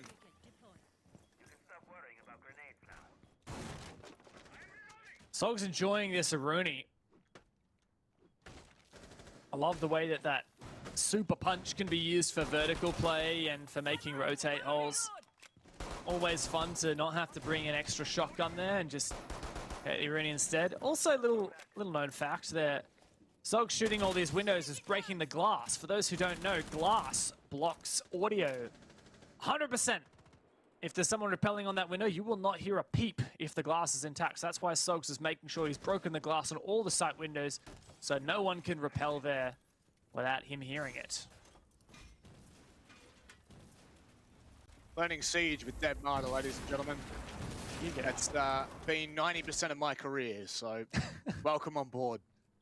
And as for now, that's very early on there that Elevate have been able to dismiss the Attic hold. I don't know whether they had any kind of wall denial. I mean, they don't have any kind of wall denial, so it was for free. But now, of course, they need to capitalize on it. You can see the Banshee in a very a deep position in Attic, so it's going to be quite awkward unless they use, well, there you go, the explosive, which presumably was the grenade from Digital. And Bomb located by attackers. just slowly but surely, a minute 30 and Elevate have made some pretty good progress, but look at that bedroom control that Jigsaw just had. Located a bomb. It's looking quite dangerous now.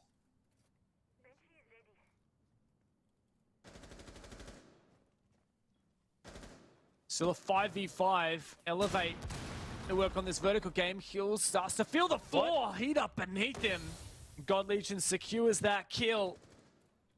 A nice start here for Elevate, but a fairly unusual attack thus far. Not emphasizing the Dorms push from Master, not emphasizing Attic either. Really just looking to hold big window and kids window. A risky play, but it may well play off. Well, Fisho just needs to be cautious. I believe Digital has moved on, so there could be a peek from Attic, but it doesn't look like that is the read or call just yet. And Fisho guy takes down Sogs. There you go. So Digital is just watching that line. A quick refrag, though. Gives them an opportunity, and in comes a little bit of information. Perfect timing on Sushi on the smoke bait here, and what a swing on a Fisho guy. The C4's ripped, but put away for a second. White Stairs now being pushed down, and that may be it. But Digital, it's back on the scoreboard. Is there a plan to go down? It's either that or they have to execute in the frag department. Jigsaw and Sushi hold on.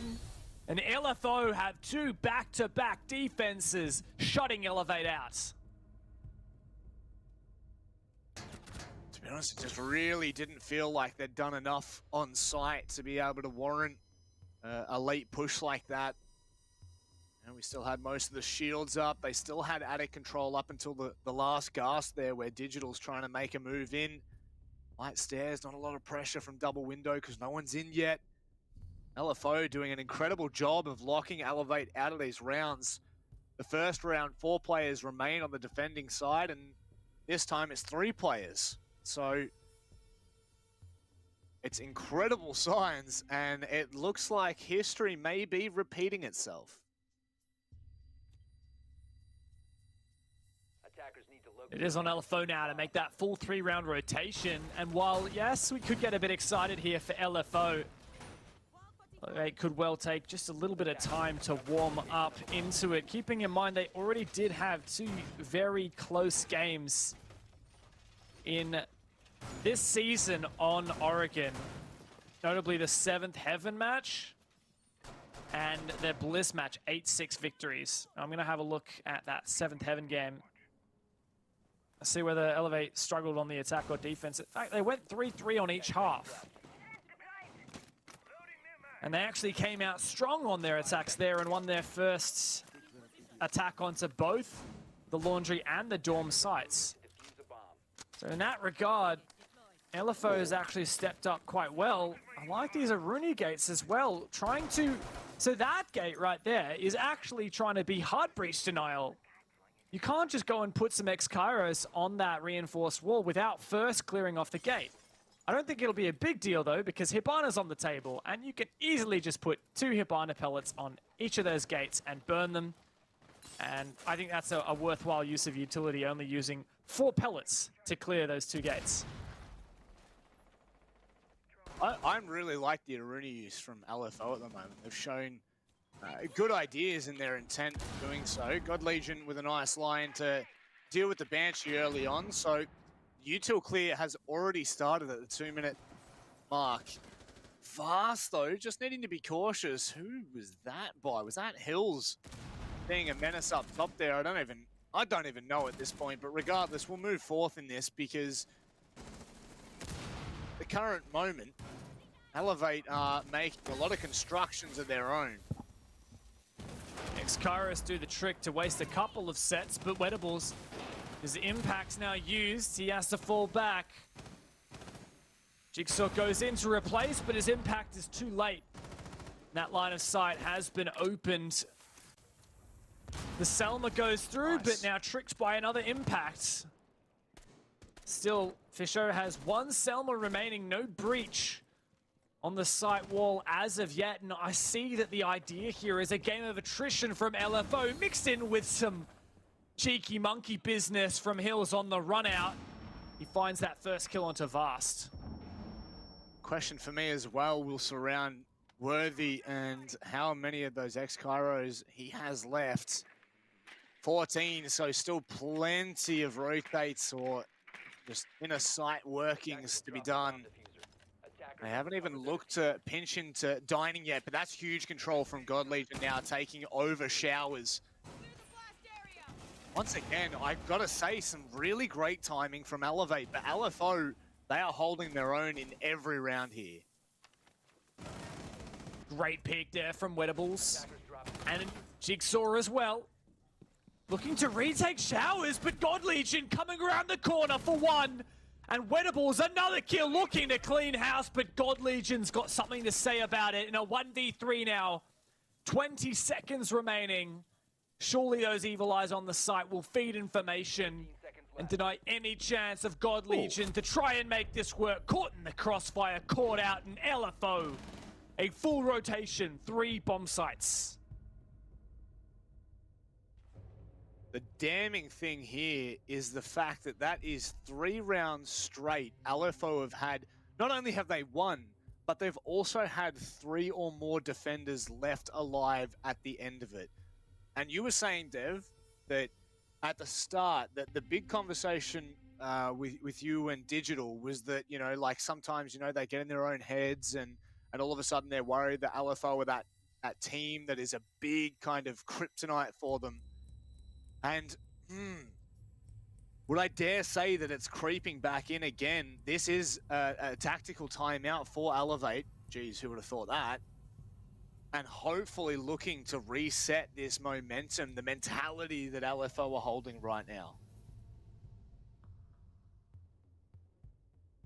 Tactical timeout will certainly help Elevate.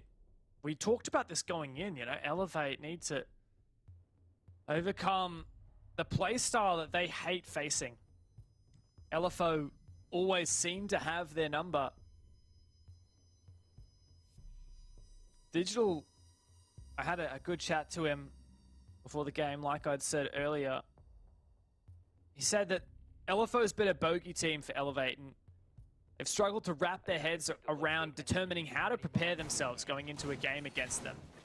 It's a bit of a play style thing that factors into it. They can prep and talk about their tendencies, but Digital says if they play close and prevent them from opening rounds, tonight will be a breeze. That's verbatim. That's what he said. If we can prevent them from opening up rounds, tonight will be a breeze. Well, it certainly hasn't been so far. No, it's been anything other than that. In all honesty, it's looked extremely uncomfortable. 10 seconds left. And Dogs not happy with the placement there. Maybe going onto the hatch. Yep. No, actually just inside the E door. So that will at least stun Elevate in the later parts of the round, and hopefully they will have plenty of utility to use. Obviously, Fisho will have not only the 3 Salmons, but also, I would assume, 2 smokes to work with, plus a whole bunch more from pretty much anyone else they need. 3 flashes for Nomad, etc., etc. So Elevate a little bit more cautious this time, Dev. Oh! Perfect early pick. Rooney gone down, that Sogs. God Legion's been strong on these entries, but it hasn't always been enough. That opening pick, though, nice and early in the round, is a big deal. Previously, it was a late 5v5. We actually had confidence in Elevate. Oh, Hills, is he going to see the shot? Wow. That is so good. Bisho guys out of the server, and God Legion taken down to 25 HP. Even though Elevate have the man advantage after that, I would almost go so far as to say that LFO are in the advantage. One of the hard breaches down and the smoke grenades as well. Yep. This is really going to be pivotal for Elevate. How do they adapt to that loss of utility? Well, that's a big thing, right? 5 projectiles plus that hard breach, like you've said, that is huge potential. That's just been absolutely wiped off the board. So far, we haven't really seen a hell of a lot from Elevate other than the 2 kills that God Legion's been able to confirm. So now they're going to look to start to open these hatches. This may be the look-in for them. This may be what they're going to need to use. Because at the end of the day, Sushi has not been tested at all at Elbow. I don't even know. There you go. The reinforcement comes in. So there you go, Dev. Perhaps part of the reason there is the fact that they knew that they killed one of the hard breaches, so reinforcing that off would then force Elevate to use some hard breach to open a usable angle in that position. Wettables, strong performance in the fragging department so far, fulfilling the role on his team quite effectively. Digital bottom main stairs, it looks like Elevate abandoning any notion of going for a blue push. What a nice shot from Jigsaw. Worthy looking to get in nice and personal. That air jab shuts down Wettables. Worthy capitalizes another shot and then traded Digital at the end. He trades it back once again, and Elevate finally get themselves on the scoreboard. That's a big round for them. Right on the back of their tactical timeout as well. You start to think about the mental game, and you start to talk about how much it plays an effect when you actually make the right call, and it seems to be the right thing to have done.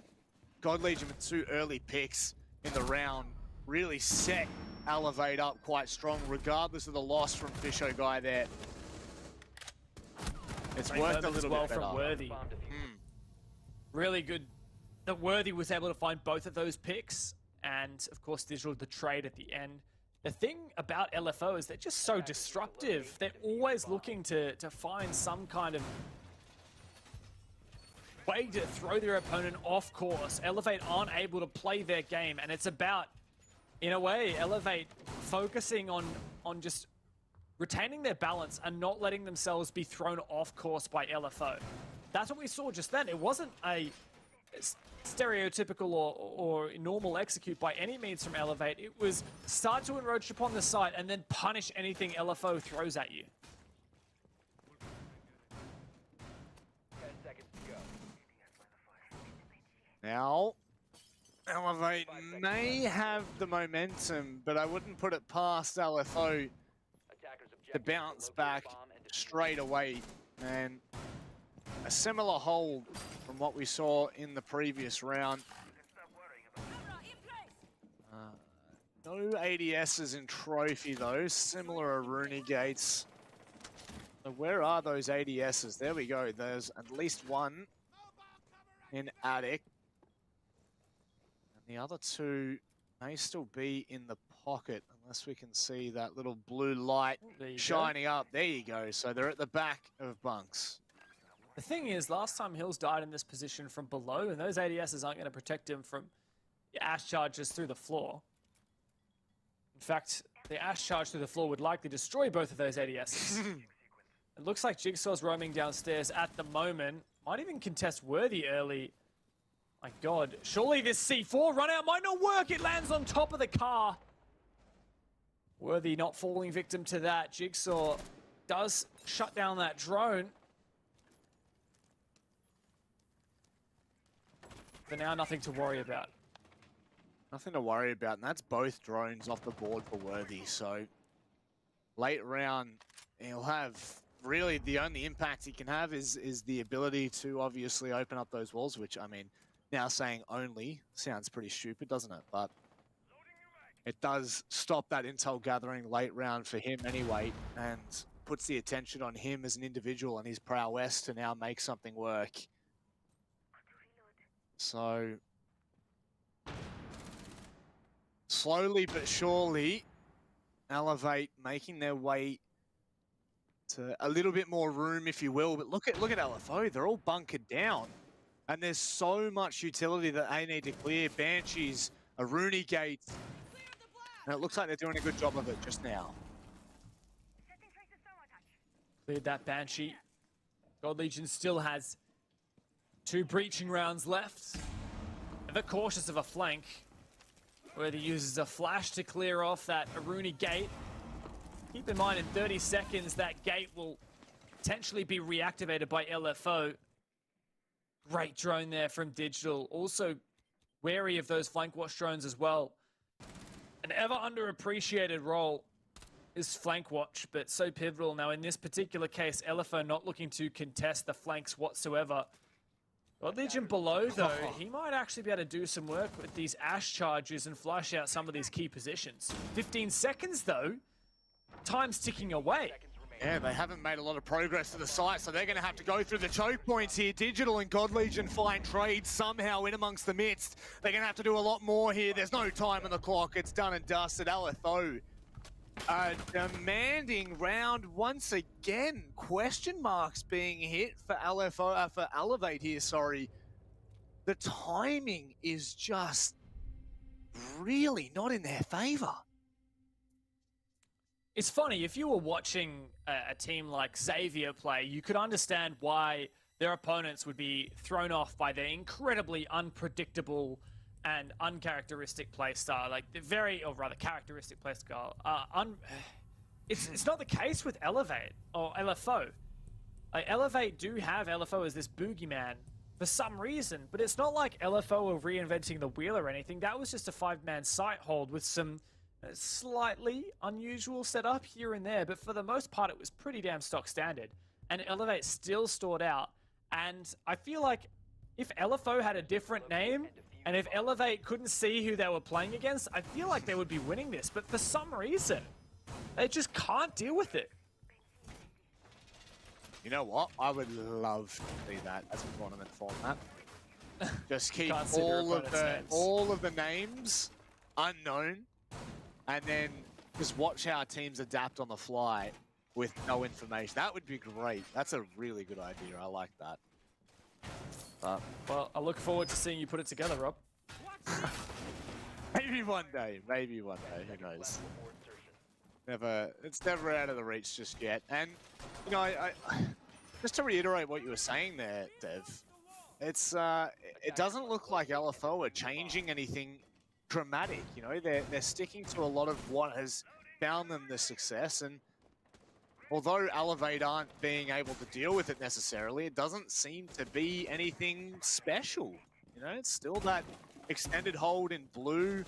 It's the mirror window into freezer. I really do think it's just the name. The only thing that's changed in terms of the basement defense compared to LFO's previous two defenses is, well, the mirror instead of the Aruni and the Malusi instead of the Goyo. So not so much leaning on those shields. In fact, there's not even a shield in elbow, but they haven't completely reinforced off elbow. Just some barbed wire. Oh, it's the mirror, of course. I couldn't see it from that angle. Wow. So the mirror window to hold elbow makes sense. Pillar has a shield at it as well, the only shield that they've decided to bring to the table. Bit of a roam as well, a loose roam for now. LFO likely just looking for drones. Committing to the roam last time didn't work out great for them. Elevate had a good roam clear, and LFO ended up losing 2 players for 1.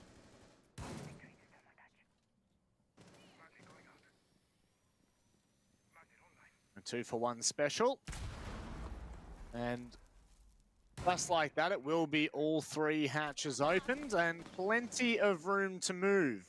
Now, this is a must-win round for Elevate. There is absolutely no way they can come out of this in a 5-1 half and expect to claw this back on their defensive side. Sure, it's doable, but why on earth? Why on earth would you want to put that kind of pressure on yourself? That's the real question. Smoke comes out now. Minute left on that clock. Smoke Babe's starting to go off. Last with a little bit of information. Drone now being sent in even deeper. That's a lot of intel that Elevate have been able to take. And with that mirror, with the gap underneath the mirror, it's unplayable. And oh, the swing vastly gets caught out. Fisho guy wasn't close enough to make the play. And the air jab's gone off. Of course, thanks to the magnet. Still tucked away in the corner here. It looks like it's going to have to be a multi-bait attention push. Nicely done from Fisho on the quick trade. One player still down in the smoke. An elevator crumbling here. Once again, it is all up to God Legion. A 1 versus 4. Nice shot to begin with, but he will not make it past the second hurdle. LFO, what a first half. It's 5-1 to close things out.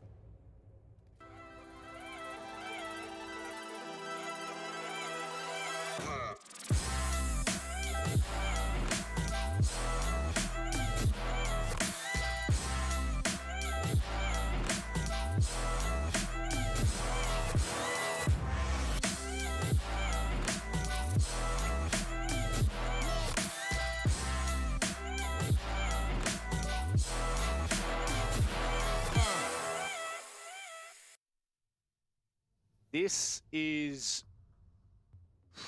unexpected, to say the very least. 5-1. Elevate. They are currently undefeated in Oceanic Nationals. And on the hurdle that you would expect them to clear with the most height, they are stumbling horrifically. just to give you some context here as to what I'm talking about, we've currently seen Elevate go toe-to-toe with the Knights. They beat them 7-5 on Playday 1. They then backed it up against Bliss in an overtime victory, 8-6. And of course, the ROFLCOPTERGG game last night that we could not forget, a 7-2 victory. To come into this and to see this kind of result is shocking, utterly shocking.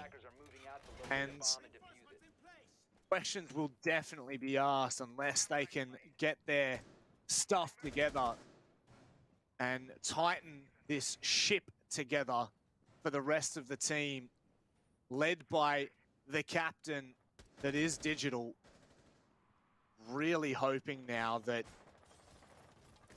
they can kind of claw something, inch something back from this 5-1 half. Certainly the worst position Elevate has found themselves in all season long.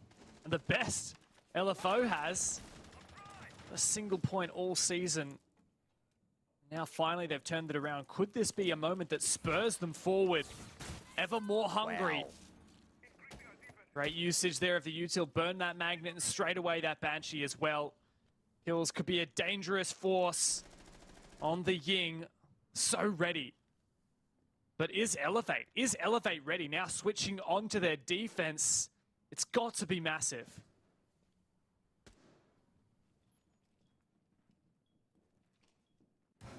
Sushi, the bit of intel there as Fisho gets aggressive at elbow.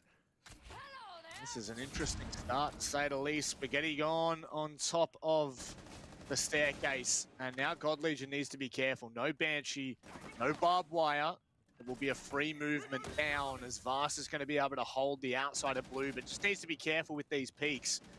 A minute left, and LFO, they may have gotten rid of some utility, but they have not dealt with that player at pillar. Nor with Fisho, as he stalls out his second gas subsiding. Goes on the long angle, likely looking to use the Candelas here. Digital lands that first opening kill. Sulks goes down. LFO looking pretty lost here. Hills wants to make this push in. Jigsaw's dropped the hatch though, but it's all fallen to pieces. God Legion goes huge, and Digital to close it out. Elevate. Weather the storm. And LFO have copped their first L in a while. What seems like forever, Dev. It literally seems like forever since LFO had even lost a round. And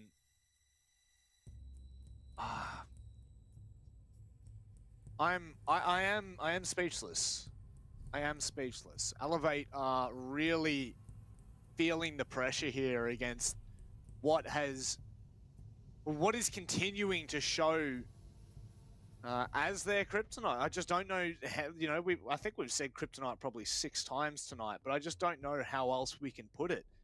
It literally is just sticking out like a sore thumb. I'm baffled. And now they're going to have to try to throw a spanner in the works, and hence the meeting call here. I like this from Elevate, but of course it is risky. Obviously, they're either one, wanting to try to catch LFO unawares, or two, they definitely don't feel comfortable enough going straight to that Dorm's defense. It's hard to say which one of those it is, eh? I have a feeling Elevate is just thinking like, look guys, we've got to have a pretty significant streak here. We're going to have to head to our tertiary sites eventually and win it. Otherwise, this game is a lost cause. You know, for Elevate to get the full 3 points here today, they're going to have to be flawless from here on out. 6 rounds in a row from 5-1 down.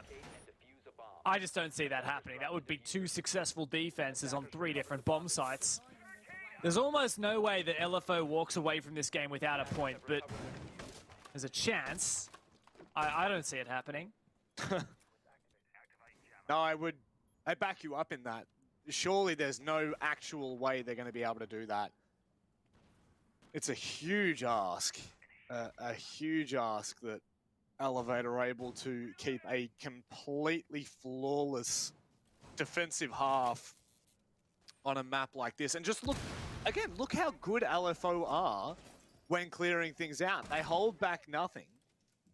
And they've already started to push that Attic player away, make them feel a little bit more antsy.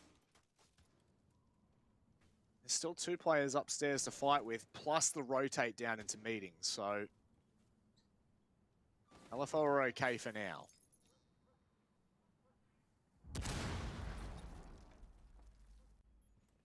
Dismantling these castle barricades.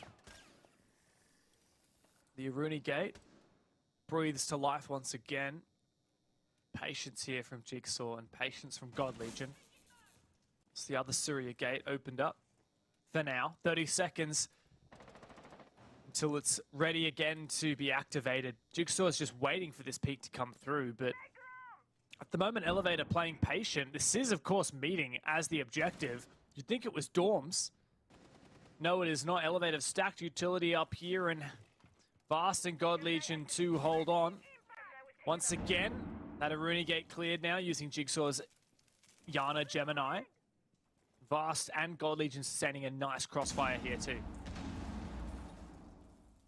Not only is there only 4 drones left, but it doesn't feel like LFO have done enough to really warrant a round victory here. They do have a little bit of an opening toward meeting, but they're going to have to capitalize on it, which they cannot do. Hills, nice little buzz cut for you. Dining as well can be held by that vertical line. So this vertical control that Elevate have continued to establish is just going to cause LFO so many problems. And with 30 seconds left, they still don't have that control that I'm sure they would want. It's just not looking great. Vast holding. Digital also holding. There's the kill coming through. 5v2 now for Elevate. Wettables jumps in upstairs, and he trades with God Legion. And that is a second round in a row for Elevate. Rob, at what point do we say perhaps the comeback is on the cards? Well, knowing us, the second we say it, it stops. So the fact that you've even mentioned the word comeback, I'm going to go ahead and tap on wood.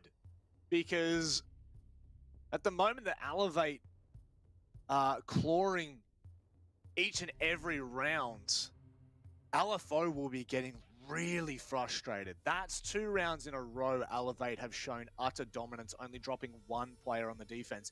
I was commending LFO for their efforts, but Elevate are saying anything you can do, I can do better.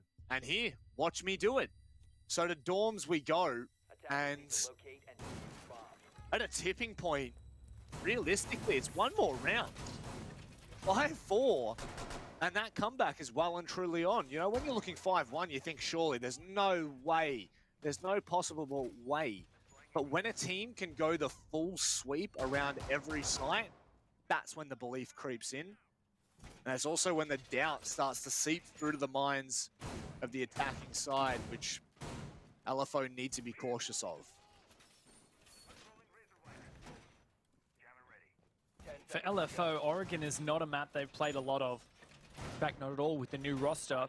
It was all the way back in the OCN playoffs when they played Elevate. That was the last time they played this map. It was a 7-5 victory to LFO, but also keep in mind, LFO and Elevate were different rosters back then. Like, Fisher guys in now for Hotshot. And we got Wettables and Jigsaw here as well, plus Sushi. Like, there's only 2 players from the old LFO playing right now. And since then, it's been a highly bad map. I wonder for LFO, in the preparation for this game, did they perhaps spend a lot of time, looking at Elevate's attacks and practicing their defense dry runs, but perhaps not as much time really refining their attacks? You need a lot of experience playing again and again to get your attacks down pat, especially I think for adding a player like Wettables with less comp experience. Having to be part of that well-oiled machine on an attack is incredibly challenging. We'll see whether that is, a determining factor in it, because the first 2 rounds we've seen on Elevate's defense, LFO have looked like they're scrambling in the latter stages of the round. You know, they're just throwing bodies, trying to find trades, trying to find 1v1s, but Elevate are just such a solid squad on this defense. It doesn't seem to be as much of a concern right now. Need to deal with that mute jam if they want to put any kind of pressure to Fisho Guy in Attic here. And I would say likewise, there you go on the games wall. It's a little off center, so it may catch LFO unawares. That's a stretch, but you never know. It's pretty easy to clear off these mute jammers with your Ash, and that's exactly what Hills is doing. From down inside meeting, he gets rid of that. There comes Wettables with the X-Kairos, and I think that's actually all of his X-Kairos used, alongside all of his drones. So Wet is very much running out of utility. Yeah, all out of X-Kairos, all out of drones, just 2 stuns left. Throws them both out to try and support this grenade. It works, at least it goes through, but nice shot there from Jigsaw, 4v4, 44 seconds. Bit of a Shaiko moment there. But still, Elevate not too upset at the moment. Oh, and Fisho Guy really loved that. Pulled right back from Attic the second the pressure started to come in. The flashes came over. He pulled off, and Jigsaw for a second here. In come the smokes now. There's no crouchable, pronable hold there. Jigsaw for a 3-piece. How are these headshots coming in? They're unbelievable. Fisho Guy as well. Where is his positioning? Because Worthy has the C4 perfectly placed onto Sushi's foot. It's into a 2v2. It's only Wettables to try and hold the line from Attic. Jigsaw's wide open right now, and Worthy closes it out. Finds the 2-piece and secures Elevate's 3rd round in a row on defense. And it looked like LFO had it. A magnificent 3-kill entry from Jigsaw, but Worthy was there and ready to make a statement. The bar stops only with him. The C4 to deny that initial plant, and then the 2K at the end of it. Impeccable performance. Fisho Guy holding on just long enough for Worthy to come through and sweep up the remaining players. We're here, Rob. We're here at 5-4. Elevate are so very close to cleaning up and completing the full reverse sweep. I just saw it. Yes. That's what I'm talking about, Sogs. That is what I'm talking about. I love to see it. I love to see it. The Monty being picked for the basement attack. Now, how much that's going to impact anything, let's wait and see. Let's not get ahead of ourselves. I'm just happy we're getting to see the big chunky shield boy. And in all honesty, LFO are gonna need to change something, because Elevate absolutely tore them to pieces on this site the last time they tried to attack it. At the moment, there's not a single reinforcement on site. From what I could see, not a... Okay, so it is only an E. There we go. E and Pillar, meaning Elbow's still wide open. And I do like the preference here from Elevate, leaving the right side of Electric open to allow for that swing from Pillar. It definitely makes things a little bit more uncomfortable for anyone trying to push blue, especially if you have someone like the Monty trying to support and maybe trying to peek off them. You're not really going to be able to deal with 3 different positions at once should they hold aggressively at Pillar and Elbow. So let's wait and see. Let's see what Elevate have in the pocket here. On for the roam clear first up. LFO uncontested thus far. It looks like Elevate mostly on site. 1, 2, 3, 4. With just Worthy teasing out tier 1 roam in tower. Fisho also just making sure to punish anyone who doesn't drone. For example, Jigsaw. Fisho Guy knows he's too important to die early, so he backs off after the first pump. Especially with that Monty. Fisho Guy's the most important operator for Elevate. The only operator that will hard counter that Montaigne.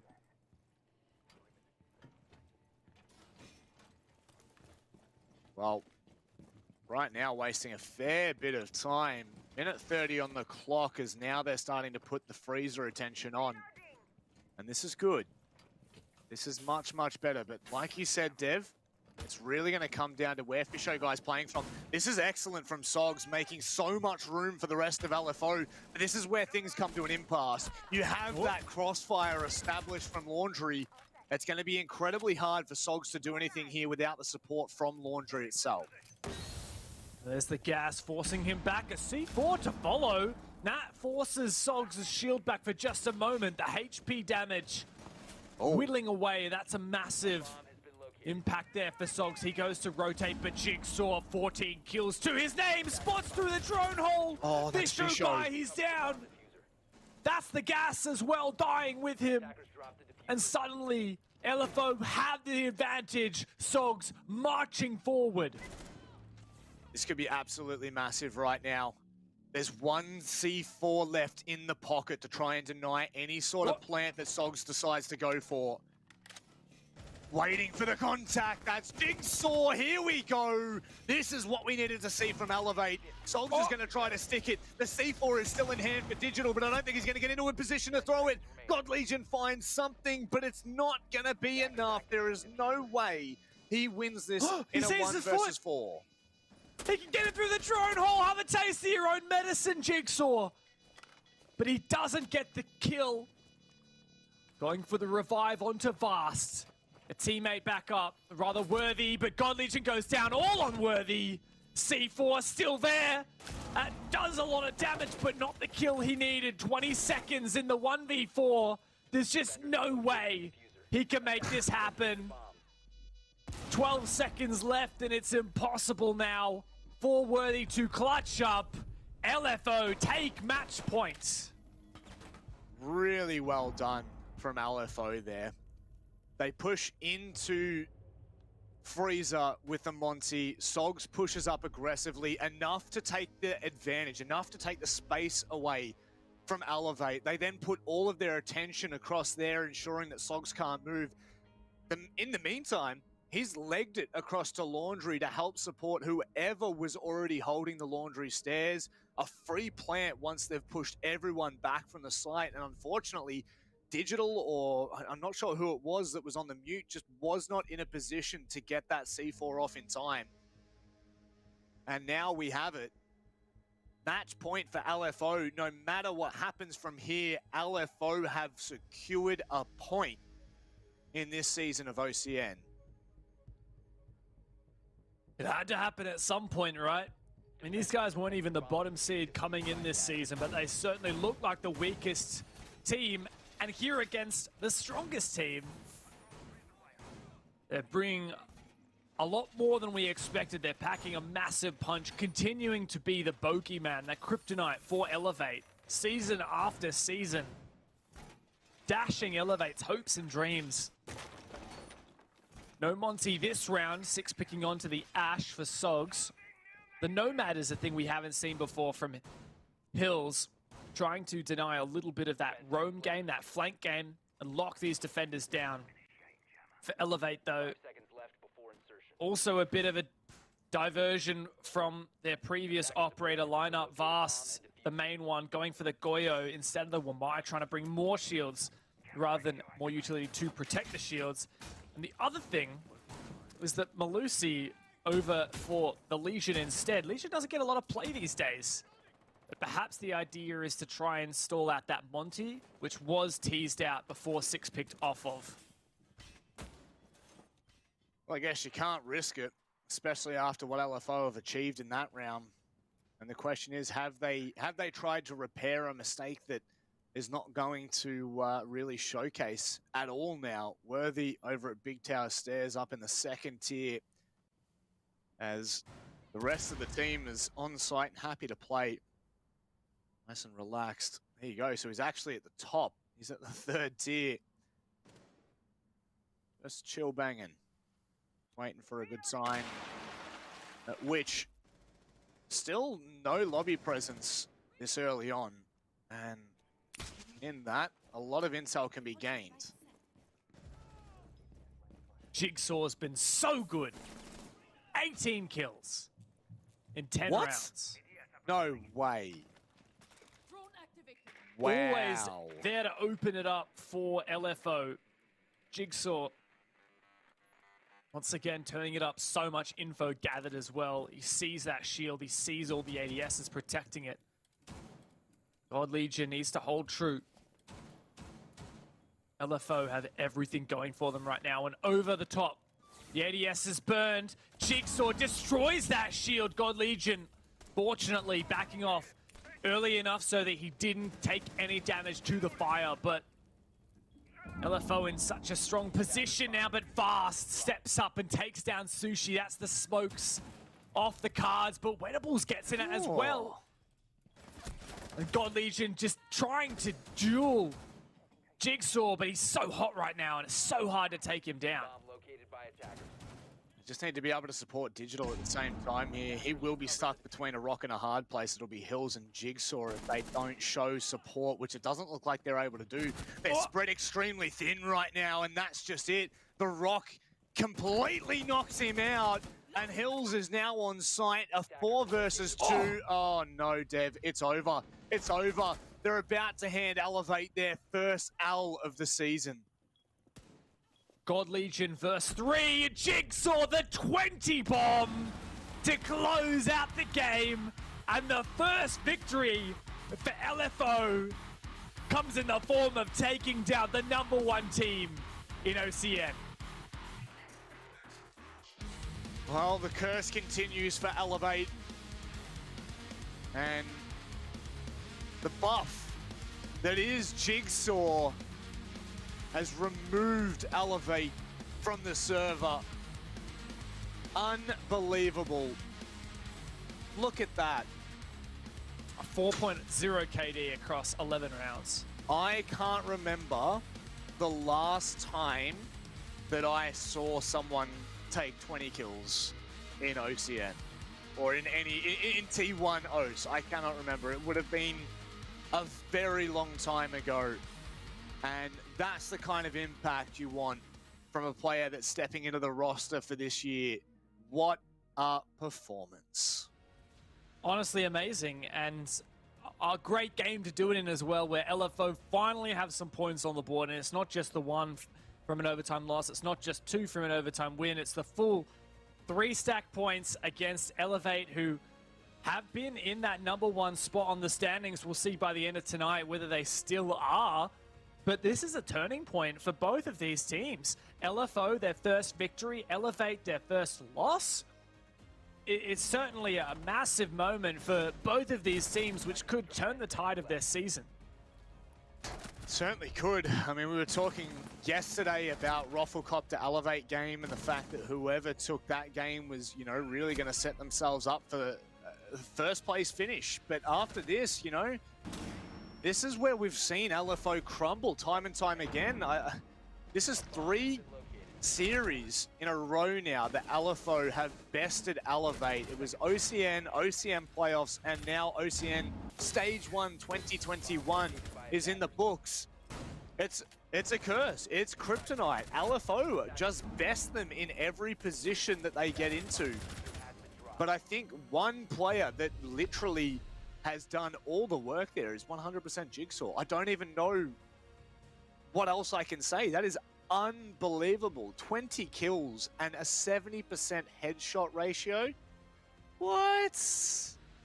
He certainly did a lot of work there on the Zephyr, on his attack. Really instrumental in opening up so many of those rounds. Massive multi-kill rounds as well for Jigsaw, and the patience he exhibited as well. He was holding with the 2x scope, long angles for such a long time, and just nailing those shots when the opportunity was presented to him.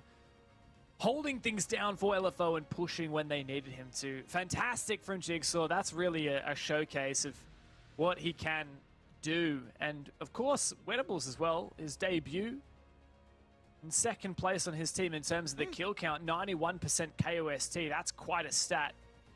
And on the Elevate side, still some very strong performances, but it clearly just was not enough. LFO had their number every step of the way.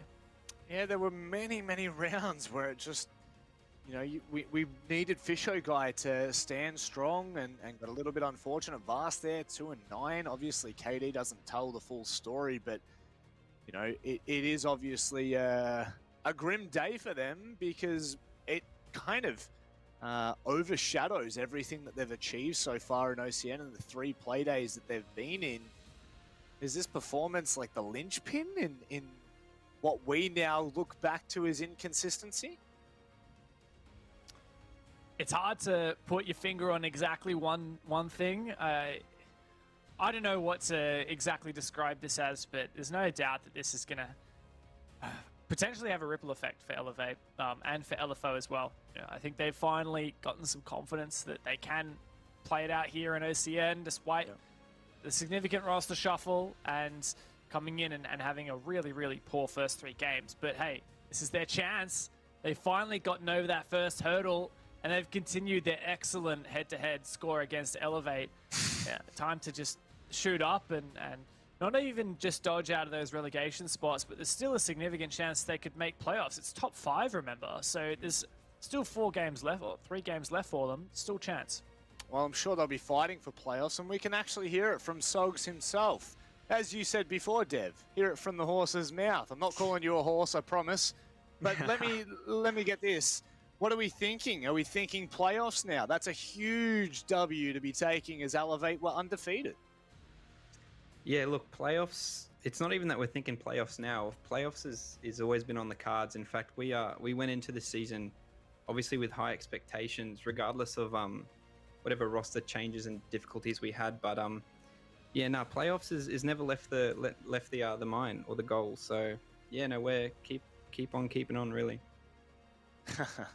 Stuff, dude. Yeah, I'm interested to hear a little bit from your side about the Elevate situation. Like, you historically have such a good matchup against them. You defeated them in the playoffs last season, knocked them out. You also beat them during the regular season, and coming into it today, I know Elevate, you know, they're a bit scared of you. What's the story behind that? Why is it you guys always have their number? Well, I mean, you can look at any team. I think all teams have their bogey teams, and I was joking with Didge before the game, but you know, Elevate's just a team that, I mean, you go back to 6 Masters, that's who we played our first ever Pro League or official game, whatever you want to call it, against them, and we took the, it was a 1-1 and Mims ace clutched the last round, so I think that just must have been a good omen, really, for all future games. But look, you'll have, like, you know, there's just historical teams that teams struggle against, so I guess we're the bogey team for Elevate, so we take the win, we'll take it. Take the 3 points any which way they come. Now, let me ask you, things were looking a little bit dire there on the second half. Elevate were looking like they were going to claw that game back, and then the Monty pick came in. Is that something that you guys have had kind of sitting in the pocket, or was that a last-minute call?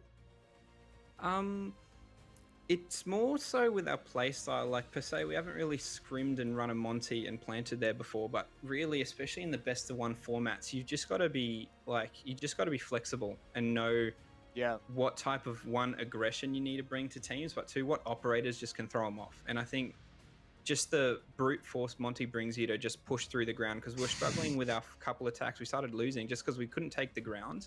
Like, we're entering, but then we couldn't aggress. So the Monty, we just thought, you know, whip it out, quick reverse plant. You know, Jig was playing out of his mind, so that, you know, it helps him just, you know, taking freezer and just killing everyone. So, you know, it's not something we practice, but it's something that we have the ability to just improvise, really. Yeah, adapting on the fly. That's a scary thought, I'm not gonna lie, because you guys are some gamers out here, and when you're able to do things like that, you're going to cause a lot of teams some discomfort. But anyway, we're going to let you go. Congratulations on your first win of the season, mate. We look forward to seeing you boys. Against Border on Monday night. Beautiful, beautiful. Take care, lads. Peace out. 3 points on the board. Their first win of the OCN season for 2021. And a well-needed and well-deserved victory at that, Dev. Yeah, great stuff from LFO, and I love hearing that bit of insight into what happened with the Monty there. It goes to show, like he was saying, in a best of 1, anything can happen. I just got a DM from Digital. I was talking to him before the game, sorry to interrupt. I was talking to him before the game, and you know, I said good luck in your game, and he told me about how LFO's a poker team. He just DM'd me and said, "Think we'll revisit that plan, eh?" But hey, credit to LFO. They did amazingly. I love that Monty backwards plan as a little bit of a, not necessarily a pocket strat, because it wasn't in the pocket before they brought it out. It was just brought to life out of thin air. So massive credit to LFO for thinking on their feet like that.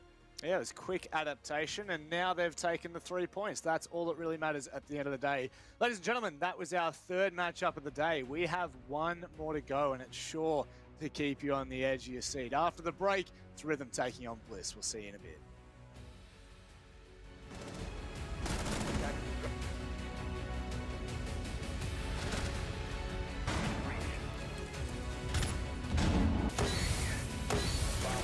By attackers. 5 seconds to go. Attackers. Attackers bomb.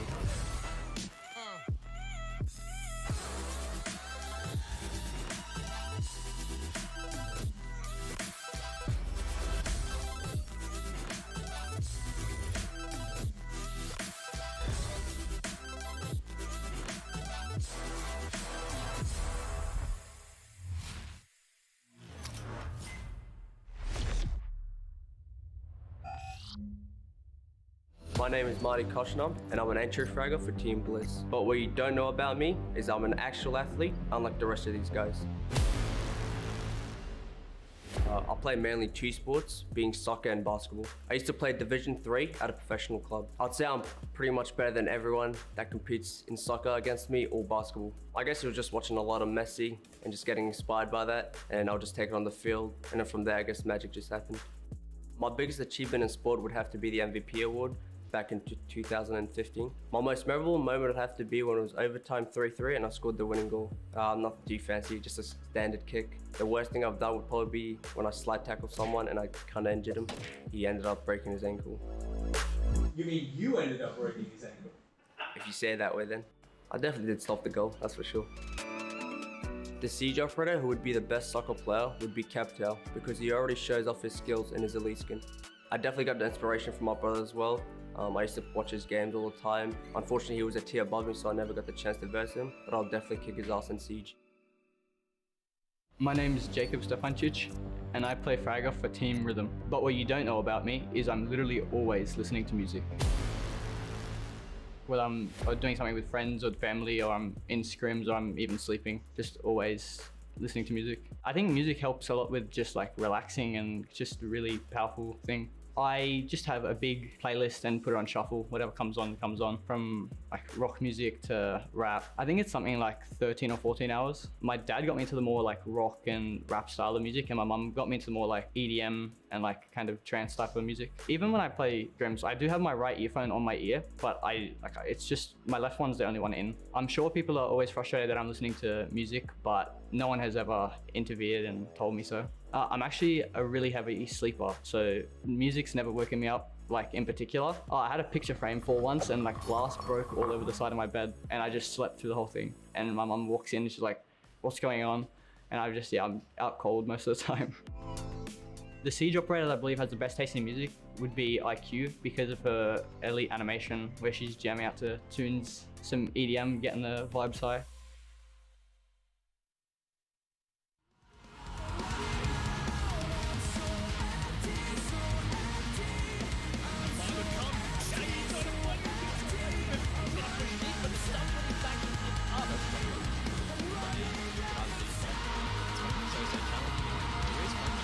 play. This could be huge. Manages to find them.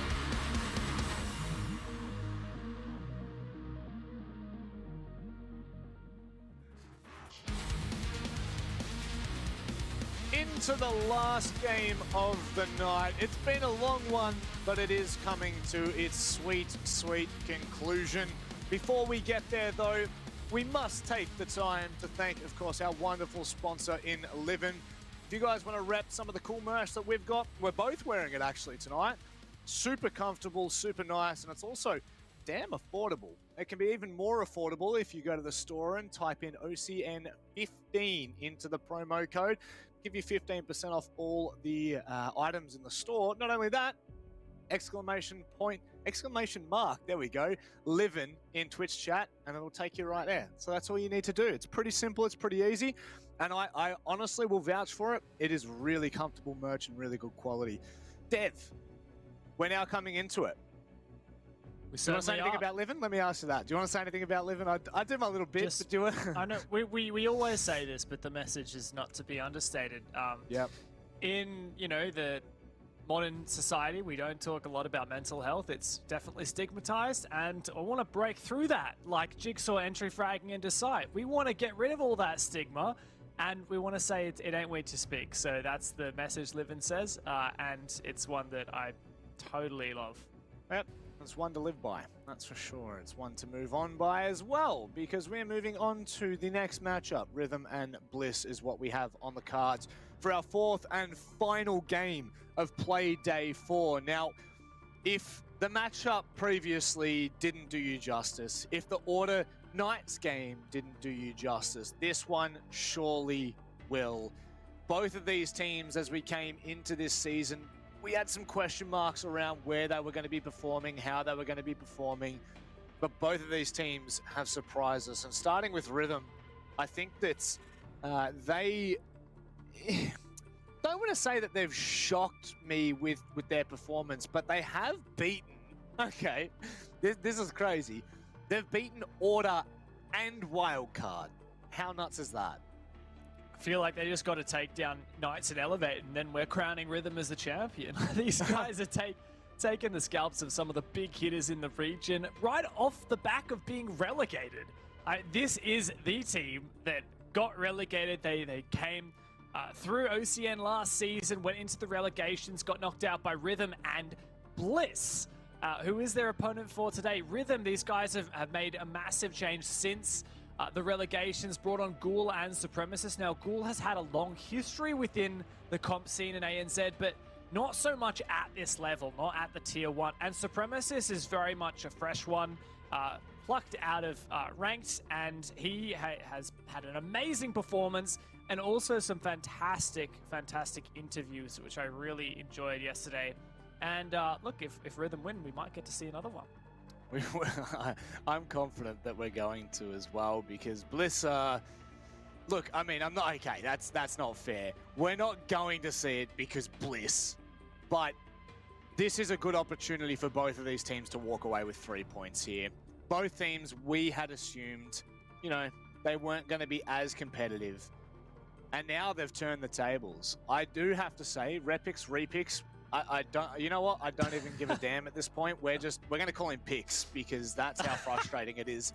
But Pix has been an incredibly good pickup for this roster and really has bolstered in a lot of the damage that they were able to do and able to inflict in the first 3 Playdays.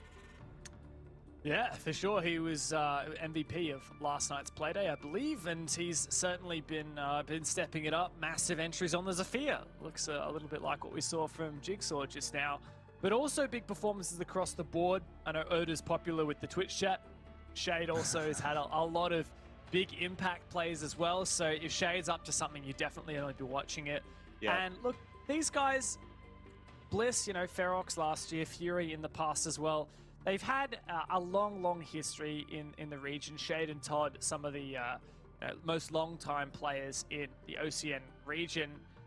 But they haven't quite broken into that top for quite some time. They went down into relegations, stormed through it. You know, they came first place out of that. And then coming into this season, they actually have done quite an impressive situation, and they're currently sitting second on the standings at the start of today's Playday. So, look, it is honestly possible for Bliss to really take it to that next level and break top four and make it all the way through playoffs. But we need to see if that's actually going to happen. We need to see them tested against more teams. Also, if Bliss win tonight, they skyrocket to the top. They become first in OCN. Yep, they're currently sitting just underneath Elevate, and because Elevate haven't won, they could actually be sitting at first. They could be sitting at top of the ladder. That is utterly insane. Anyway, let's have a look at the map. Let's have a look at the veto process, and this will tell us our tale. So Chalet and Coastline banned out as the last choices to give us Clubhouse, the OS favorite, I would dare say, and a map that don't really have a favor for. Actually, I'd probably lean into Bliss a little bit more here, Dev. I'm kind of leaning into Bliss no matter how way you cut this one. These teams did play in the relegations. They actually played on Clubhouse as well, and Bliss took it, but it was a very close 8-6. And if it is an 8-6 that we see, then Bliss won't necessarily have that number 1 spot. They will be tied for points with Elevate. So Bliss is gunning for the full 3 here to take number 1 seed in OCN. Imagine that.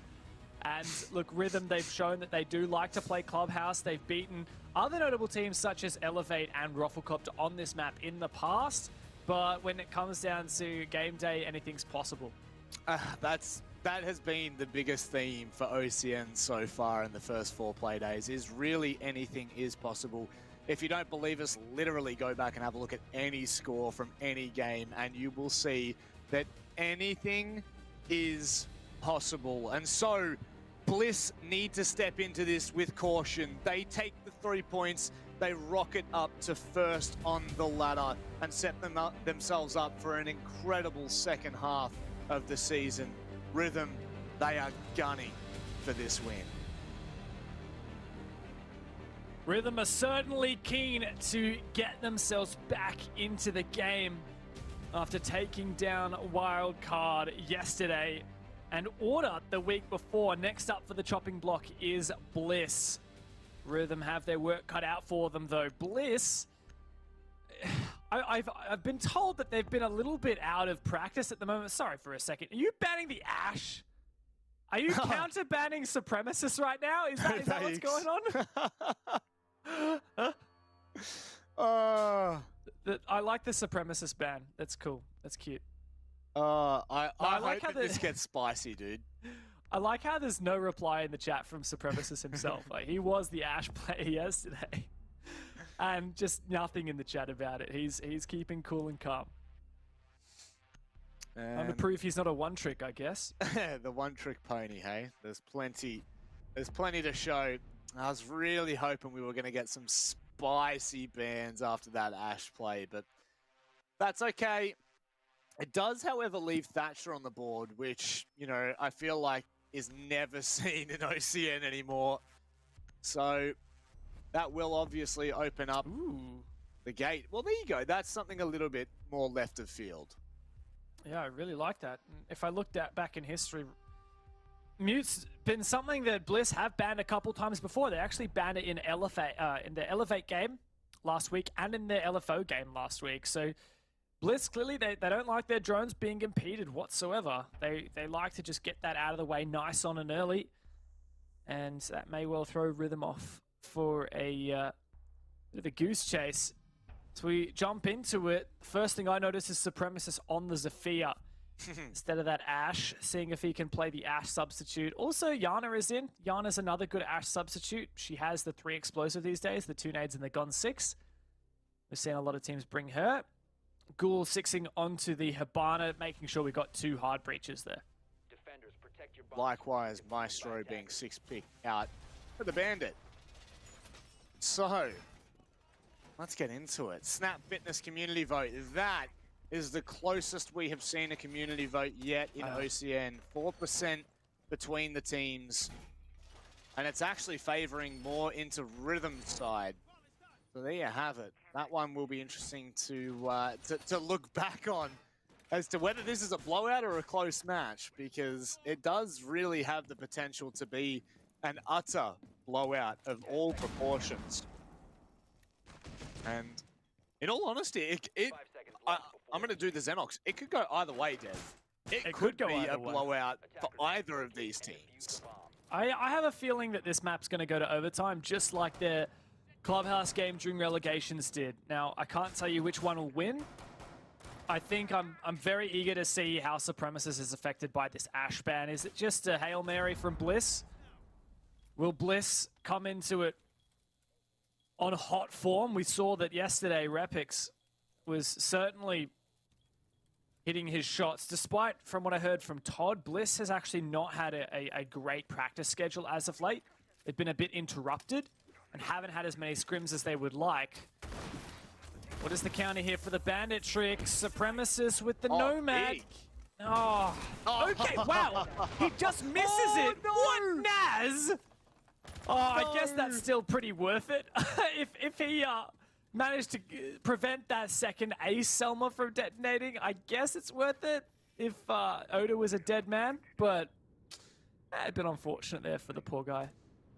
I thought that... I genuinely thought Oda had put down the second bandit charge. Nice trade from Repix there onto Drex.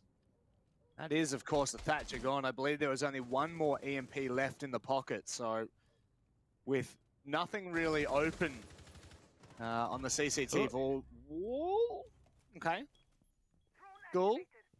That's one way of doing it. Maybe they'll just fight their way in with brute force here, Dev. Yeah, it looks like Rhythm are rotating here for the construction take while they have a line of sight open on the CCTV cameras wall. That's really the most important part, that line of sight. But it's not as big as they would like. And it's also not an entry hole, so they can't desperately rush in if they need to. In fact, no one on that side of the map at the minute for Rhythm. Taking con. Nice drone ahead. Novaix has 2 Selmas left, but he wants to make sure they don't get tricked. He wants to make sure that they don't get wasted. Supremacist here. M762 in hand and holding on desperately. Impact comes through, denying that Selma. Repix as well. Todd? All out of impacts can no longer impact trick that. 35 seconds remaining. Nazgul's making a rotate, but Repix is shut down. So the buddy system, Nazgul legs it straight past Todd. That drone has given them everything they need. And now know that Cash is open and Todd is all on his lonesome. Ghoul will close it out with the last 2 kills to make up the 3-piece. And that is a well-needed round to start off this last matchup of the night. Big round for Ghoul as well, I believe 3 kills. Very well played for Rhythm there, despite struggling a little bit with that wall denial. They managed to find quite a few picks, catching Bliss off guard time after time. And, well, with Bliss losing that first round, they're going to immediately just rotate off and go down to Church Arsenal. Not dwelling too much on the mistakes of their past. But the thing is here, Church Arsenal can be quite hard to defend with Hibana on the cards. Especially because Hibana and Thatcher are in, right? Like, if they try and play the Kaid and protect the Moto Hatch, you can get that with the Thatcher anyway. If they try and impact trick the Kitchen Hatch, then, well, you've got Hibana, which these days, 2 at a time, pretty much hard counters the impact trick. So I'm looking at this and thinking Bliss better play something a bit aggressive. They better take the fight to Rhythm.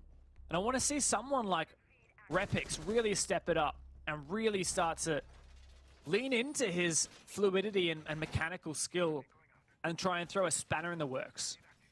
10 seconds to go. Honestly, would not doubt it for a second. 5 seconds left. Nice, a little bit of cheeky drone hunting. Catches 2 drones before the prep phase ends. So, that's not too bad. I wouldn't really necessarily call it drone hunting, but it's fallen into their lap. Shade, don't you dare. Don't be like this. Gross. Don't be... Don't be like this. Don't be like this. Don't be like what is that? this. Shade!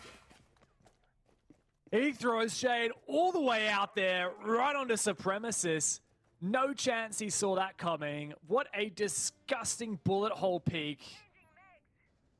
It's a lot of utility down the toilet as well as Supremacist, the new player on Rhythm. He was the missing piece. He was a risk for Rhythm to pick up, but he's not going to have an impact this round. Drex also lost a lot of HP, and Rhythm need to recompose. Cool.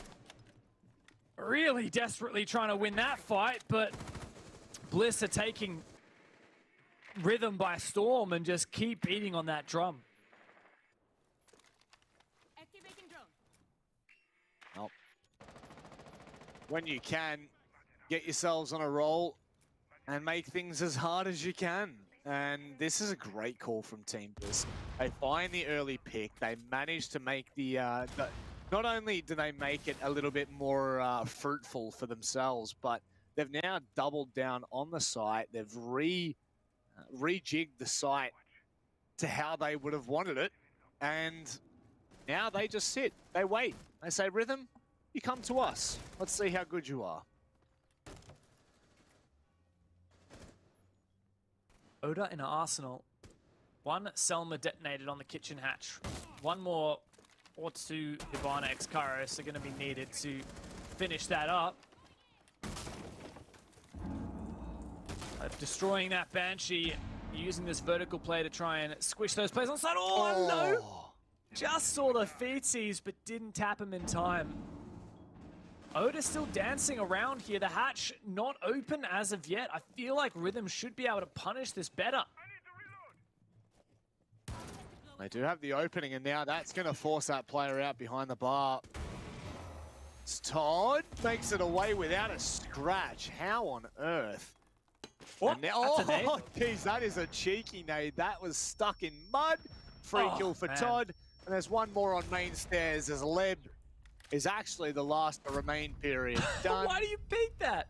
Because he's a gamer. That's Bliss for ya. They don't care. They don't give a damn. They're going to peek that. They're going to swing you and send you straight back to where you came from. A great retort here for Bliss after losing the first round. It certainly does not shatter their confidence for even a second. And look at this. Oh, that's... The control on that as well is just so gnarly, Dev. Certainly is. A lot of good recoil control. The Vector does not output a lot of damage at range, so really making sure he probably needed to land about 5 or 6 shots before that injure actually came through, and then another one to confirm it. Credit to Shade. It's amazing the kind of stuff these players can come up with. The game's been out for so long, and I'm still seeing new spawn peaks I've not seen before. That was a bullet hole from the jacuzzi wall looking out onto the strip roof. It's just, and I'm just glad it wasn't me who died to that. Yeah, right. You can already see well, you can already hear, I should say, the slamming of the desk. It would just be so infuriating seeing something like that. And I'm just going to make one quick point. A note, well, I mean, Todd's actually bringing impacts instead of your typical C4s. That's one point to make. And, oh, okay, that's actually a lot of impact grenades. That's 8 in total for the team of Bliss. So I love that. Absolutely love that. But if I do have enough time, I really need to give credit where credit is due to all of the newcomers to OCN, to Tier 1 Rainbow Six in ANZ.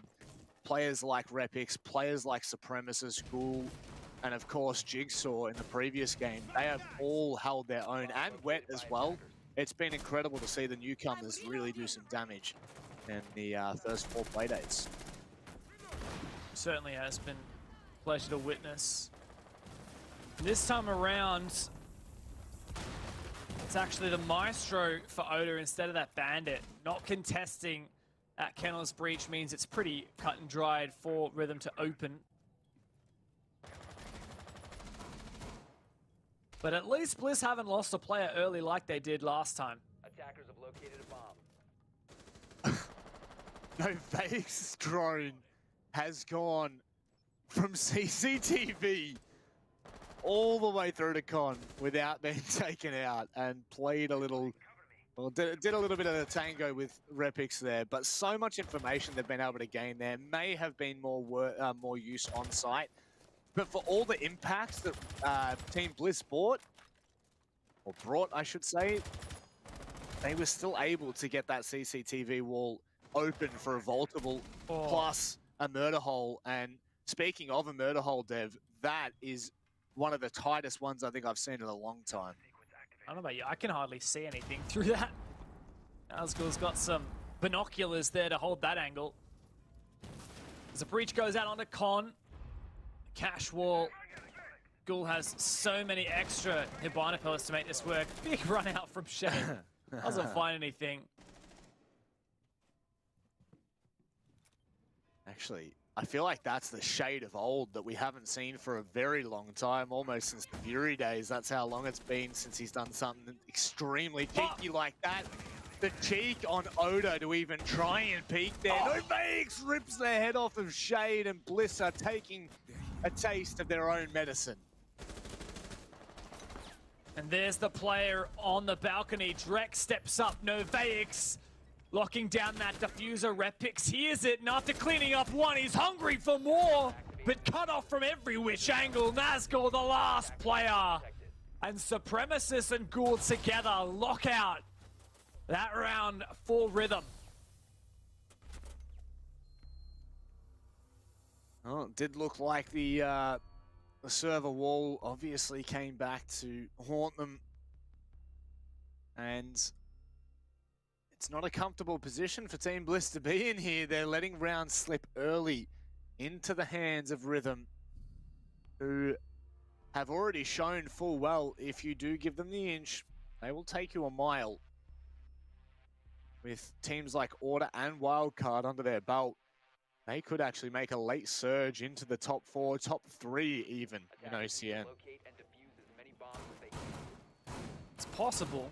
Like you're saying, those overtime victories that Rhythm have managed to cop this year, it's quite a contrast to last OCN, right? Where Rhythm were notoriously that team that hit overtime again and again and again, but lost them. And the way that the scoring worked last season, you get no points for an overtime loss. This time, Rhythm have turned it on its head. They're getting the victories out of these overtimes, but it still might not be enough to propel them into that top 5, which is definitely a possibility for them, and it's where Bliss currently reside in the 2nd place. A little something I was chatting to Ghoul about before this game. We're talking about Supremacists and Ghoul and Supremacists joining this team, and Ghoul said it was a bit of a risk, right? Picking up lesser known players, especially Supremacists, but they're confident that it's paid off. And going up against Bliss, right? I think these are a lot of players that are quite familiar with each other. And Ghoul said, and I quote, Supremacist is so deep in Oda's head that Oda might as well start charging him rent for tonight's game. Oh, the salt that you love to hear. Well, let's wait and see if that is actually of any impact or significance. Well, at least it got Bliss to ban Ash against Supremacist, so that's something. This is very true. Maybe it is all but rent-free inside that head. And Oda did go down to a rather peculiar little peak. So maybe already the signs starting to creep in there. Repix gets absolutely dropped by Supremacist, peeking from server as Nova. Noveix was taking all the attention at top red. Supremacist clearly comfortable here on the Zephyr. Not worried at all about that Ash. Ghoul droning out Todd, and his drone also evades that. Great progress here for Rhythm. Over half the round gone, and they've got good information on where these players are. They have full cash and construction control as well, but Shade looking to make a play potentially. In through logistic office, Leb on the hatch above. Supremacist starts to encroach upon his personal space. Bomb located by attackers. All in all, some good timing there. Shade with Not a lot to fight for right now. Has 2 smoke babes. Needs to ensure that he uses these wisely. Right now, just holding them at bay. Oh, he's looking for the peek around the corner here. I love this from Shade. That is an even further smoke that'll push them back into an uncomfortable position as he edges closer. He pulls back away and baits me harder than he baited them. C4 ripped elsewhere, finds nothing. Shade holding the line with the M590. He gets one, but Supremacist to trade it through. Novaex could be picked up, but Supremacist is hungry. 20 seconds remaining, and Leb takes out Naz. 2 players left for Blitz. It's Oda to hold on. He finds Novaex. Can he get Supremacist too? Get him out of his head. Holding on, it's Todd, shut down. Oda takes down Supremacist. The plant is not down. Leb, he doesn't stick the plant. And Oda clutches it.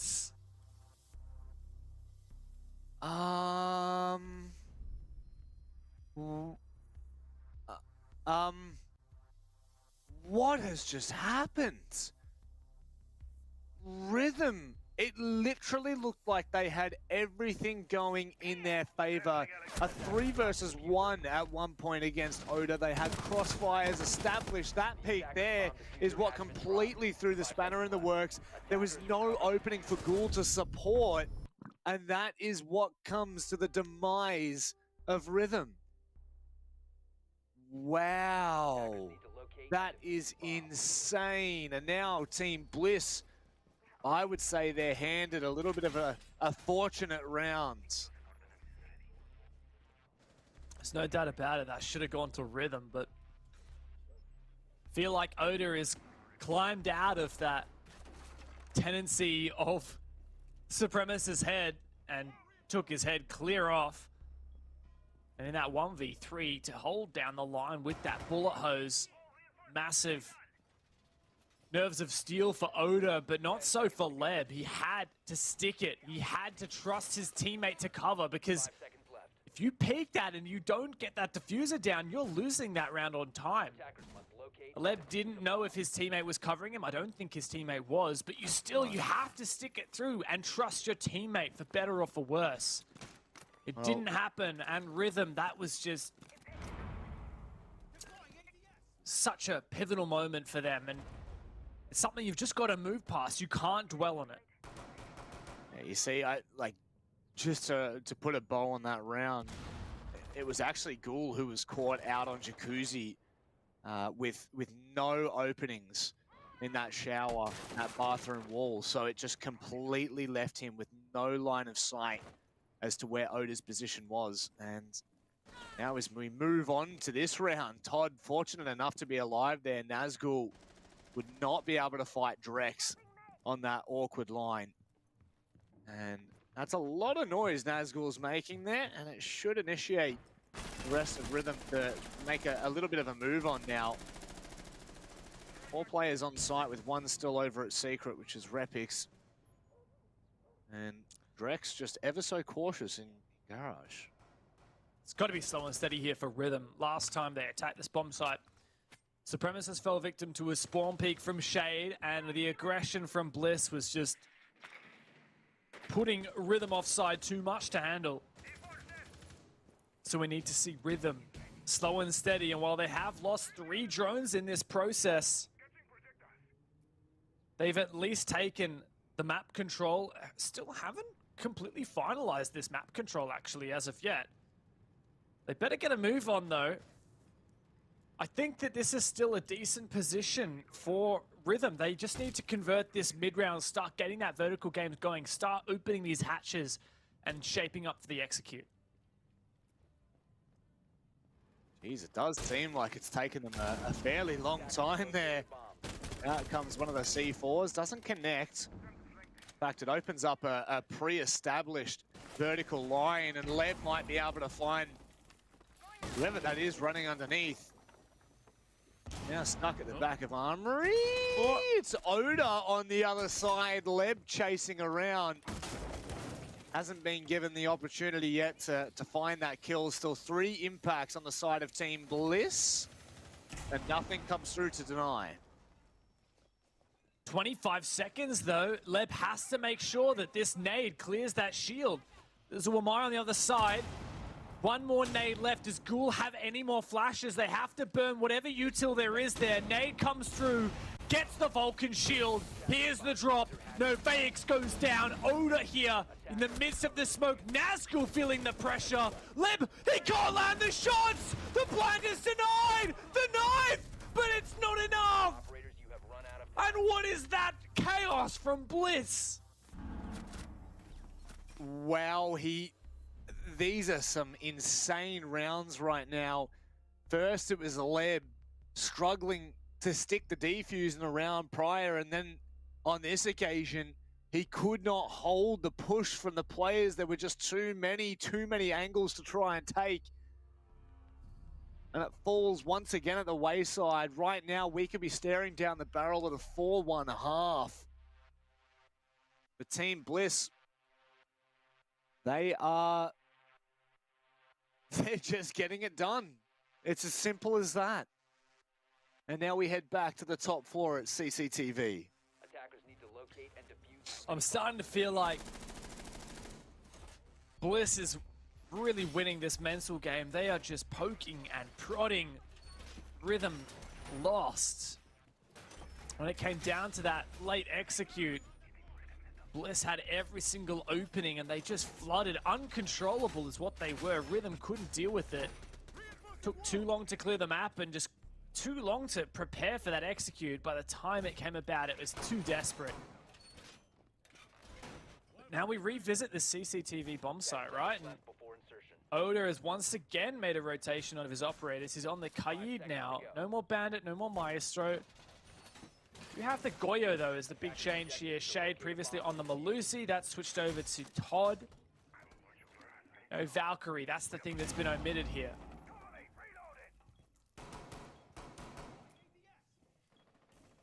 And how much intel will that take away from the side of Bliss? We don't know, but, you know, you have to do these things. Now, Oda, surely you're not going to try to hit the trick here. Let's see what the timing's like. It'll at least get the second charge as it hit off there. Ooh, or will it not even? The EMP was jammed. perfect, man. Yeah. That is unbelievable. That is so good. Really well played there from Rhythm, and the adaptation from Oda just did not quite hit the mark, and massive wide opening there for Rhythm to utilize on that Kennel's Breach, and as has been customary, Rhythm will now rotate over to Con. Now the change here for Bliss is the fact that they actually reinforced logistic here. Nova uses his final Selma to breach this wall, and Nazgul's actually opened up one of the single panels from Cash into construction, playing a bit more aggressively. Let's see how Bliss deal with, how Rhythm deal with this. Well, presumably the X-Kairos haven't been used unless they opened up Garage, so they'll still be able to make a bit of a nuisance there. And there you have it. They have not been touched yet. You'd expect that at least maybe 2 sets of them will be used across the Garage, or maybe I mean, the way it's looking right now, they're putting a lot of attention across toward Con. And this may be where they try to continue to put the pressure on. It's a nice nade from Leb, and it actually forces the Goyo shield to well and truly blow Repix. Oh, how does he find the kill? You know what? An eye for an eye. I think you'd be pretty happy with that. At least they traded him, right? But massive pick supremacists for the double. 50 seconds left, and once again, eye for an eye. Reloading. Leaving both teams blind. 3v3. Todd holding the top red stairs. Time ticking away. Rhythm need to shape up for the execute, rotating one player over to Kennels, but Shade is still below. That C4 is prepped and ready to deny that plant. That could be everything. Oda also stepping up massively. It's all now on these 2 players to hold on. 1 C4 still in the hand here. Maybe they might be able to get underneath and deny, but no fakes. He changes it up. He gets into Cash, and that nearly threw it completely. Now Todd has to hope for a Hail Mary. Can't find anything. Tries to make his way up the stairs, and Ghoul is waiting with open arm. Rhythm with a successful last round of the half. They claw it back. We'll see you in a second.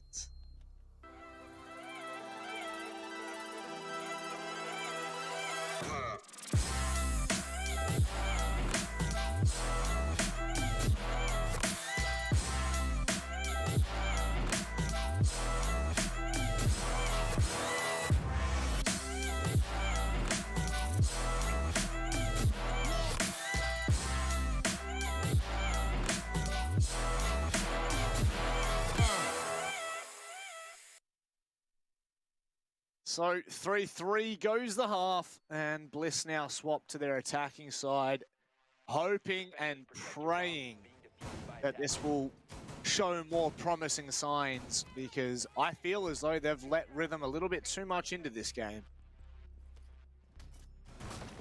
No doubt about it. This is a 3-3 half is not what it was looking like there for a minute. Bliss started to really get in Rhythm's head, but that tooth and nail fight, bare knuckles for that final round on Rhythm's attack, definitely has set themselves up potentially even to be the favored team here as we move on to their defense side. Keeping in mind here that Bliss are the team that statistically should be favored here, currently second in the standings, and have that head-to-head advantage over Rhythm. Last time these teams played was on Clubhouse during the relegations, and Bliss won it. Rhythm since then have made some massive changes, as have Bliss, but a victory here for Rhythm would certainly make that run for playoffs possible. That's it, right? The all-elusive top 5. Just get yourselves in, get your foot in the door for the first stage of OCN. Whatever comes from it after that, well, so be it. At the moment, Rhythm happy to play a heavy roam. Supremacist and Novaics. Oh, huge C4! No, Nazgul! Oh. The timing of it, he backs away and just gets around the corner in time. Fortunate for him. The drone goes forth. Oh no, the default camera giving so much info to Rhythm on for this roam. There goes the nade, the jump out. What? Ambitious for no thanks, but Nazgul reads it. Supremacist under the pump and finished off. Oda locks that one down tight, and Bliss win that roam game fair and square. Love that. Huge from Nazgul. The nade into showers as he catches the player coming out. Unfortunately, his teammates there to just double down for the damage. Drex now looking to play quite close on the main stairs. Contact comes in, but Oda not going to be able to find the kill yet. Smoke doesn't actually push him back. He's not going to be taking any damage there. Drex is playing with death. And instead, thinks the better of it as he's now fallen back to site. Probably necessary at this point. Rhythm bloodied across the board. Or Leb, this is cheeky. And it could be so damaging here if no one from Bliss is watching the flank. Ready to push through storage. Ghoul's dying on site. Leb's got to move now. That's the kill. That's the one. The linchpin. If you can find a second here, it's on. And now with Drex holding Moto, there's a small little hint of belief here, but it looks like they're going to bypass in toward Kirch now. Actually, they've gone straight into Armory. Drex can't get the line, and Leb, there's no chance of denying. He'll have to sit for the 1 versus 3. The pre-fire's good, but the kill is not. And Team Bliss take the round. A little bit of salt from Oda as well. Oda's certainly happy about that one. He's been stepping it up here. And Bliss starting to get a bit of an advantage over Rhythm. 4-3. Once again, Bliss take that narrow lead. And funnily enough, it came to that roam clear. Very successful for Bliss. One of the factors potentially relevant there is the fact that Rhythm don't have the mute available. Bliss banned it out. And often when you go for an SSG roam strat like Rhythm just went for, you know, the Mozzie, the Castle, you want to have the mute there. It's one of the key ingredients to denying that info and keeping your roamers alive. And Rhythm certainly did not keep their roamers alive.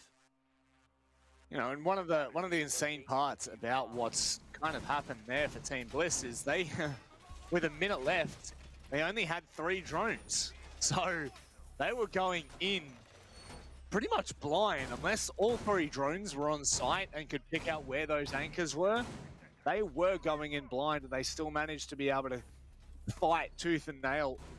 Granted, in a 5 versus 3, you would hope that you'd confirm that no matter the intel or not, but Rhythm threw everything bar the kitchen sink at them, roaming as many up top as they felt was necessary. And then obviously, like you said, Leb trying to be a cheeky boy coming up the oil pit. That could have been something, but alas, it is not. And this time, they're looking for a lot more attention from Drex on this cheeky little bandit. Barricading that door to top red as well to protect from Zafia concussions, cancelling his animation and thwarting the bandit trick. What are Bliss going to do to deal with that? Avax is roaming below as well to make sure Bliss don't get control downstairs. That's what Shay's looking to do, but his drone's taken down. Nice on an early by Nova. Haskell as well starting to pressure downstairs as the first bit of hard breach goes out on the garage. It looks like Bliss is shaping up for a garage and Kennel's wall push.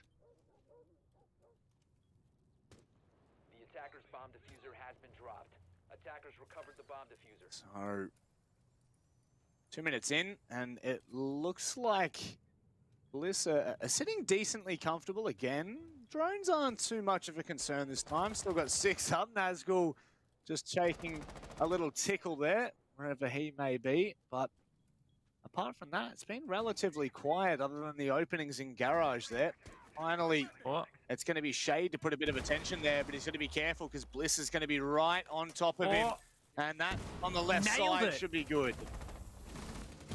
Nailed the trick on the right side, but that EMP did its job. Now Drex caught out of position. Leb's gone down as well. Seems to be working out perfectly for Bliss. Fortunately, Drex has retaken the position of his dead teammate, meaning that Rhythm can hold on to Rafters for just a little bit longer. This could be the fight for him. And Oda goes down, evening that man count.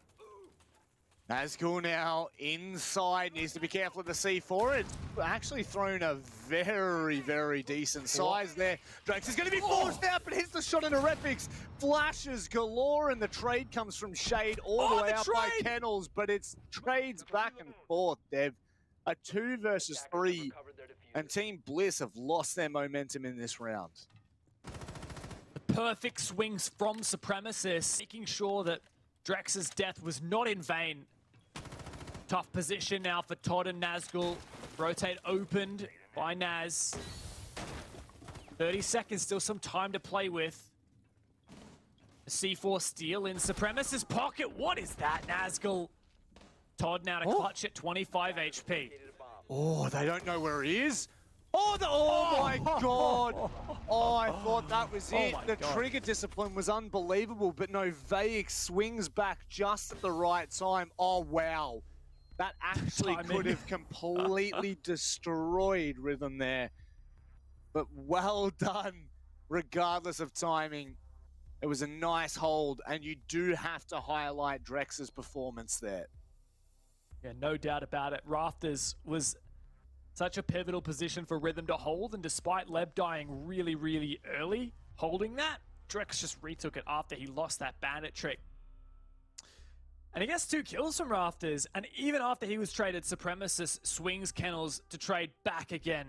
That is so good from Rhythm, and it made a massive difference, impacted their chances, and it's even up the scoreline once again. Now we go back to Church and Arsenal. Rhythm picked apart here. Their roam completely out of sorts, so they've changed tack completely. No longer a heavy roam setup do we have. It's no longer that Castle and Mozzie muteless SSG roam. They've decided to lean instead into a more site-centric setup. Yes, learning their lesson, that's fine. And now how they decide to approach is all but everything there. And that's 2 drones down. Yeah, you beat me to it. It's actually quite a big deal. I said you took the words right out of my mouth. Oh, it must have been while you were talking about drones. 5 seconds left. And I think that's good. Yes, very good. But no, that's a lot of information early on that Team Bliss are just not going to have now. That's it. And funnily enough, I think Rhythm are actually quite keen to have a bit of a roam. Instead of leaning into that kind of more static SSG roam, though, it's very loose. Information here, potentially that could enable a flank. Not a great camera, though. So as long as Bliss have a look for it on those shelves, they should be able to find it straight away. The goo mines might slow down Bliss a little bit, but I don't expect it to make that much of a difference, honestly. It's just a little bit of loose game here for Rhythm. See how many impacts they got? 4 as well, so they can waste a bit of time impact tricking that kitchen hatch as well. But at the end of the day, Bliss should be able to open it pretty easy peasy with the Hibana. I guess it's one thing we don't talk about enough of, especially with, obviously Hibana now only being able to shoot, 2. Oh, Repix. Oh, he impacted the Claymore too. So if Wow. Repix had not spotted that camera, that would have been a flank up the stairs. Really, really lucky he saw that.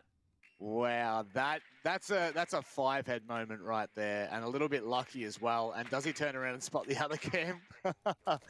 No. He hasn't yet. No, not yet. And you know what? It's probably going to go unnoticed here, Dev. May well, just behind him. Oh, yep. He was on his screen there for a second, but he didn't quite see it. I don't think there was anyone from Rhythm on it, though. Repix is just watching for that flank. I really do think it is possible. Oh, there you go. That's 2 of the 3 Valcams down. Repix has done good work here, but for now it's just flank watch as we turn our attention to the rest of the map. And both the Moto and kitchen hatches are open, so Bliss have actually made great...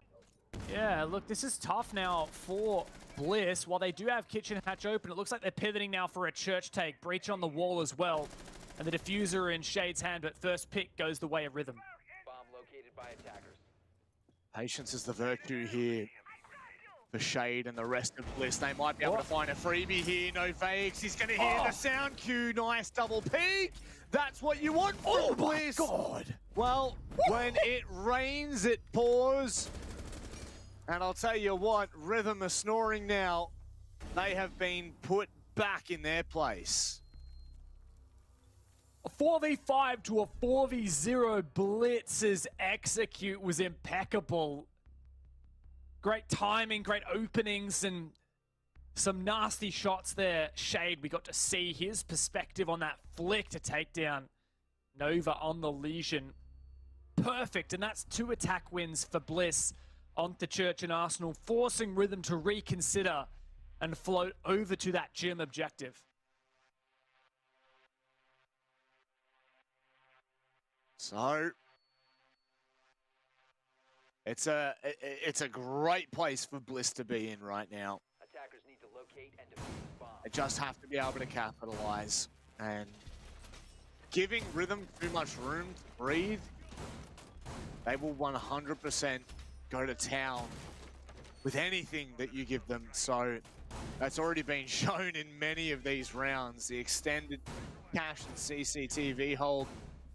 Well, it's really just the extended cash hold, right? We don't really see any kind of attention being put into CCTV. Well, the reason you hold cash is so that you can control that CCTV window. So if they play on that balcony on the south, contesting the master and gym windows, you can always have that ever-present threat of peeking this window. So I guess you could call it a CCTV, roam, hold thing. Somewhat of an extension, I guess. I mean, that's the thing. Most times we see a lot of the attacking teams, they go to town early on the kennel side, and they try to open up the wall, try to put the presence there, and then they leave I say 1 or 2 players. They try to flush cash out and then hold 1 player while they put attention maybe across toward Jacuzzi or logistics. So, and this is interesting from Leb. He's gone 1 step further That's all the way over on rafters, so why not? That is very aggressive. Usually Garage is step one taken for the attackers, but as of yet, nothing. Oh, and this could be massive, but reveals his position with the spray. Goes all the way downstairs. Lebon for a big roam here, but is to make sure that he can be close enough to assist his teammates. At the moment, it is Bliss focusing on Jacuzzi, and that's well and truly a big breach for them to utilize. Ghoul reinforces off Bathroom to keep his position safe, and Pretty Supremacist gonna come over and help bandit that up as well. But still, we've got EMPs left for Oda, so honestly, if Bliss want to breach that wall open, they still can. I would imagine there's probably at least one EMP. Most times we see the Thatchers throwing two at once. Okay, so literally, wow. There's still two EMPs for Oda to be able to utilize here. As they've opened up CCTV, it has completely pushed back the rest of Rhythm. And they now have cash.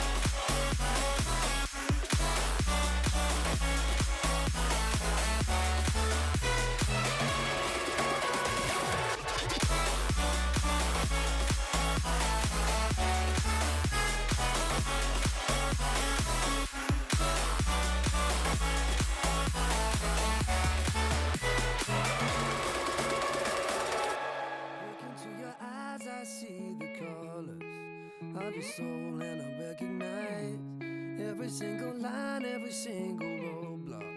We are two hearts that beat in time. And the towers looking down all night, blocking out the sun that we need.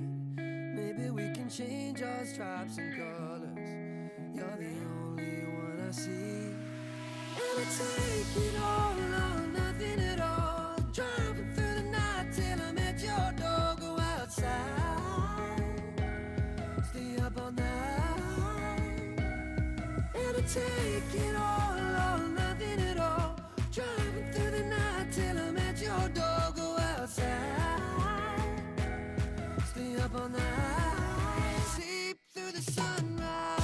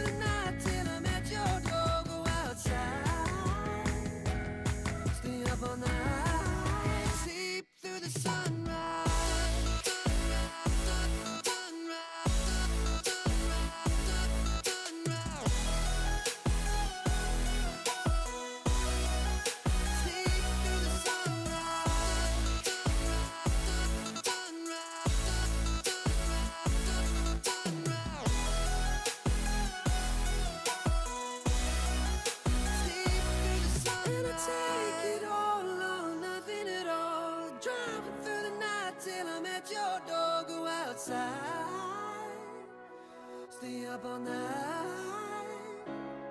It'll take it all or nothing at all.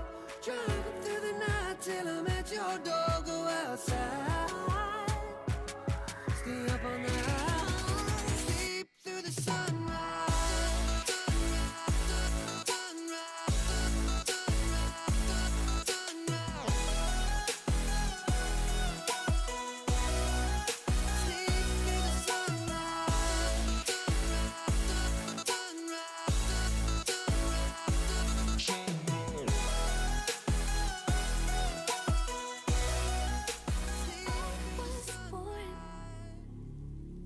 Like a fire in the eye of a hurricane. Always told, stay in line, be alright, better play it safe. I walk a different path, nothing can hold me back. I've passed the point of no return. Something is calling me, it's in the air that I breathe. Bring me back to life again. Dancing with my fear, burning with desire. We gon' take it to the edge and come alive. Go to hell and back just to feel the fire. We gon' turn up in this place and come alive.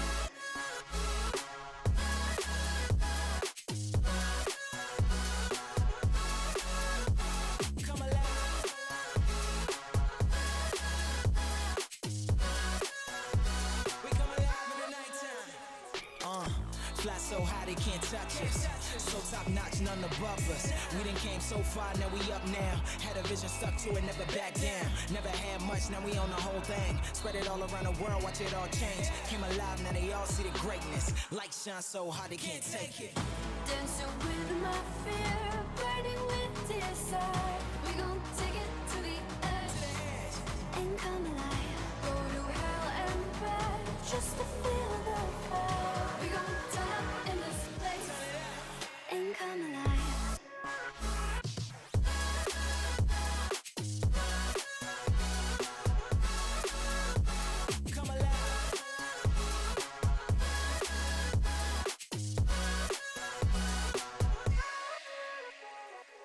I walk a different path, nothing can hold me back. I've passed the point of no return. Something is calling me, it's in the air that I breathe. Bring me back to life again. Dancing with my fear, burning with desire. We gon' take it to the edge and come alive. Go to hell and back just to feel the fire. We gon' turn up in this place and come alive.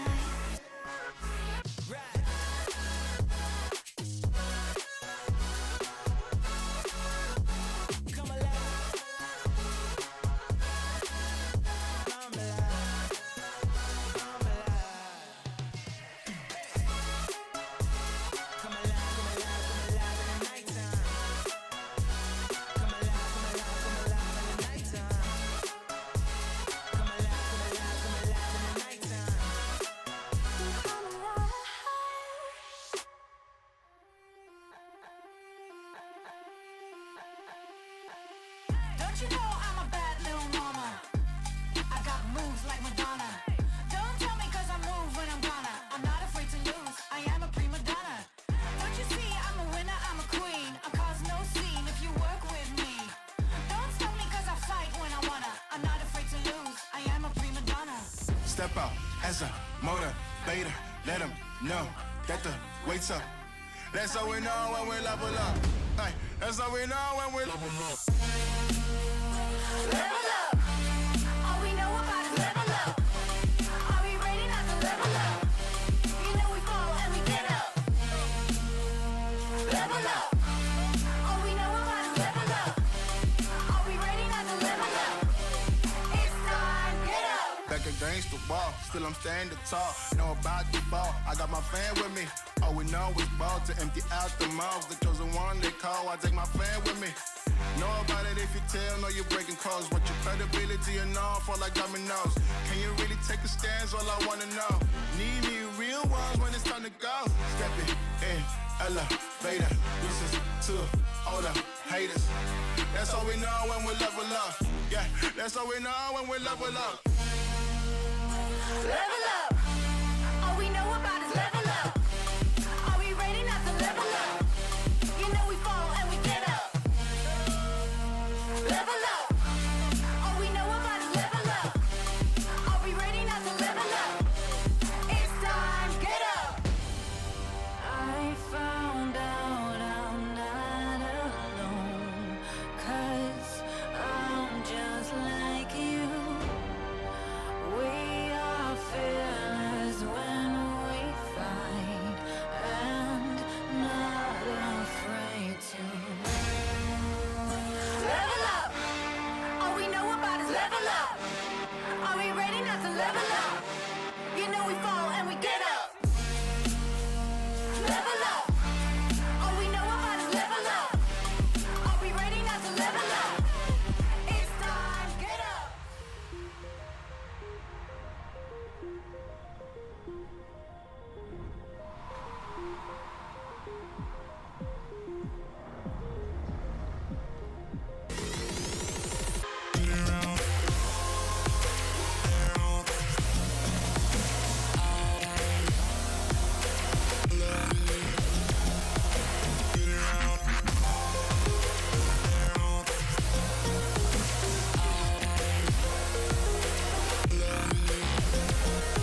Try not to drift apart, 'cause you'll be right back at the start. And I don't wanna keep on falling. I gotta stay recalling memories we've lost and found.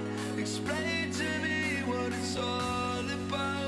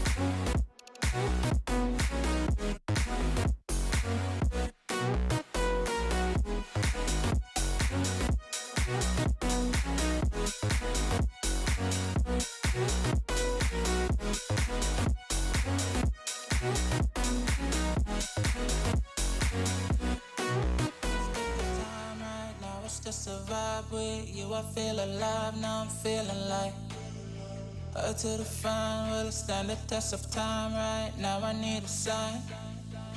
Tell me if it's over, come a little closer. We should take our time to think this damn thing over. Should we grow closer, should this be over? My heart for your mind, probably we should start over.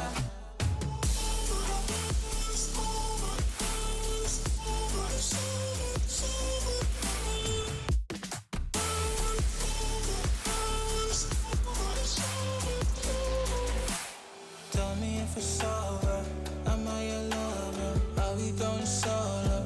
Or is it polo? Her face is saying don't go. I'm acting like I don't know.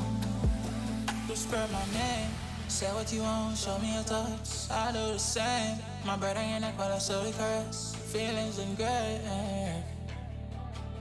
it's still the same. Tell me if it's over, come a little closer. We should take our time to think this damn thing over. Should we grow closer, should this be over? My heart for your mind, probably we should start over.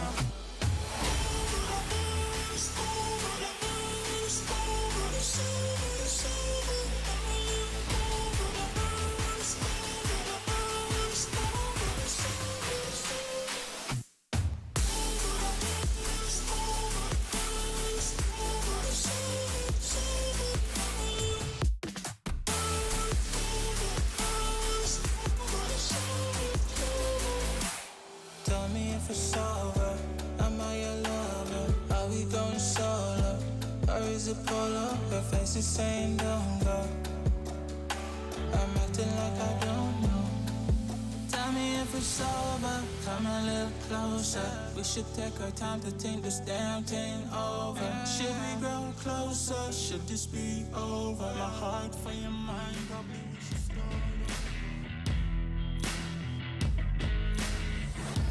Embrace your destiny, slay your enemy, raise a legacy. No more apologies, trust your abilities, gather the energies. Pull yourself back together, been staying off track forever. Child of the nation, will seek redemption, time for salvation. Today is meant to be day of victory, time for history. Reverse the tendency, fight the entropy, channel your rivalry. You're praying for fortune to come, you're hearing the sound of the drums. It's too late to backtrack, go pack your bag now, keep your feet on the road and stand up. You've got what it takes to fight back. Don't stop until you black out, out, out. Stand up, you've got what it takes to fight back, back. Don't stop until you back out, out. Give all you got and show them how to make a miracle. Stand up, you've got what it takes to fight back, back. Don't stop until you back out, out. Give all you got and show them how to make a miracle. Go save your team, be a hero. Take home the cup, be a star. They waiting for you, take aim, shoot your arrow. It's your time to shine, show them who you are. Stronger, gotta go faster, gotta get better, gotta work harder. It's fight or flight now, get up now. Go with the move, go for the goal, lead up the stadium, you know how it's done. Stand up, go what it takes to fight back, back. Don't stop until you back out, out. Give all you got and show them how to make a miracle. Stand up, go what it takes to fight back, back. Don't stop until you back out, out. Give all you got and show them how to make a miracle.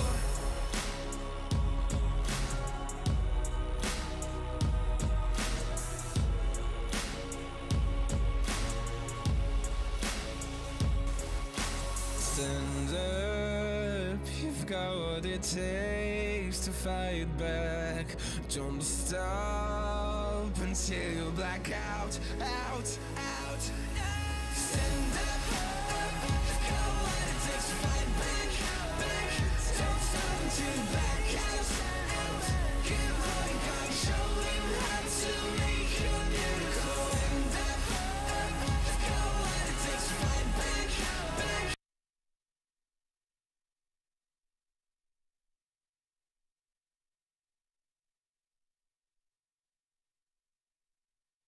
Don't stop until you back out, out. Give all you got and show them how to make a miracle. Introduce me, I'm the renegade. Every single night, I crave the taste. It's the adrenaline running through my gait. It gets me high, high.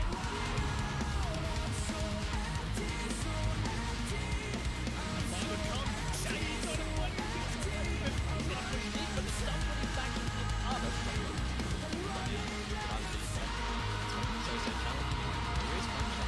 This could be huge. Manages to find them.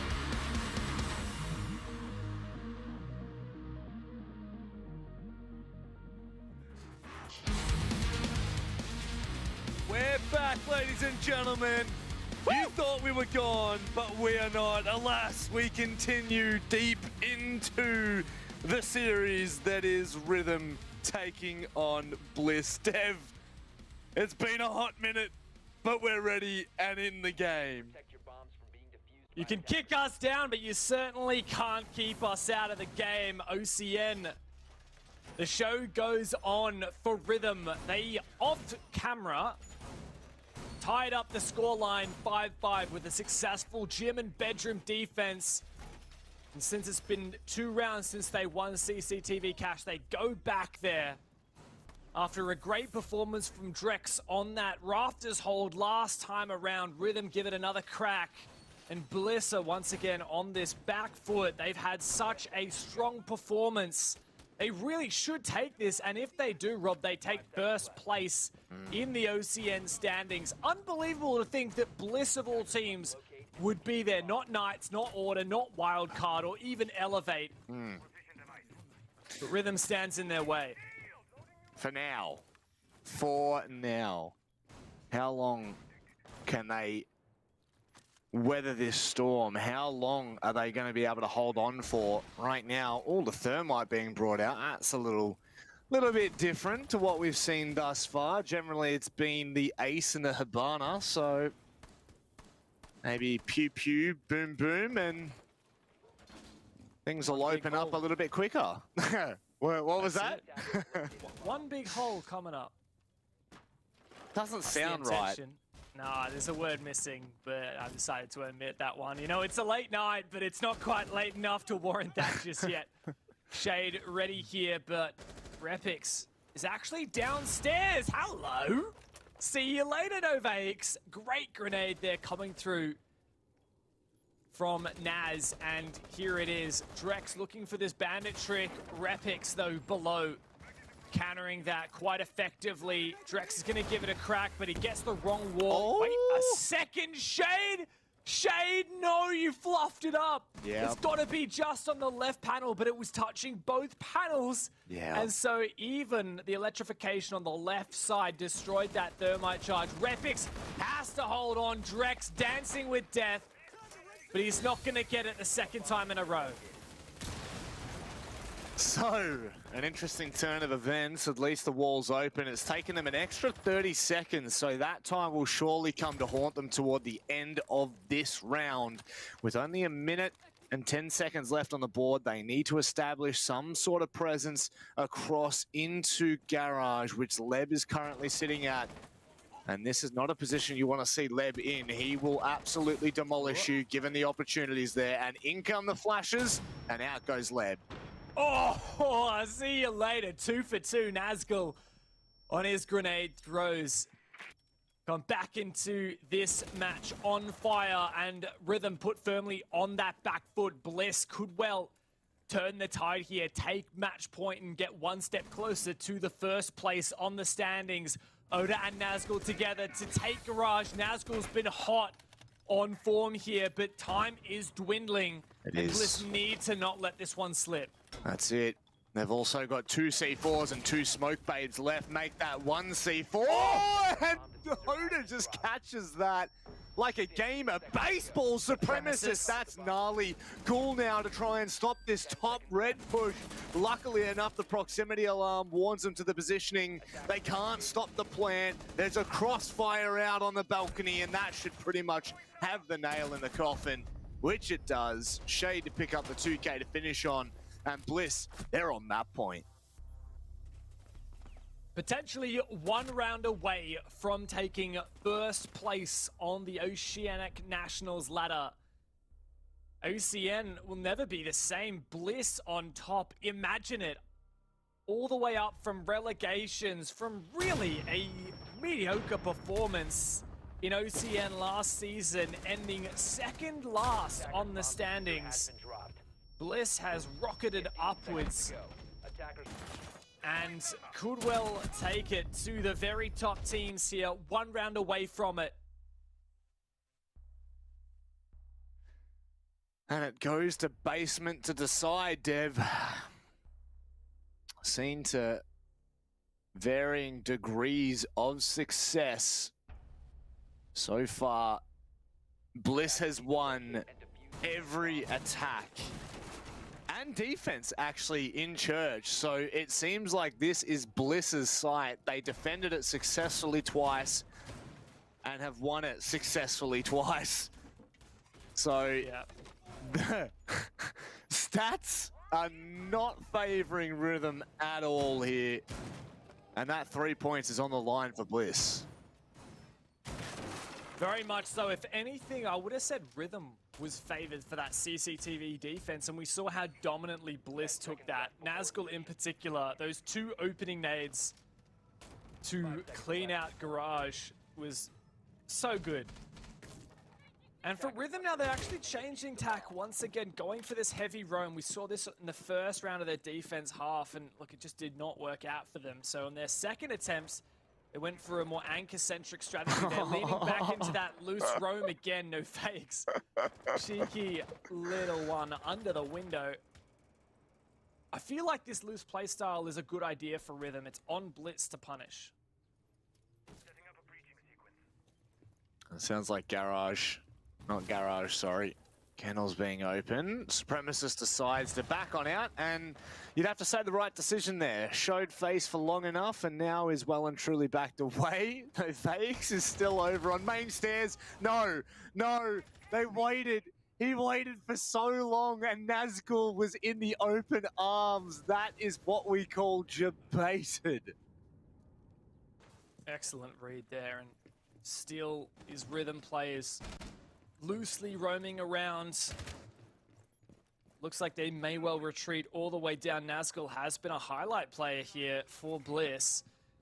Not quite the Repic show that we had expected going in, but Nazgul's held his own in the past as well.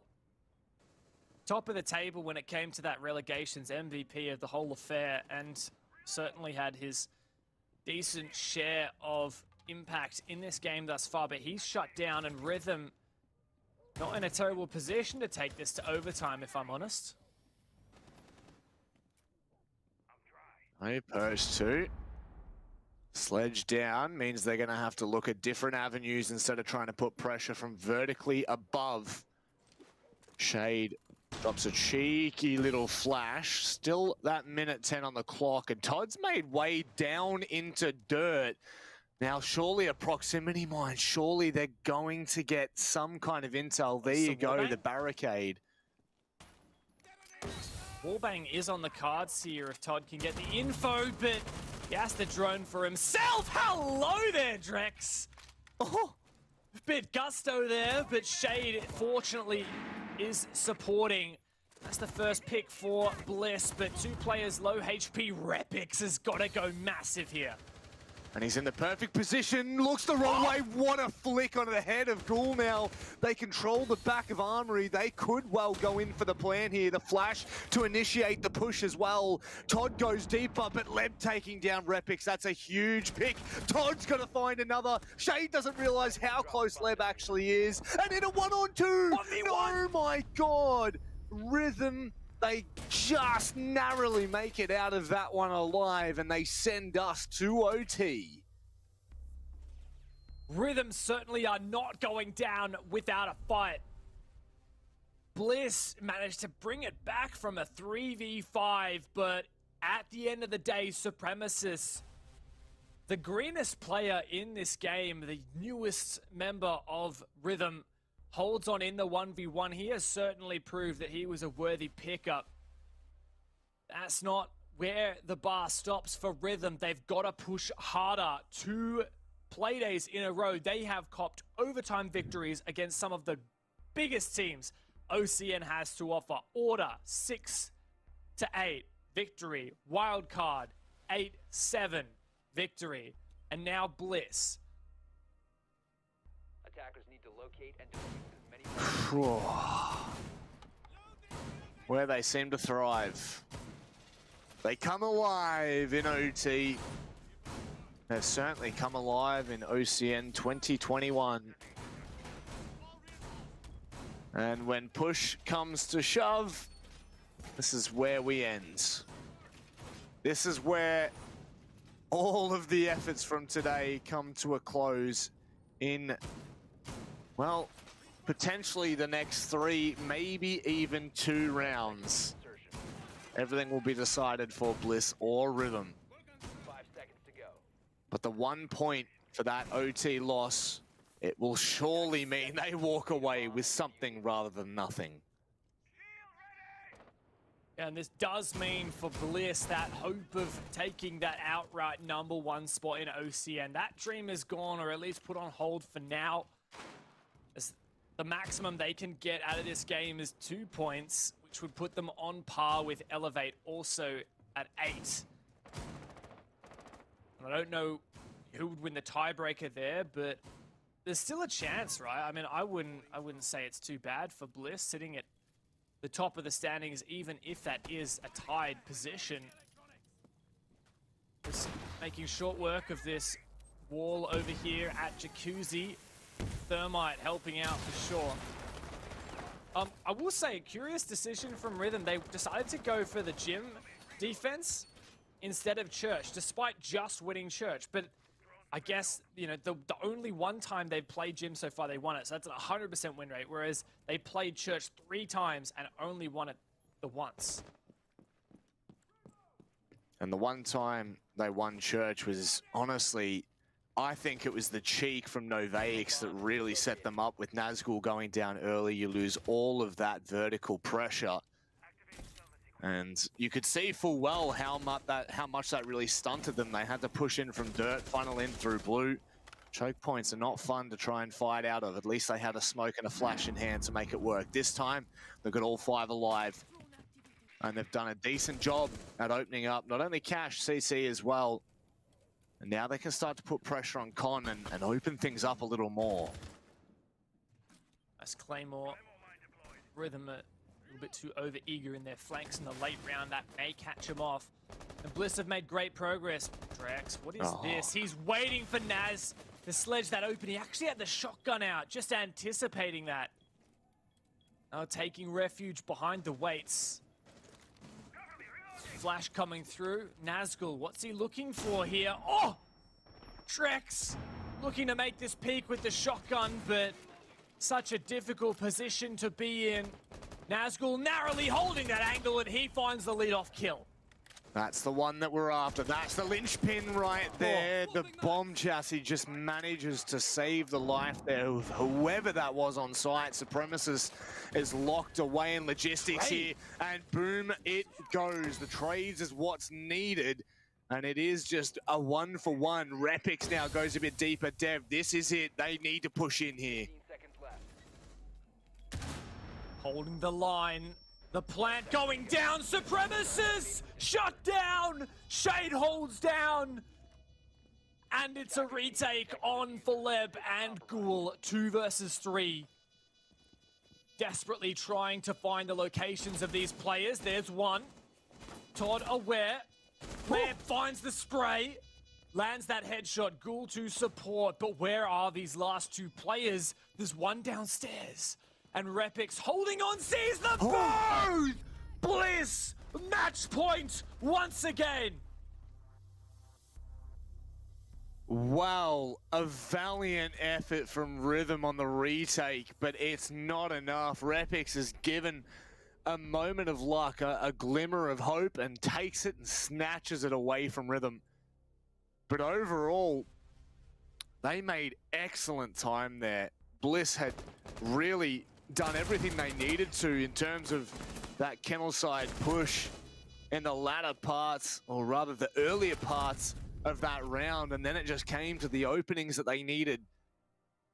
Still, the castle on the shoddy up close is, well, it's a decision, and decisions are meant to be made, and it's certainly, maybe if it comes off, you're laughing. Now, this is a Rhythm tactical pause. So soaking in every last second here and just trying to figure out the best point of attack.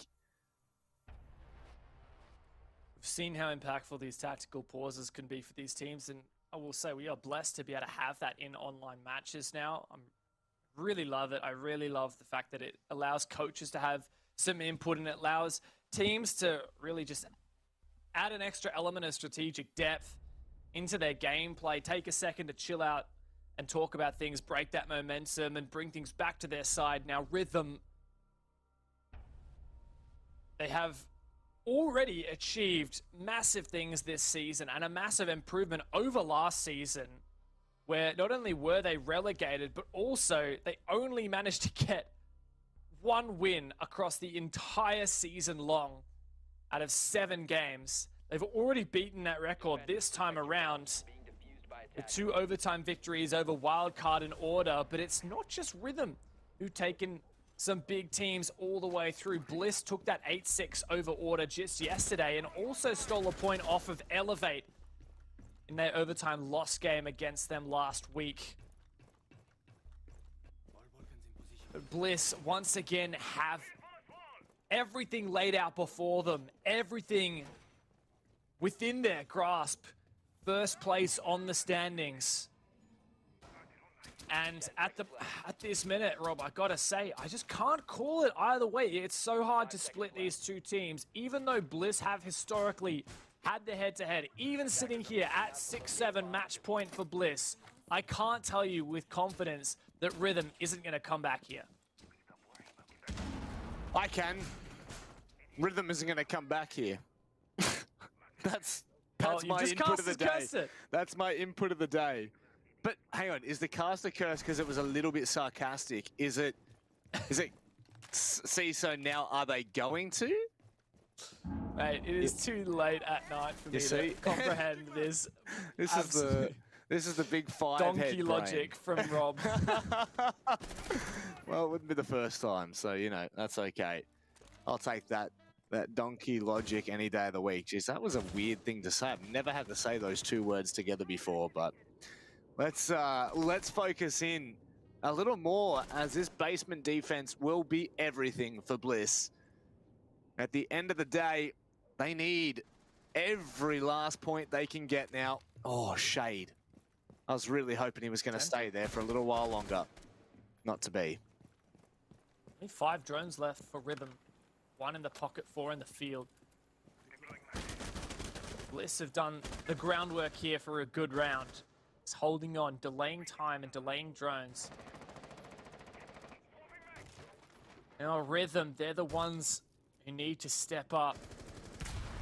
Starting by opening up these hatches and getting to work in the vertical game. Leb needs to make sure that he can flush out any players in Arsenal. Oda has been a hindrance. Shade as well. How many C4s have we got on the table? 3. 1 in the hand at the moment, pre-ripped. I believe that's for Oda. Just waiting for that player to come within his grasp. This could be it. The C4 goes out. Or does it? I can't tell. Oh. There it is. Shade nails it onto Leb. And that's the sledge off the cards. The good thing is, and the small little hint of belief for Rhythm here, is he'd already opened up a lot of the lines that he'd be looking for. Maybe 1 or 2 missing, but they're going to be pretty happy with that. And Dev? There's just no time. You look at the clock, 35 seconds left, and Rhythm, I just don't see them making this execute work. They've got to go massive, and they've got to step up right now. Looks as though that is their full intention. Out come any kind of smokes. Oda doesn't hit anything. That's a big C4. See you later. That's the game done in the pocket. The premises can try, he might, but it is all done and dusted. Novayix is literally just standing between Bliss and once again, another W on the board. Dev, that is once again a huge performance.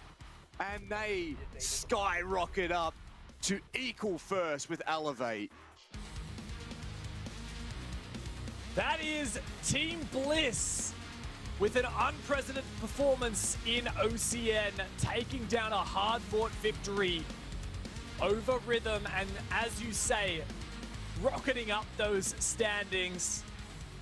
An insane game and a true testament of persistence and stamina in this marathon that has been our final match of the night. But where does this leave our teams on the standings? We've talked a lot about it. We'll have to wait for the standings graphic after our interview to know for sure the full League Ops admin approved call. But man, one thing's for damn sure, and that is that Bliss have outdone themselves this season in OCN. They certainly have, and you know, you could go on to play some pretty terrible Siege from here on out, and I think you've still built enough of a gap, enough of a legacy in Stage 1 to hold true. I mean, I don't want to go ahead and say that this could almost be close to cementing their place in playoffs, but this will be very close to it. I don't know how much more it's going to take from them. It was a very long series from start to finish. We had, you know, issues left, right, and center, but in the end, Bliss have held strong and they hold their nerve, which I think is just the main thing to take away for this roster. Certainly so much pressure on them, and they certainly stepped up when it mattered and held on for as long as they could. Great game from Rhythm overall though, but Bliss just have something else. They just have so much passion and fire, always holding on, and some massive performances.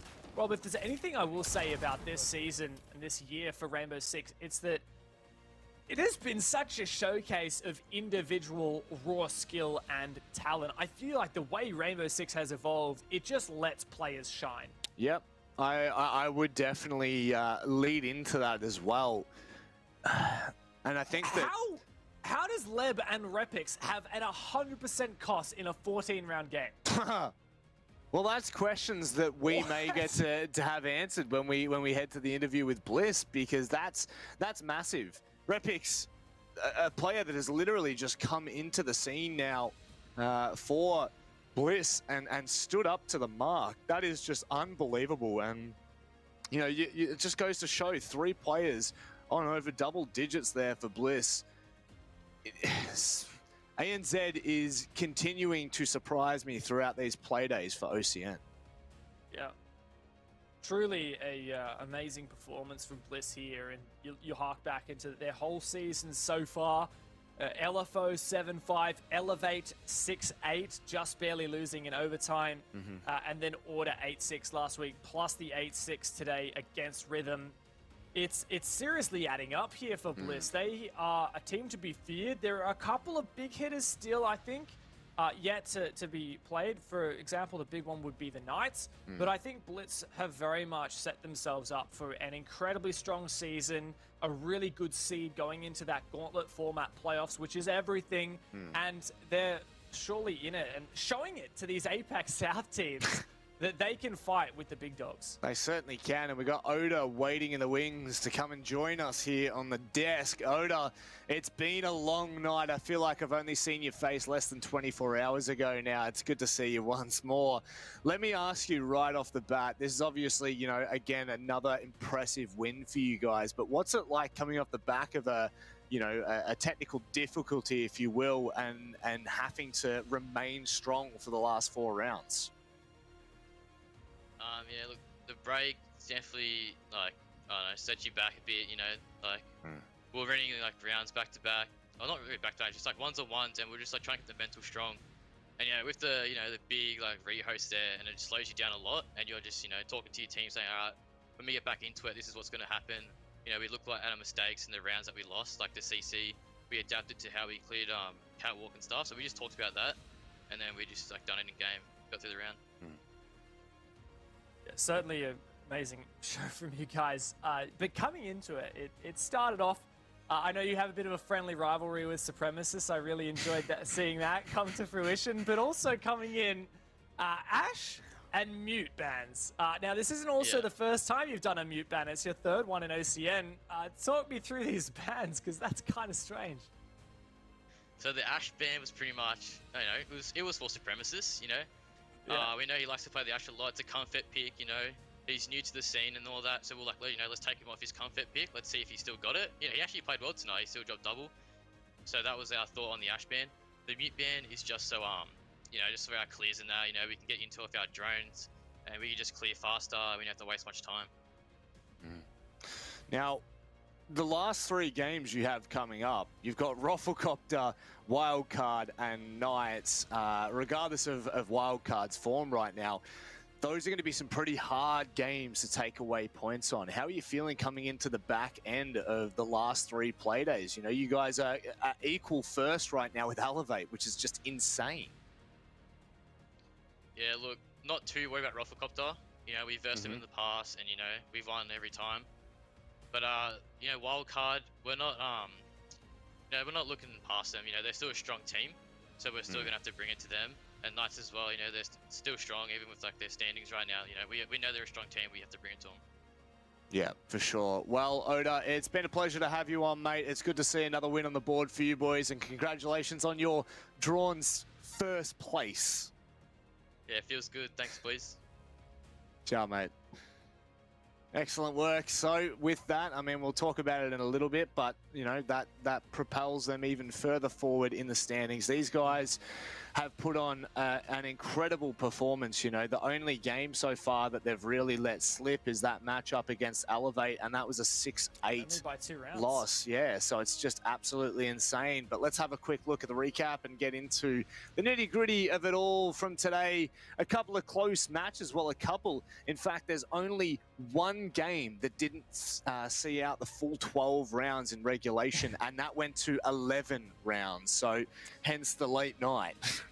Yeah, certainly was. A lot of things we learned tonight, I think, Rob. We learned that Wildcard is not, you know, not out of the game. And we also learned that, and maybe I was overhyping ROFLCOPTERGG, but that's their second L in 2 nights. And as for the Order Knights game, I think that is also a big deal, the fact that Order won that, because we've all season long been saying Knights is #1, and the standings certainly show anything but that. Also, LFO Elevate, despite Elevate being the #1 team at the moment in the standings, LFO has shown that they are definitely the kryptonite, and that's just a trend continuing. And then Bliss over Rhythm is just further cementing that Bliss is not a team to be trifled with this season, and definitely a contender for that #1 spot. And before we have a look at the shake-up of the standings, let's have a look at the shake-up of the predictions. This is going to be woeful. Okay, so let's see how many... Oh, God, that Elevate game. That's a feels bad, I should have guessed LFO! Mate, I should have! I'm telling you, I have a big 5 head when it comes to the Order matchup, but definitely we all let... I mean... We all but Xenox let slip that Wildcard matchup. How does he go 0-4 in the first Playday and somehow bring it back? How is that possible? How is he beating me right now? Oh man, that is just... Wait, what? I can't believe he called in sick today, and I had to deal with this all night, and then he just steals away the predictions as well. I'm absolutely gutted. You're dead set last, mate. How does it feel? You got to smile through the pain. That's what I'm going to say. Surely we need to have a wooden spoon for this. Surely there's got to be some kind of punishment for this woeful prediction. I've just moved into a new apartment, so I actually wouldn't mind a wooden spoon. Could be quite useful. To go along with like your one stool over in the corner with like the dining table. Yeah, no, I get that. I get that completely. Look, man, it's been a long night. And there's no getting around that. But I think at the end of the day, we'd be pretty happy with how most of these matches have gone. And I think in particular, I'm trying to think which one. I mean, I'm going to let you go for which one you thought was probably the closest. But I really enjoyed that LFO and Elevate game. Yeah, that was the least close game on paper. But yeah, definitely a good upset. I think that it goes to show that once you do a little bit more research, and you know, once I talk to Digital, because obviously I made my predictions before doing a lot of my research for this game, because I did that this afternoon, predicted a while ago.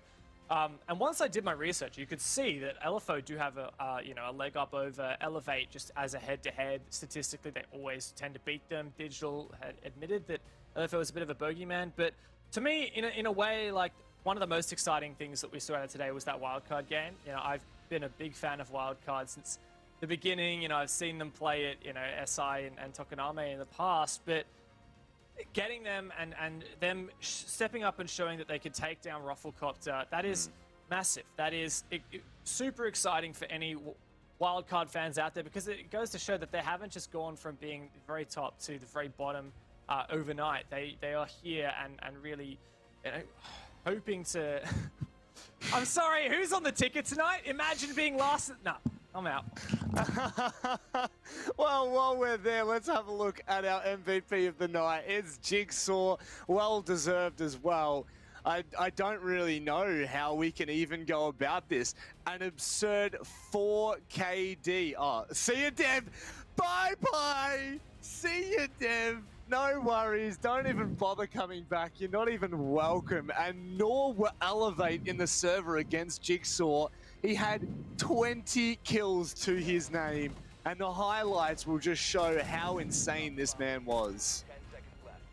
Yeah, look, copping a 20 bomb in one of your first ever games in Tier 1. Nothing to be scoffed at, especially when it's an upset over the #1 team in the standings. There was absolutely no question Jigsaw was the MVP for today. Just, oh, look at him. Oh, I had so much fun watching this guy play. I'm not going to lie. You know, one of the key points as well, he had 5 kills in the last 2 rounds to secure LFO the victory. Like that, you know, that in itself is just absolutely monstrous. And I think that when we look back at that game, not only was he consistent throughout, but when you step up toward the end, that's where it counts. And where it counts right now is on the standings. Let's have a look. Let's go to the ladder and see where all these teams end up. Bliss are only narrowly behind Elevate on 8 points each. And LFO, they take the 3 points away from today. That is the key factor here. It is massive, not only for them, they're suddenly within arm's reach of Rhythm, Ruffle, and Knights. If they can, you know, cop 3 points next play, they will jump over all of those teams. But not only is that LFO result really impactful for them, getting them back in the game, but it's also impactful for Elevate, who otherwise, you know, they would be on 11. They would be running away with OCN right now had they defeated the bogeymen of LFO. But that #1 versus, you know, #8 match turned out to be a massive upset. Now, Bliss in second place. Not quite as high as Elevate just yet. And then a big close tie and 3rd and 4th for Order and Wildcard. The big surprise still is Knights in 5th place. They were the favorites going into this season, and they haven't quite completed that. They definitely still need to prove it, but they're certainly running out of matches to do so. That's it. There's only 3 play days left for all these teams. That's 3 matches. Let's have a look at what the next play day has to offer. That right there, this will come down to it, I think. You know, Playday 5 is really the tipping point, and with how close all the teams are right now, there's 5 points between bottom place and top and the first position. So it is really just coming down to, you know, are you on the, which side of the fence are you on? Are you on the 2 wins or are you on the 2 draws that you won? You know, like it's small things that are going to make the difference. Yeah, and look, after the next Playday, Bliss is going to be the #1 team in OCN. You know, Blitz is going to win 7-4, 7-5 against Ruffle. Elevate's going to win 8-6 against Rhythm. That puts Bliss above Elevate. And then Order's going to win 7-4 against LFO. And then Wildcard and Knights, I'm going to flip a coin and make my prediction based on that. So Bliss is going to be #1 in OCN end of next Playday. I'm calling it. I'll be honest, the Wildcard PK game to finish up on will be incredible to watch, because, I mean, well, Wildcard coming into this now are looking as dangerous as ever. You know, today showed that. And a game like that against Knights, they are going to have their work cut out for them. Yeah, for sure. It's going to be a tight game. I've definitely had my doubts against Wildcard.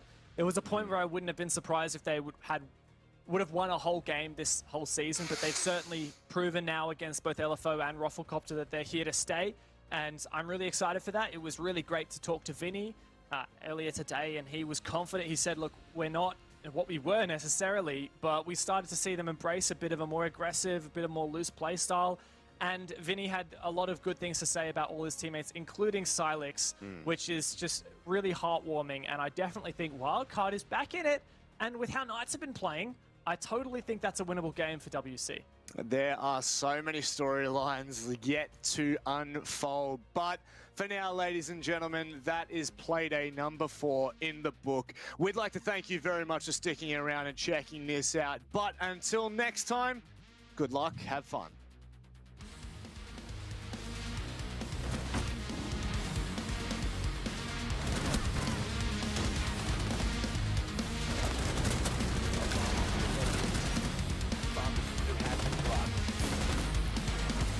Attackers have recovered their...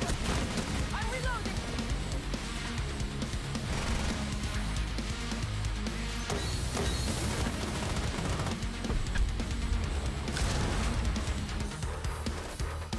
Defenders have eyes on the user. Attackers keep the Attackers drop the bomb. 10 seconds to go.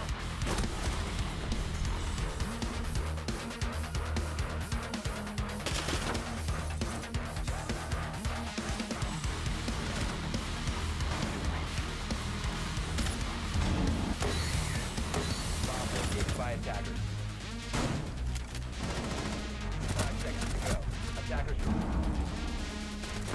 Attackers bomb diffuser has been dropped.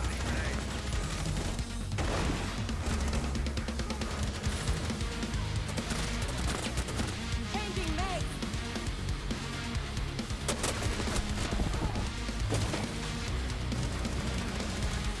Attackers bomb diffuser has been dropped. 15 seconds to go. Attackers.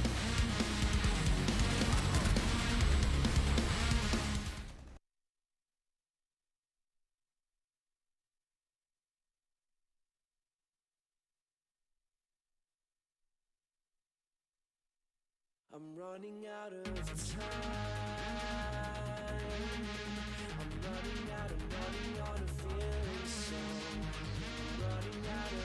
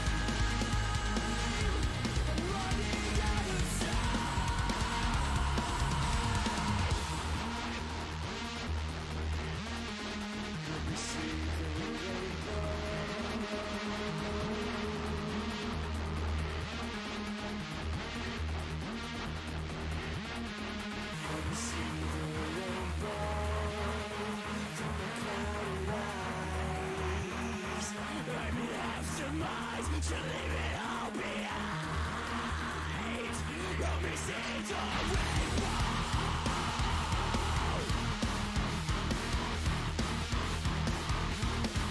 I can't find the bolt and it's getting cold. Let me see the rainbow.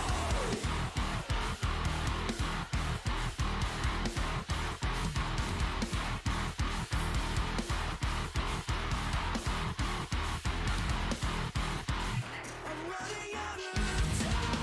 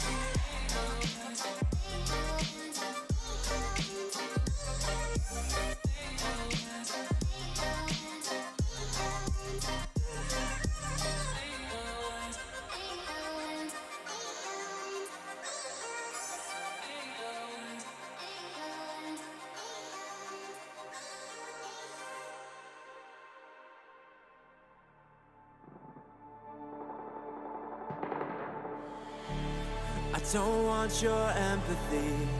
I just want another enemy. I'm not gonna change a thing for you. I'm over middle ground, and I really wanna burn it down. I'm not your friend, and I won't pretend I am. So don't reach out and I mean that. I'm under siege and I need you to see that. You're on one side, I'm on another, and we will wage war upon each other. I'm no angel, you're not either. I'm at a fever pitch, you're at a leisurely pace. I'm unscathed, I'm unafraid. A warm welcome to the war game.